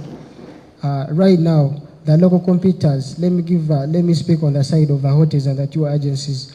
These people have personal basic systems that market them, of which now this system, one of the hotel we went to, he told us he has a website. But then I asked him, yes, you have a website, but then is someone in Kampala knowing about your website? No. The person replied, and then he was like, this somehow limits our customers. But then I asked him, if it limits your customers, what is the solution? He couldn't give me an answer. All he could say that the border guys keep bringing in customers. We wait through that website who has tapped in monthly, or we check in every day like that. And then I was like, if you market yourself through this app, which can be accessed worldwide or even in Uganda locally, whereby even someone in Kampala who has never been in Imbara views your place through that app, don't you think it's going to be easy other than me going through a search engine like Chrome, and then I look for your place on the website? If you give that website to your inner way of connection through that app, whereby after the person seeing your place, and then he comes in your website through the app, and then he comes to your inbox through your website, then then the competitor of the part of it, those are the local part of the website and local of marketing. And then I gave also some apps which are already working. Yes, they can be accessed worldwide, but then these apps, yes, they are locally, like Explore Uganda. It's an app made in Uganda. It's approved by the Uganda Tourism Board. But then it's missing some places, of which those places are in Uganda. And then those places cannot use that app because they are limited. They have to first look for the owner of the app for their place to first be registered. But then I'm putting away whereby if I can access that app, I have an inner way of connect that app. I sign in my place as long as it's approved by the Uganda Tourism Board. And then I just put it there. The only thing you will do as the owner of the app is to make sure that my data is secured, is to make sure that I'm approved by the Uganda World Board, and then you approve my place on your app.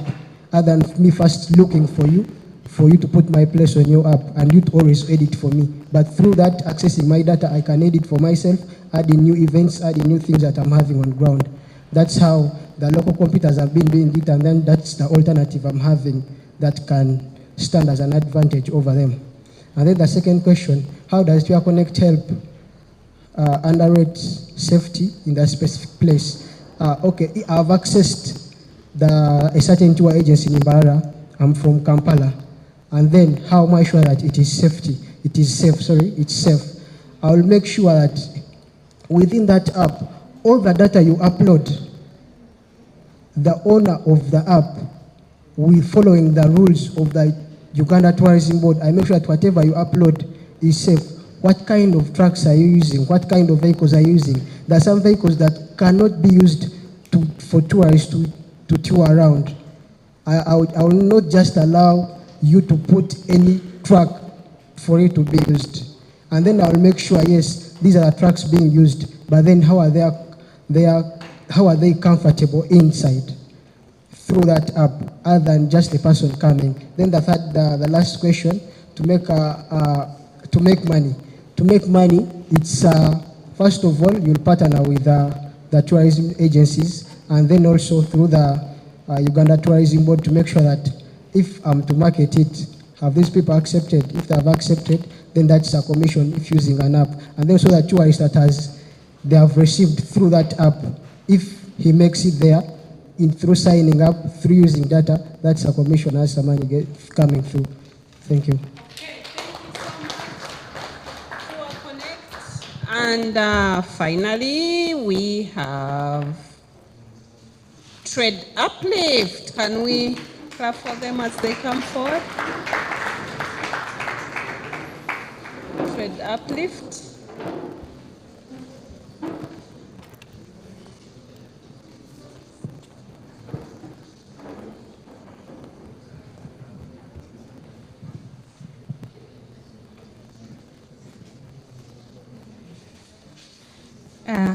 Ladies and gentlemen, good afternoon. This is Trade Uplift that has come up with a problem to solve pollution crisis in marketplaces.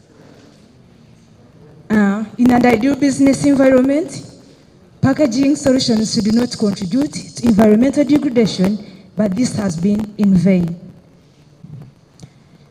We see that pollution has been so rampant even up to now. In Uganda, 600 metric tons of pollen bags are produced, yet only 40% is collected. In Mbarara, it's 1.4 metric tons that are being produced of pollen. This is a serious problem of pollen pollution in the environment. This has been not only identified currently, but even NEMA sounds an alarm on it. The new vision of NEMA 2023 states that there has been a non-compliance with solving and ending a ban on plastic solutions that are currently available. Market research and analysis, when you have been available options, there are pollen bags, there is paper bags, there is cloth bags, there is metal packagings and composite packagings. These all that are already available have failures. For example, pollen bags are persistent in the environment. They can cause pollution. Or even the paper bags that are currently used, they have been tearing even before you reach home. Trade Uplift have a solution for you. The solution is Kashaho.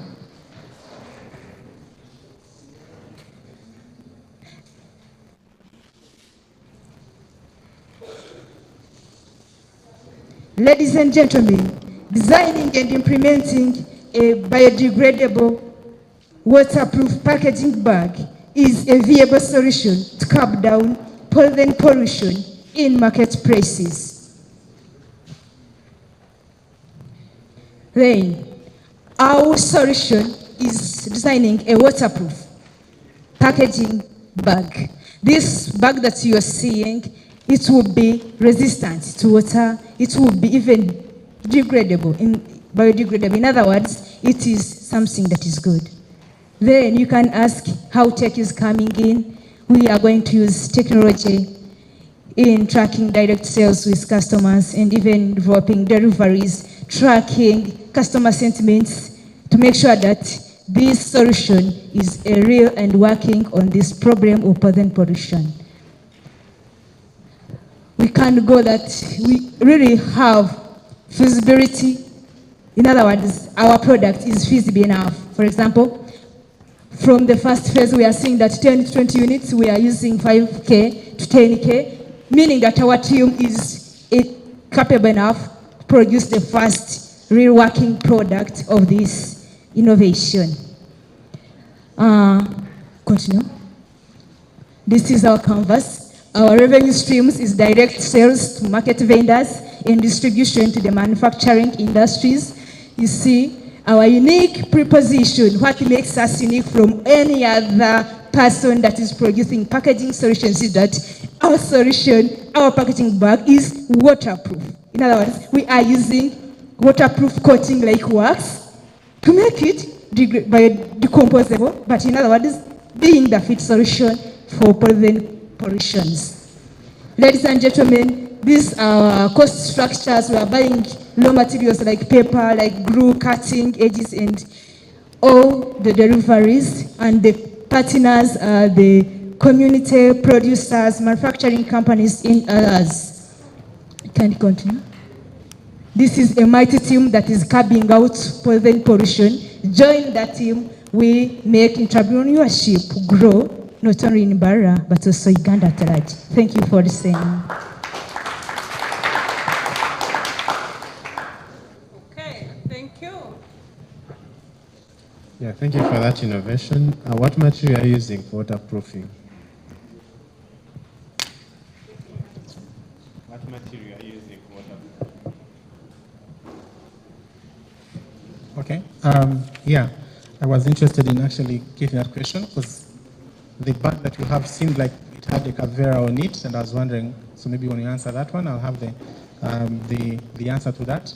The second question I wanted to find out, so you're talking about, the polythene bags, whatever is existing, and the government at some point tried to abolish some of the things, but it failed, right? So if the government comes up with this policy, where we have now the competitors saying, okay, so polythene bags and whatever, let's stop them. We're now importing or bringing in solutions which are more of your solution.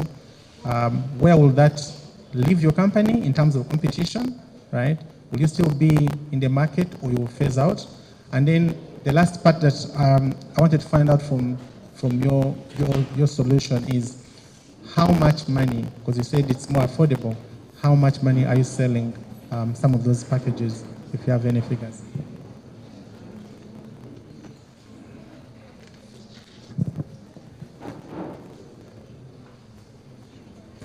Thank you so much for these very nice questions. One word, what material are you using to make this packing bag waterproof? Yes, we are curbing out pollution.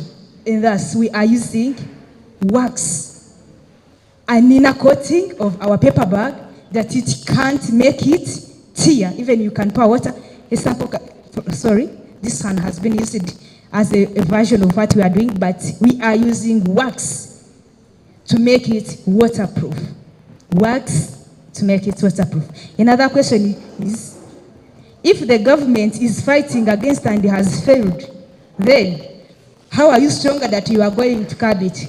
Fighting without a solution cannot make it a factor to consider. That's why we say, instead of documents to fight, instead of arresting these people, let's come out with a viable, really working solution, which is a replacement of this one called a biodegradable, compostable packing bag. I think this will be regulatory compliant to what they are doing. Then the last question is, how much money will you sell each bag? Yet, you are saying it is affordable for you. The more we deliver, the more we reduce the prices. Currently at the start, we have estimated that each paper bag, to grab more customers, we put sold at 200, but the more we produce, the more we reduce price, and the more customers we shall be getting. Thank you.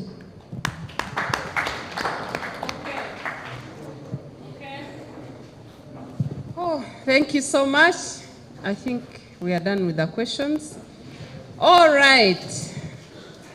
Can we clap for everyone that has presented?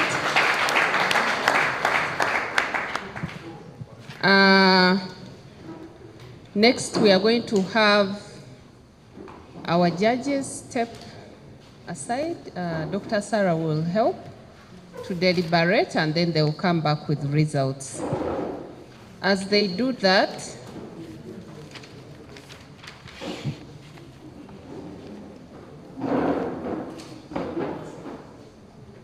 Okay. As they do that, I'm going to invite Dr. Manasseh to give his would have been welcoming remarks, because we wanted to do this very fast.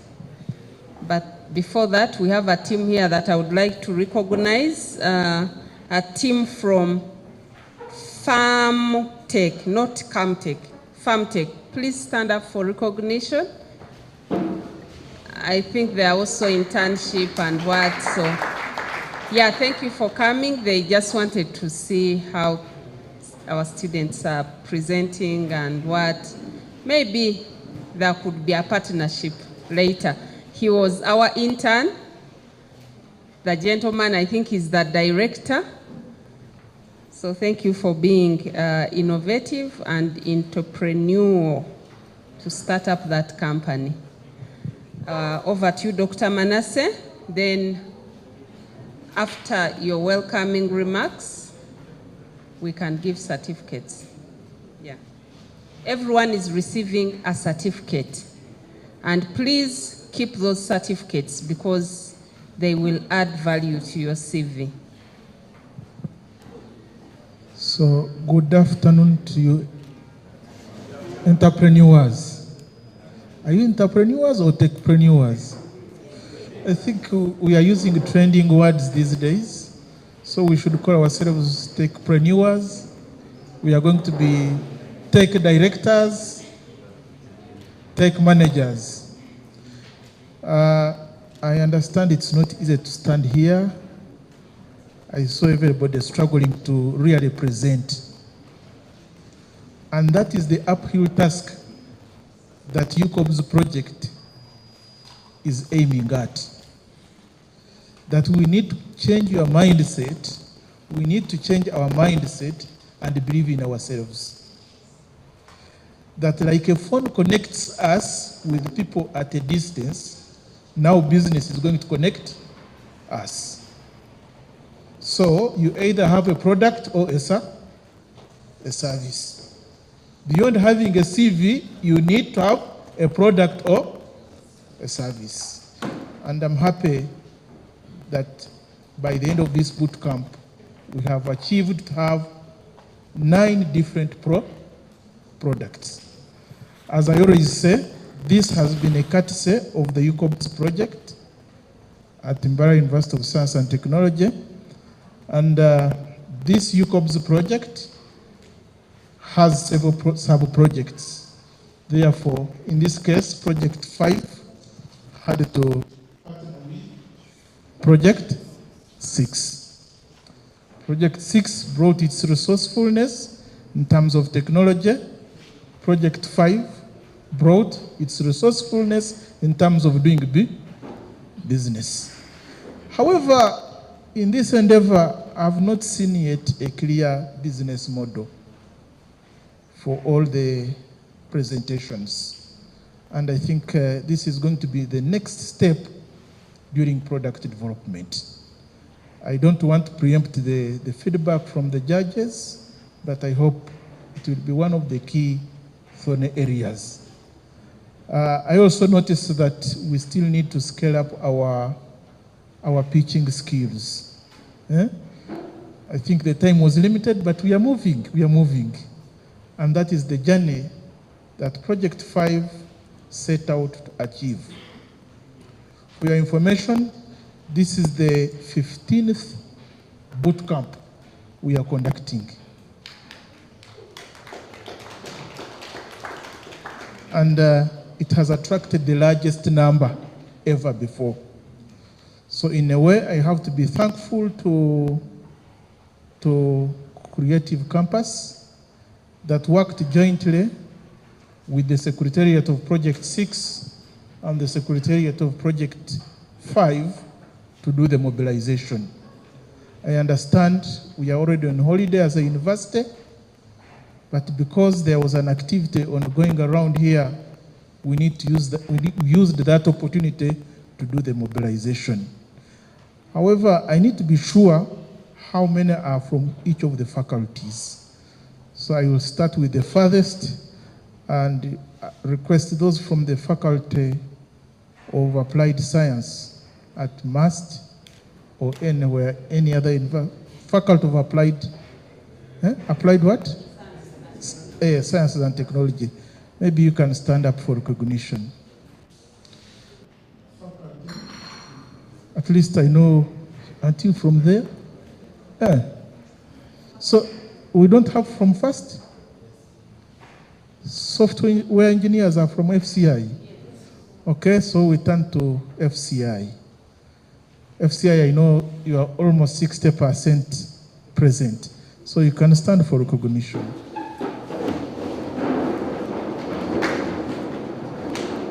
So don't sit down, please. These are the great engineers, great ICT experts from whom we expect solutions, but we have built interdisciplinary teams out of you. So we expect that these projects should not stop here in the pitching, but they should be carried forward. But beyond this, carry forward the skills and develop more projects as you enter your third year of study. I'm told some of you are also third years. Please use these skills you are gaining from here to perfect yourselves and complete the course. I look forward to having second upper classes and first classes by the time you graduate. Thank you very much. We have those from the Faculty of Business, Faculty of Business, Faculty of Business. Oh, Faculty of Business. By the way, I'm from the Faculty of Business, so I'll be keen to know your faces. So we have very few ladies from Faculty of Business. 3 only? Yes. So we expect you to borrow a leaf from the FCI team. We need more teams in the Faculty of Business, and there's no reason why you should not collaborate with other members from other faculties to start building innovations. So be our torch bearers in the Faculty of Business. Congratulations. Then there are those from the Faculty of Interdisciplinary Studies. Faculty of Interdisciplinary Studies, any? Faculty of Interdisciplinary Studies? Faculty of Interdisciplinary Studies are not there? Oh dear. I expected some, but I have not seen them. All in all, I want to appreciate this and request. So I'm told we have those from Kabale University. We have participants from Kabale University. Kabale University, Kabale University, yes. Which faculties? IT. Yes, I'm aware that Kabale University already has an innovation hub, and their bias is in agro value addition. So when you get back, please get into that hub. Add the technology ideas in that hub, okay? And promote those products.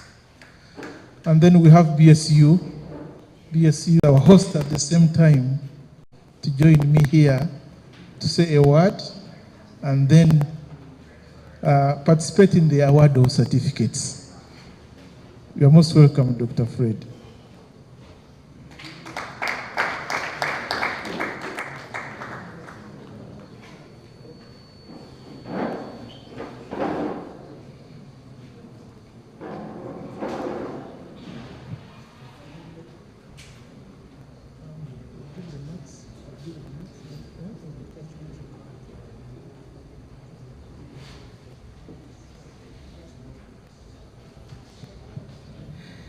Okay, I am learning to stand in big shoes, so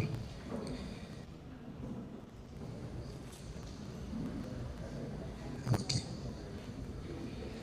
So I will give remarks, I think, and we'll give out these certificates. Or do you want me to first give the certificates, then I give remarks, and then invite the person to close? I'm told our RCC is here. And so please enlighten me on what needs to come first. But well, I want to thank you, friends, partners, mentors, participants, and esteemed guests. Like I said, I'm learning to do official remarks because I'm standing here on my own behalf and also on behalf of the university management because I sit on top management, but also on behalf of Project 6 and on behalf of UCoBS to give my remarks. So I took time to listen in the pitches and I wrote down some very important things that we will look at. So as we conclude this dynamic and inspiring Tech Synergy Bootcamp, which has been jointly hosted with P6 and P5, allow me to express my heartfelt gratitude to each of you who is making this week an outstanding event since Monday. Before reflecting on the journey for the week, I would like to briefly highlight what Project 6 really is about under the UCoBS or under the Inter-University Cooperation. We are Project 6, our title is Improved Institutional and Community ICT Capacity to Access and Utilize Information. So already what you're doing is part of Project 6. We are focused on strengthening ICT capacity at MUST and of course the communities that are surrounding us. We are supporting implementation of the other 5 sub-projects from the UCoBS project. And this is an initiative where we want to enhance ICT infrastructure, promote digital literacy, and also improve access to vital information. There are several challenges we are currently facing, and of course these are little low computer to student ratios. You well know the computers we have in our labs. Limited bandwidth, you all know the challenges you have in accessing internet, fragmented data systems, and for us to address these, P6 we thought that implementing targeted interventions such as upgrading our infrastructure and self and researcher training, curriculum development in data science, and of course establishment of internationalization aspects would actually fit in to improve what has been there. We are already working on areas like data science. Possibly next year, those of you who will complete, you might find a master's in data science ready, artificial intelligence and machine learning, data management, cybersecurity, systems and network administration, and then very important is gender and ICT. In the last 2 years, we have at least had an increase in female applicants to computing programs. In the old days, you'd find an IT class of 100 students having 10 females. So there is a great improvement ever since we started doing school visits through these projects. Now, back to the bootcamp. So over the past 5 days, we embarked on a powerful journey through which innovation and entrepreneurship came together to explore community-driven challenges, which I'm very, very happy that you have crafted solutions using the design thinking approach. This is a very good approach that is so much internationally used.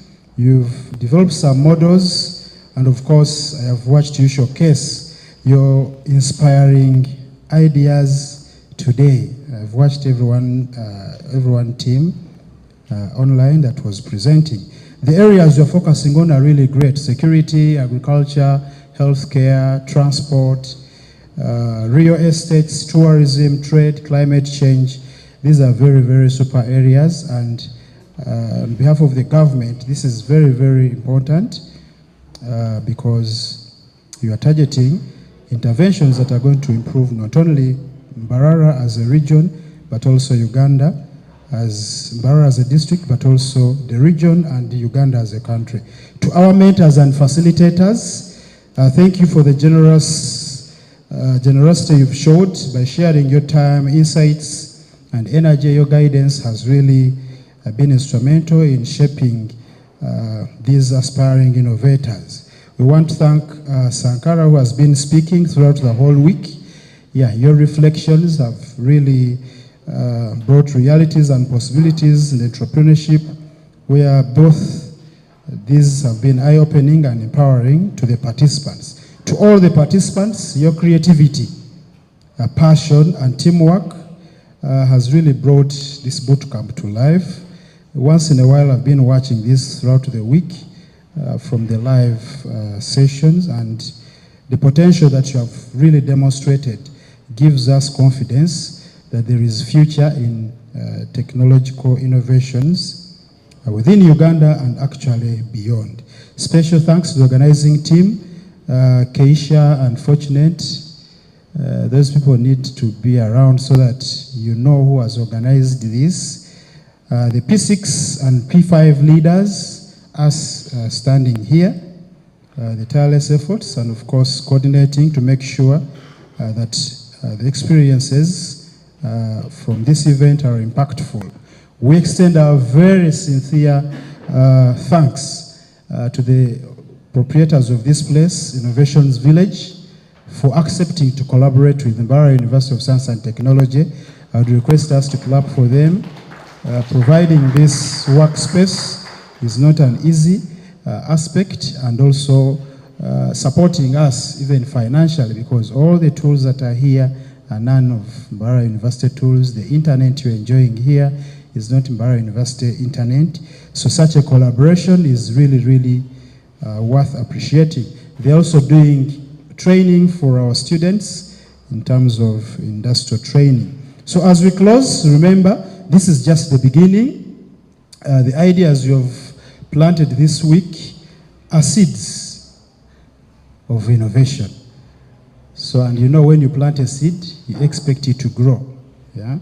So with continued mentorship, collaboration, and persistence, they can grow into sustainable ventures and create real impact. We are assuming that you are not stopping here, but you are going to move ahead and have these even become enterprise. In the developed world, the ideas that you've come up with, the students pick them up and actually reach to an enterprise level. I am also excited to announce that we also have another event for P6, which is to happen from 7th to 11th July. And this one is going to focus on a design sprint methodology. You've been using the design thinking, but this one is going to utilize the design sprint methodology. And of course, this is structured process for solving problems and testing ideas. In just a few days, you come up with a real solution. Very, very few days. We are blessed to have a professor from South Korea who is going to really take lead in this. We already have 5 tutorial assistants who are Korean students. These are going to be attached to every group. And please, you are welcome to take on this international collaboration. So we have had the local empowerment, and then let us also embrace the international collaboration. The registration link was sent in the group where I'm sure most of you are. And so please, it is still open. It will be both physical and online. On behalf of the entire team of UCoBS, I extend my congratulations to all of you who have inspired us with your drive and innovation. Those are my remarks. And so,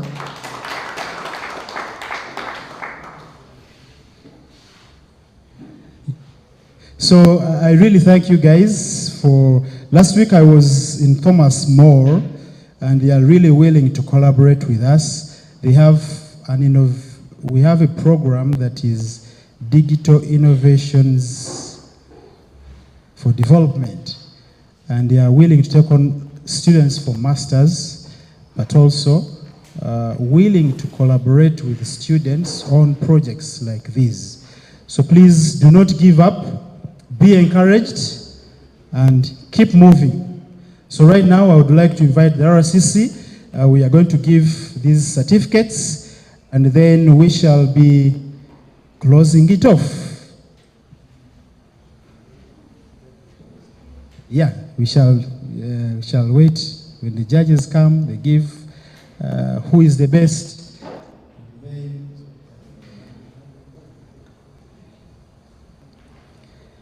So we will request that when we call your name, you move quite fast, because this may really take a lot of time.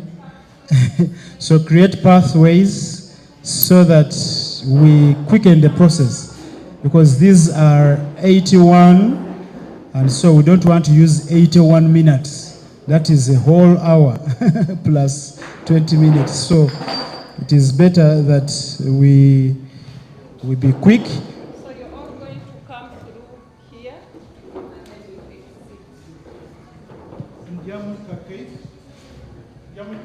Try to be fast, because the certificates are many. Camera people, please check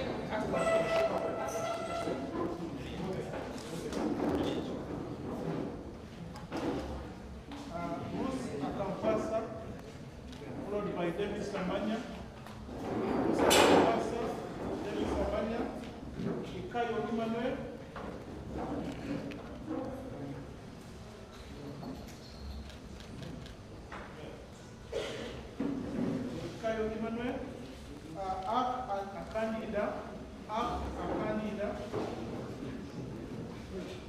Akanida,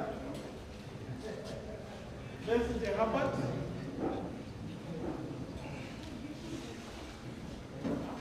those who are not here, we can raise your grave. Alvin Minsima, Peter Rosias,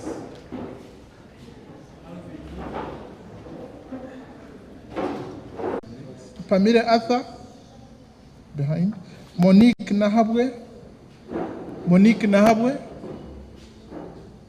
Octavius Byamujisha, Byamukama Victoria,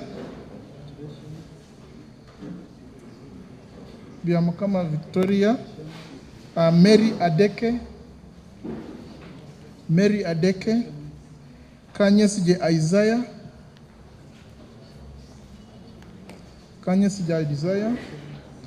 Ataho Ronnie, Kamukama Osbat,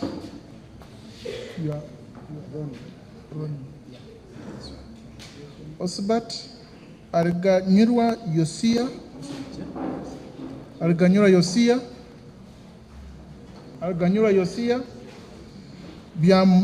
Biaruhanga John Bosco, let us pass the other side. Biaruhanga John Bosco, Muhawe Nimana Caroline Muhawe. It's good you raise your hand so we know you are around before we... She's there. Arinda Nicholas. Can follow, you can come, please following. Followed by Israel Ainebiona. Then Jennifer. Jefferson Sandy Daniel.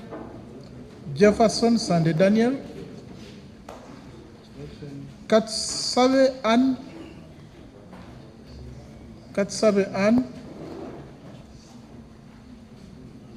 Nantongo Kruthum,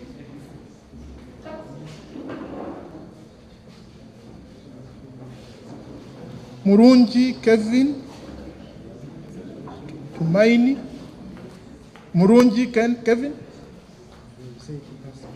Ainebiona Brenda. Oh. Simon Peter, Kamkama. Simon Peter.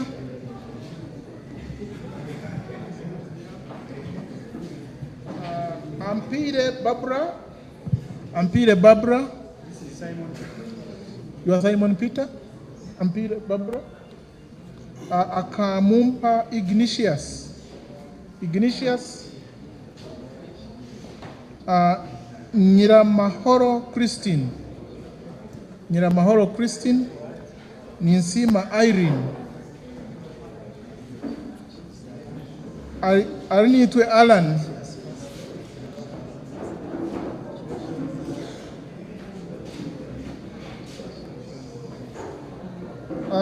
Rita Atkunda. Rita Atkunda. Rita Atkunda. Akankwasa Rogers. Mugume Alfred Augustus. Mumbere Obed. Okrol Felix. Okrol Felix. Okrol Felix. Timothy Mugumya Kitulazi. Timothy Mugumya. Timothy Mugumya. Alan Nwamanya. Alan Nwamanya. Mubanjizi Ambrose. Muwonge Stewart. Labeja John Baptist. Labeja John Baptist. Amwine Liam Abasa. Amwine Liam Abasa. Angumya Naison. Angumya Naison. Natkunda Mererita. Natkunda Mererita.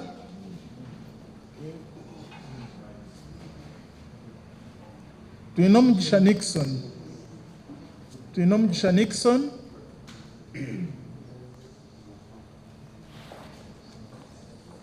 Ainomjisha King Jose. Ainomjisha King Jose. Nyakato Sheila. Nyakato Sheila.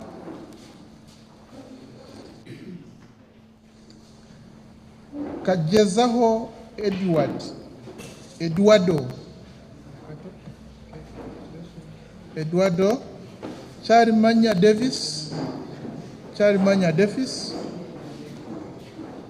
Kasivante Kwarabai Kuraib.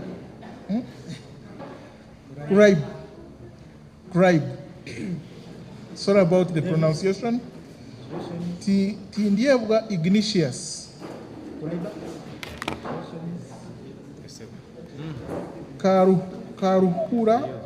Karuhura Elijah. Owamani Mwesigwa. Mukunde Benjamin. Ainomjuni Yovan. Ainomjuni Kwatampora Martin. Atkwase Godson. Atkwase Godson. Nwagaba Isabella. Nwagaba Isabella.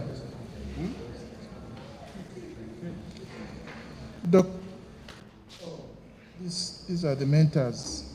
Dr. Ruthie Nakato. Dr. Chimera Richard.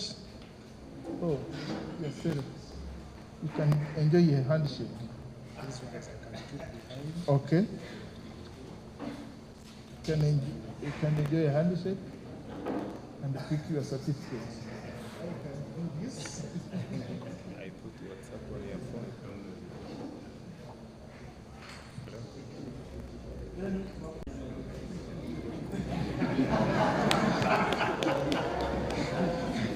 So we have Bakashawarami. Kababito Miriam. Kababito, you have written great stories. Eh? Kababito Miriam. Not seeing her. Keisha. Keisha, I have heard you recognize her as well. Dr. Sarah Nabachwa. Dr. Sarah Nabachwa. Dr. Baguma John Kule. Miriam. You can keep this. Dr. Prudence Kemijisha. Thank you. Nambogo Nuriat. Behind. Nambogo Nuriat. Thank you so much for your work. Francis Kamuganga. Sankara Byaruhanga. And KC Digital Media. Creative Campus Digital Media. So he will receive both or one? So the cameraman,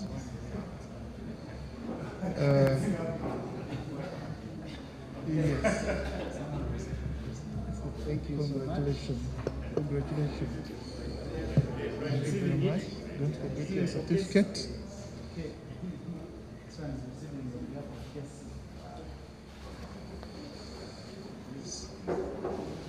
So I think we hand back the phone to the moderator to guide us on the next session of the judges. I thank my colleagues for joining me here on the podium to perform this function. Over to you.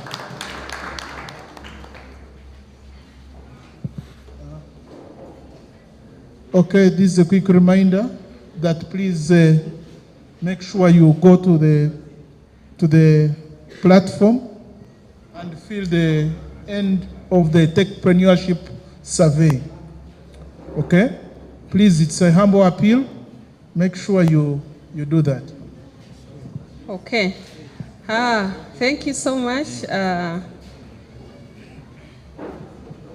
We are almost closing. Dr. Manasseh? Okay. And congratulations once again. Congratulations to everyone. The teams that have participated. On an individual note, everyone who participated individually, congratulations. Please keep that certificate and keep gathering more of such certificates. They will help build your CV. Now that our judges are back, I'd like to request one of them, Mr. Erastus.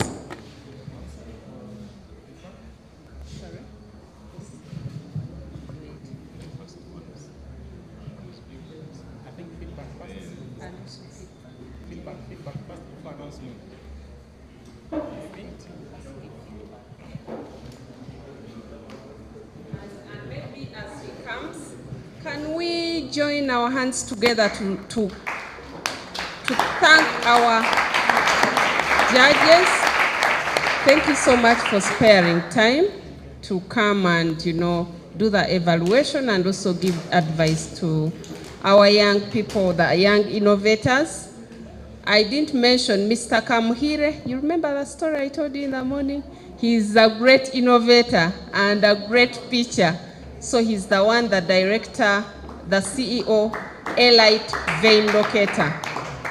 So thank you for supporting innovators. He came as an intern. He pitched his idea during the hackathon. Now they have a company. I don't know how many countries he has been to, traveling all over the world, presenting his innovation. He has won a lot of grants from different institutions, I don't know how many. So we thank you for being persistent. He has never looked for a job. Can we clap for that? Right from the university, I'm sorry to say this about you because I am excited. I mean, every time I look at the young people that I have been part of their mentorship, I feel like, yes, I am also successful. I've been at his office several times. There is another, he's also part of Mobicity, Center for Innovation and Technology Transfer. He's the senior prototyping officer, so he's still doing the same work. He's an innovator. He has supported a number of innovators I think he supported you also. Like, he has been really helping us with the tech support and making sure that innovators move. He's also an innovator. He has innovated prisms. He's not here, he would have told you about it. A technology to support healthcare, low-level, like health workers at low-level health facilities to manage sick newborns together with Dr. Data. So they also have their innovation. It has been deployed in so many health facilities, 65 health facilities now in Uganda. It's now in Tanzania. It's in Kenya. They are also trying to get partnerships in India to make sure that they deploy it, but it's working. Mr. Erastus, he's not an innovator, but he has a lot of knowledge for innovations. He's a successful businessman. That's what I know him for. So every time we invite him on these panels, we are trying to get his expertise, and not only expertise, knowledge, but also the experience, because he has been there. He's, I think, a farmer, you also a farmer, but he's the manager, I keep forgetting this, the manager, Must Staff and Development Association. I'm right? So he's a staff member of Must, but we are trying to pull him into innovations. I hope one day we can innovate something.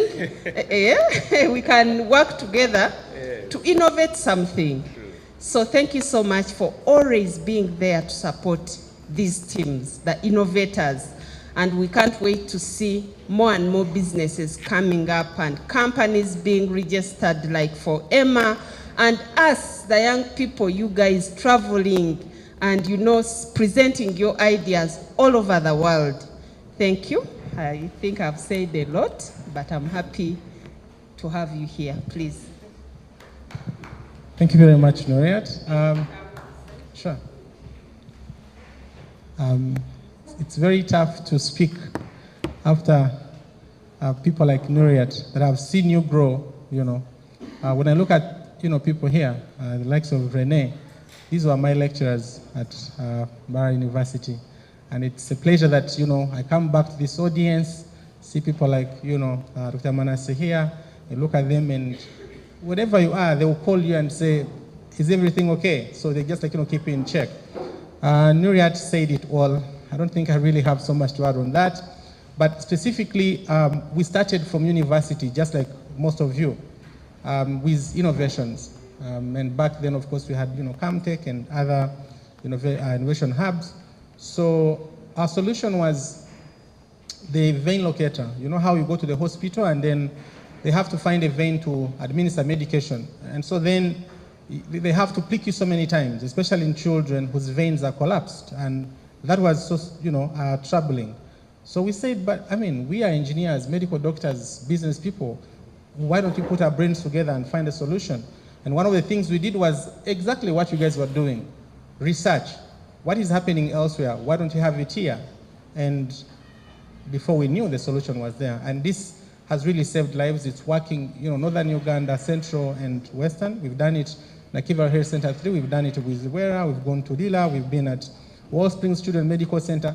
My prayer from today is that all these innovators we saw here, showcasing the ideas, the same stories Nuria talked about me, we can talk about them, we can talk about the same stories about you the next time we have a stage like this. So I pray that that really comes true. I will have to go to the element of feedback. So we had, it was very tough judging your ideas, but we had a few things. One, we recommend your creativity. You can clap hands for yourselves for being creative. Every team you saw, the 9 teams that came, you know, here to present, they really had something unique about their ideas. And we love the creativity. It just begins like that. Number 2, whatever it is you showcased tells us about the facilitators. Before I even mention the great work that these people have done, can we have them, give them a hand clap? Facilitators, you have done a very, very great job. When someone says this is a week's 5 days kind of work, you can't believe it. You think you have had these people for like 2 years, panel beating them.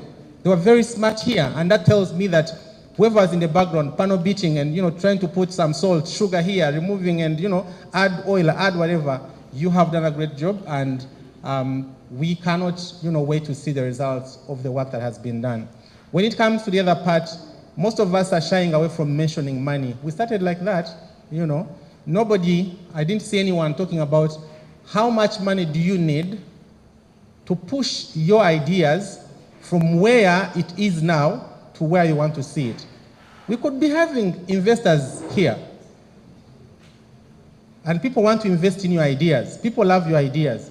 So how much money that you need to make sure that wherever you are now today with your prototypes, tomorrow you can get somewhere. So make sure whenever you're presenting, you have that ask slide where you're saying, currently we need X amount of money to be able to do X, Y, and Z.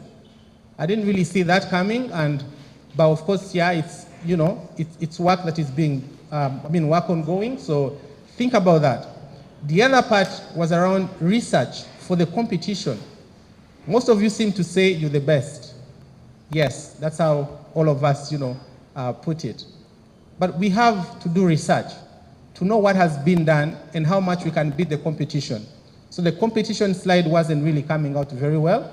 But again, we cannot blame you. 5 days, what you produced was really, really great. So these are just like, to at least sharpen you moving forward. I think lastly, this whole, like what Nurat mentioned, we have access to different, funding opportunities.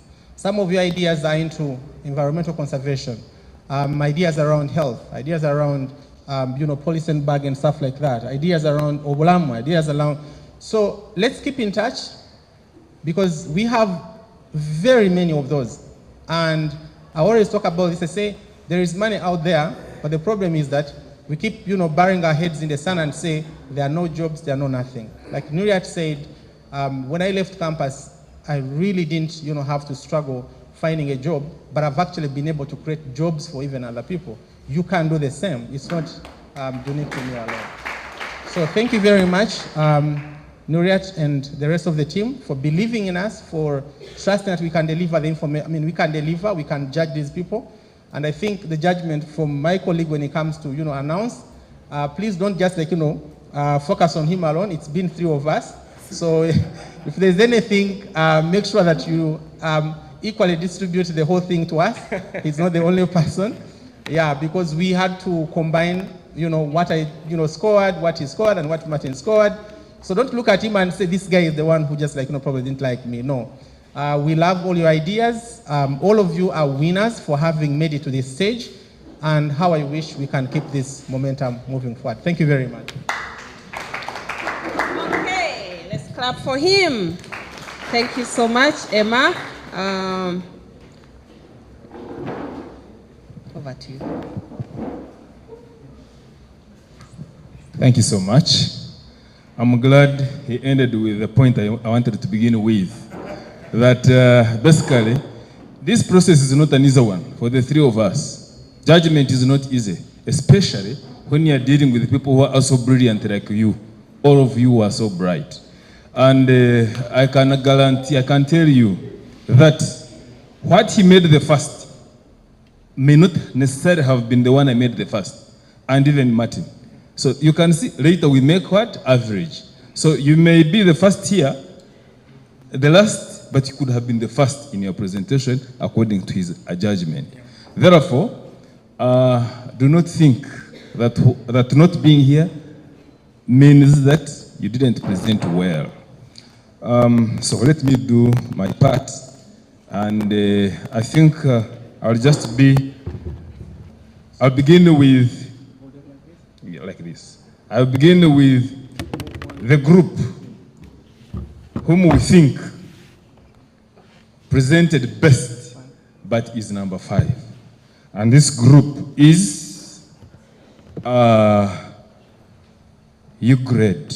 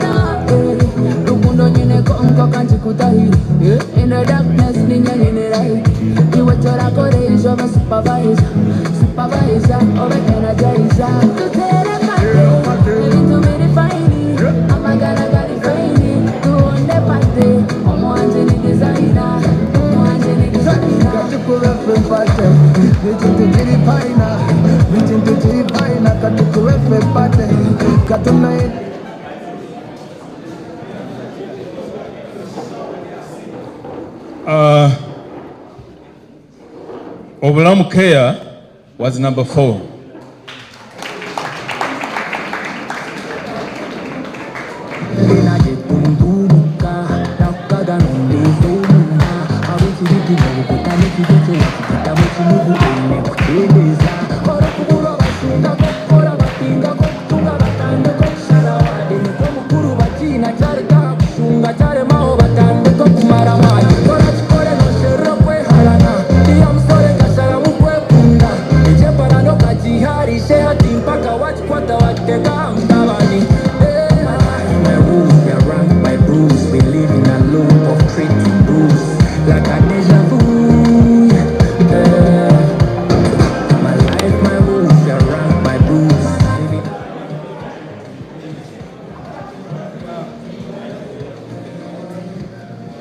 Number 3 is Cyber Forge.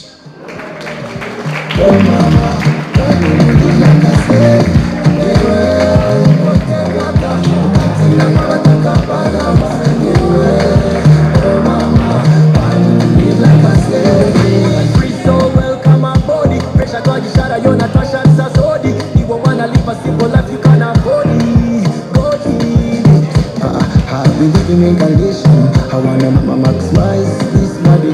You know it another but I ain't got it up in mind. My life, my rules, I run my blues.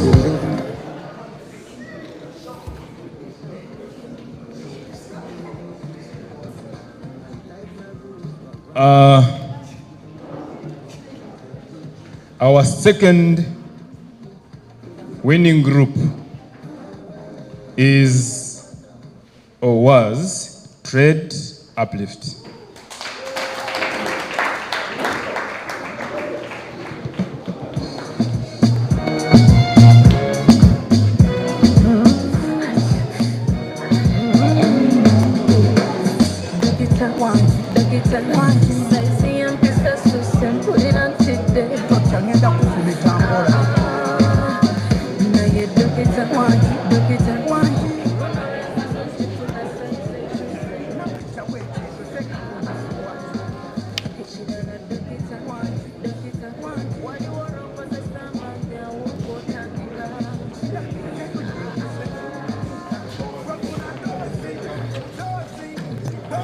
And before I mention the best, I know most of you almost make your own judgments also. You're even wondering who is the first. But our best performing group was or is Tunyuke.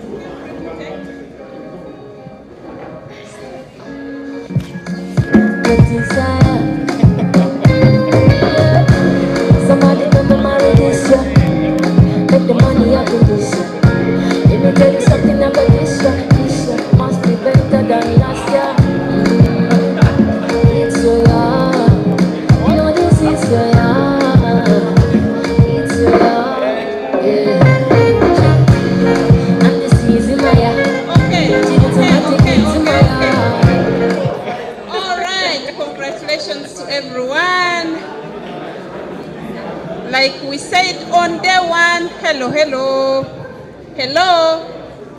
like we said on day one, we have no loser. We have no what? There is no loser. We are all learners. And we cannot all win. So congratulations. Let's clap for everyone. Okay, another big hand clap to the winners, for the winners. All right, thank you so much. And I think we did not introduce our mentors. Can you stand up, please? The mentors, please stand up, the ones present. Thank you so much for the great job, well done. I know Dr. Manasseh thanked you, but I would request that we take a group photo here, at least for the mentors and our chief guest, then we can invite the chief guest to give his closing remark. And then the secretariat as well, please join us for our group photo. Sankala, please. Sankala, can you join us?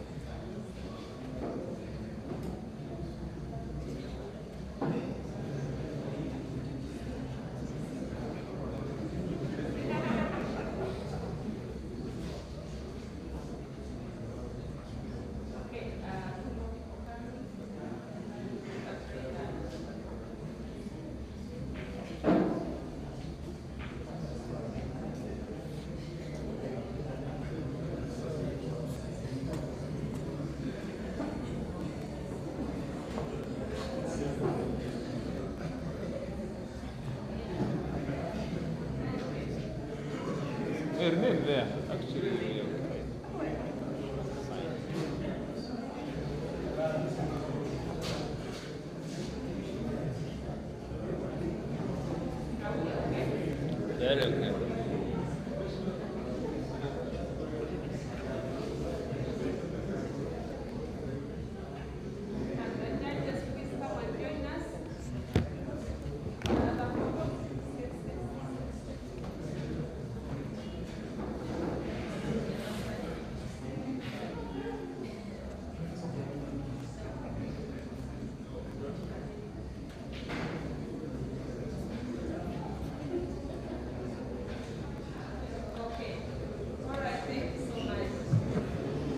Manasseh, please don't go away.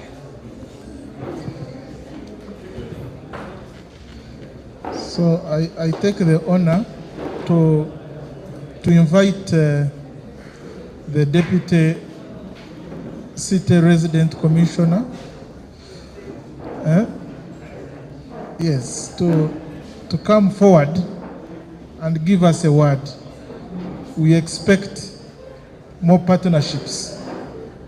We have been partnering with the private sector, but we expect now more partnerships with the government of Uganda. So let's listen to him. Thank you very much. The directors and the host of this event, the mentors and everyone. Good evening, ladies and gentlemen. My name is Robert Kanusa. I'm the Deputy Resident State Commissioner from Barra City South Division. But my remarks are going to be very few. I know majority of you are already tired, and the mentors have done their part. So for me, is to give only the assurance about the environment under which the mentorship is done, and the field under which you do your innovations from. I know that this project is a university-facilitated project for community-based solutions to the problem that we face. And I do know that this is a very good agenda which will take us forward as government of Uganda, as you'll see my few notes which I have put down. First of all, I wish to say one thing, even to the mentors, to thank them. There is a book I read many years ago. I visited Uganda bookshop and the attendant told me, can you please buy this book? I bought it at 1,000 shillings way back. And the book was called Message on a Shoestring. It was called Message on a Shoestring, written by a jolly man called Chris Radley. And Message on a Shoestring is an idiom that means start small with what you have and grow big. That is what Chris Radley was talking about in that book called Message on a Shoestring. And as I saw many of you presenting your ideas, I really felt energized that we have some people who can still make small ideas become big ideas and big projects that can solve community problems. I know very well, as I said, that time is not on our side, and I also try to be cognizant of that and ensure that I be very brief. I know that employability of youth is a problem. Money is available. Hello. That was the Minister of Finance. That money is what? But how capable are you? Money is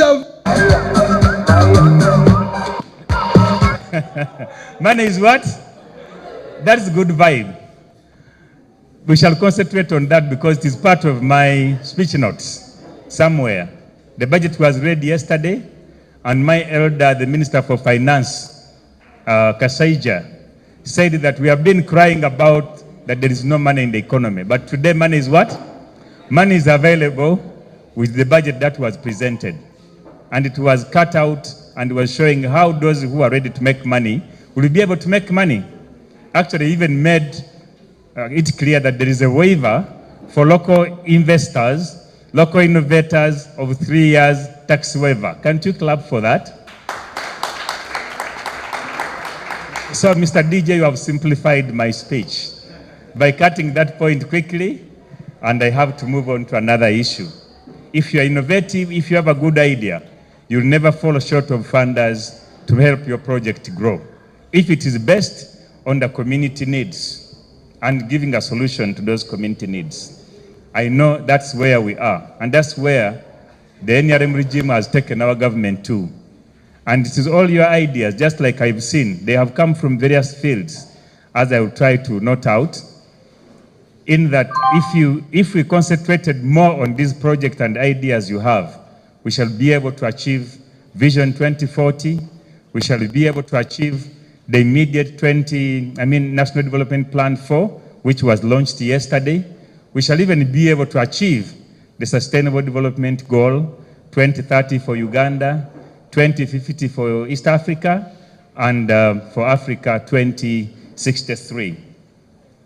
I know that at this time we have had many politicians talking about PDM, and indeed it is our vehicle to the achievement of vision. Of the achievement of the Vision 2040 and National Development Plan 4. And indeed it has been cut out. I've seen very many of you presenting your projects on the pillars of the PDM. I know that the most educated people have not been putting much attention to PDM. They've been only concentrating around the financial inclusion, where the communities have been given 1 million shilling, a kakade. But they forget that PDM as a model has so many pillars, 7 pillars actually, and they can be broadened to even include many other issues beyond what is only presented on the paper.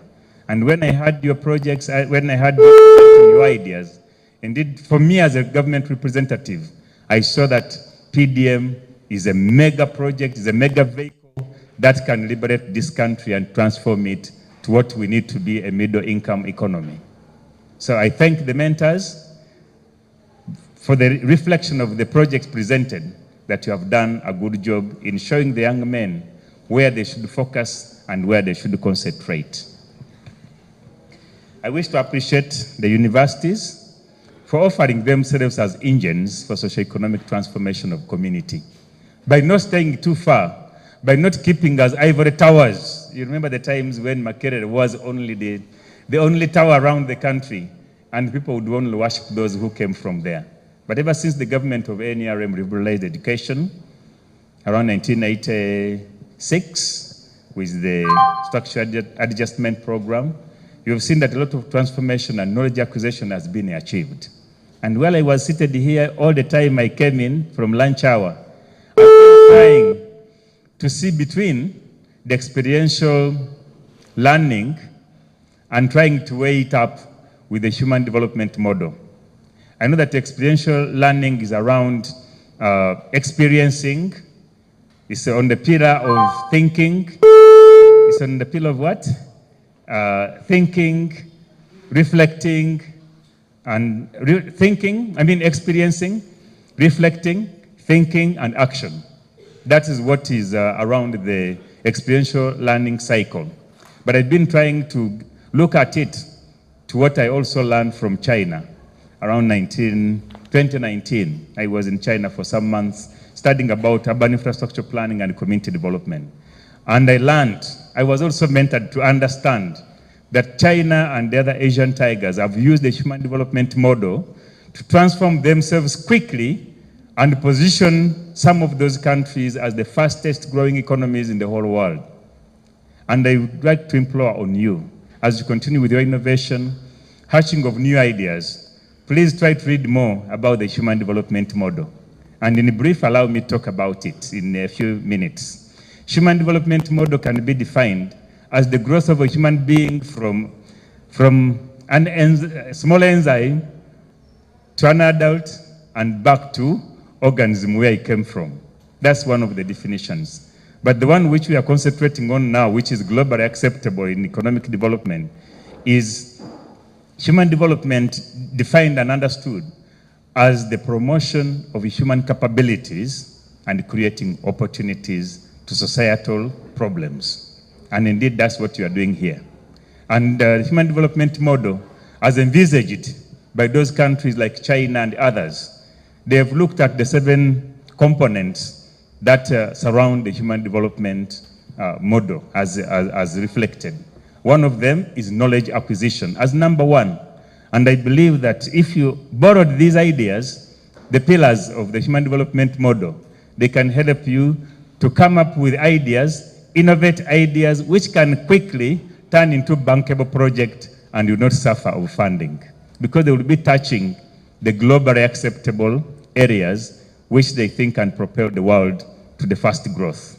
One of them, as I said, is knowledge acquisition. What kind of knowledge are you transmitting out to the people, the mentors?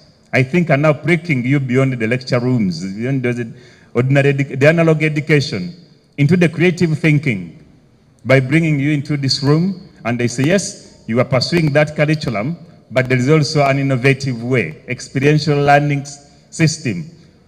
To me, this is one of the ideas, this is one of the missing link between, for our education system in the transformation of our country and Africa at large. The second pillar of the human development is decent standards of living.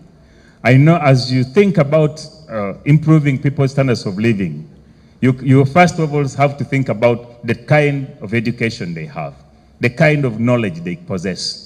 Then you can translate it into the human standards of living they are living. The other third component is about social equity and social justice. Whatever you are innovating must be fulfilling and ensuring that people, the community, sees that equity, the belongingness in that project, and that is it fair? Does it also embrace all across without discrimination? Then human rights as another issue. As you are developing your science projects, do they uphold the human security and the human rights of the people? The other one is the environmental sustainability, because we are what we are because of nature. Everything we are using, most of the items we are using, most of the elements you use come from nature, either as dug out of the underground as minerals and then manufactured into other elements, which when put together help you to and facilitate you to do your innovations and make them realized. The other on the sixth pillar is about community, is participation in political and community life. It comes as the sixth one. And that's where the problem is with our country, in my view, that we put politics first against the other first pillars I have mentioned. And then that's why they even paid hefty goods, amounts of money. The members of parliament earn bigger than the doctors, they earn bigger than the innovators. And that's where the problem is. The other countries elsewhere concentrated on the reverse of it. They started in other areas. Those who are in knowledge acquisition were the first to be considered for good pay. They went into decent standards of living. So they concentrated on those areas, social part of it. And then when that was covered, then they said, okay, we can now think about the Western democracy. Like you go to China, not every Tom, Dick, and Harry is going to talk about politics. No way. It is not there in the central command economy of China. You do your work, continue working. Those who know will talk about your politics and they will make policies for you. That's how it is. With them, they disregard the American kind of democracy. Because you see today, we are in a year of politics. You will see how even the man who cannot even can't wash and brush his teeth, telling the candidate, what I'm telling you is the correct thing, and shut him down. Sit down, don't tell us what you are telling us. You can sit? That's where the problem is. The other side, it is no way. They first concentrated on what matters first for human development, and then they opened up on the sixth pillar. That's why in China, if you even know and even understand how the president is elected, there are many things around it. Then lastly, everything that we work for is for promotion of good long life. The good long what? Life. That's why the NERM, when you look at those parameters I've mentioned, they are pillars of the human development model. But to me, when I'm telling people outside there, I use them as the parameters why NERM should be voted again. Because it has tried to tackle on those pillars. It is about us, the individuals, who have failed to understand and fit within those pillars. Utilize them such that we can make our life better. Good and long life. Is still my time on? Is my time still on? Today has been a long day for me. I started with the management meeting for referral hospital and then ended up here, but I also have a talk show on radio, TV, and Radio West for 2 hours. Then I have another 2 hours on TV West. It's a project to which I participate in giving out my innovative ideas as I discuss politics, besides being an RCC, and I'm paid for that. So for me, I'm happy that every time you invite me to come and address young men here, there are many things we can talk about. Like I asked last time in this same room, well, what would really force a young man from Uganda to go and work for 800,000 in Saudi Arabia under harsh conditions? And by the time they return here, they are like strangers in their motherland. They can't cope up with those young men they left behind. Why don't you concentrate on what you know? Like what Chris Radley said, that a message on what? Or a message on a shoestring. Why don't you work for that 800,000 from your village and change your life? And then you continue being naturalized within your environment. By the time the one who went to America comes back, he finds you with a decent house, he finds you with 2 cows, 3 cows, 4 cows. With him, he's just looking for where to begin from. Even when he returns with some good dollars, he's asking you, where can I invest my money? Because if you don't guide him, he will blow it out, and within 2 months, 3 months, he's the one who is begging for a bottle of beer to feed on the village. Am I right? We have seen our brothers and sisters who have returned. They return first of all when they are high. Give them 6 months, they become middle. Give them 1 year, 12 months, they are totally back on the ground. Because there is a gap. That time they have spent outside gave you a chance for you to understand the natural environment and you have fit in there properly. By the time he returns, you are the mentor, you are the master of the village than that one who is coming with his English. And by the second year, the accent he returned with is also lost, and we are talking back in Runyankore as brothers and sisters. But he has lost that time. So for me, I wish to implore on you that stay here, keep around. The rebel externalization companies are doing us a very big disservice of ripping our country of the energetic force which you can use to develop our economy sustainably. I have seen many.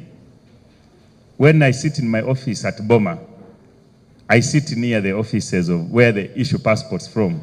You find young girls and young men who don't know even how their signature looks like, fighting hard with those companies to go and work in Saudi Arabia, in Dubai, and other Asian countries.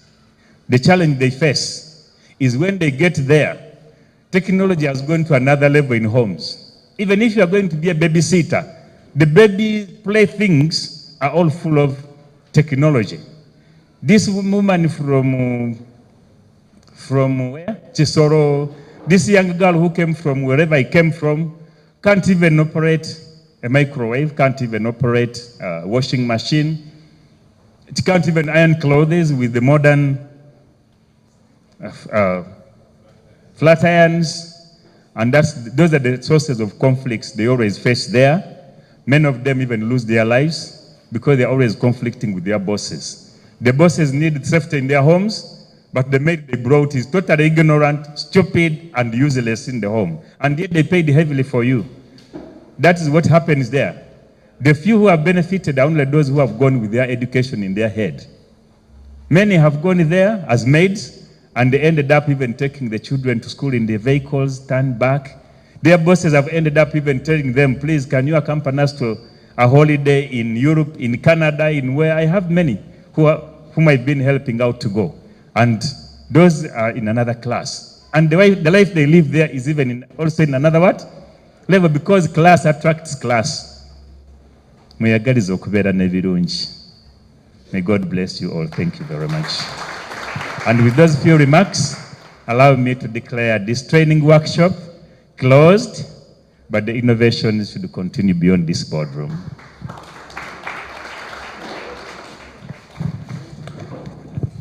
Thank you so much. Another hand clap for him. I think innovators, we are more into innovation, what tech and what. This is something that had taken long. Personally, such a talk had taken long without hearing it. So thank you. Something students that are doing internship here at Creative Campus, and those ones are continuing all through, and they will be joined now by the 5 teams that are already won. So the next phase we are going to is called product development, okay? So we will be able to directly work with Project 6 largely on that. And right after that, we talked about the mentorship phase that is going to be able to follow. And we believe while we move, more partners will be able to keep coming on board. And finally, as we target for you to be able to launch these startups, we could have some of you already winning grants by that time. We don't want to wait to compete for grants until you have something. No, we are starting immediately for calls like the TEF. Who knows TEF? Tony Elmelo Foundation, those that fund just ideas. Now those ones, we are starting to apply for them immediately. So that maybe by that time, you already even have some money to actually help you launch, okay? All said and a lot not said, please allow me, the fact that the bootcamp is already closed, stop here. Otherwise, thank you very much. I invite you for a group photo outside. We might not really fit here. Let's go outside and have that one big statement to the country, okay? Thank you very much. Okay.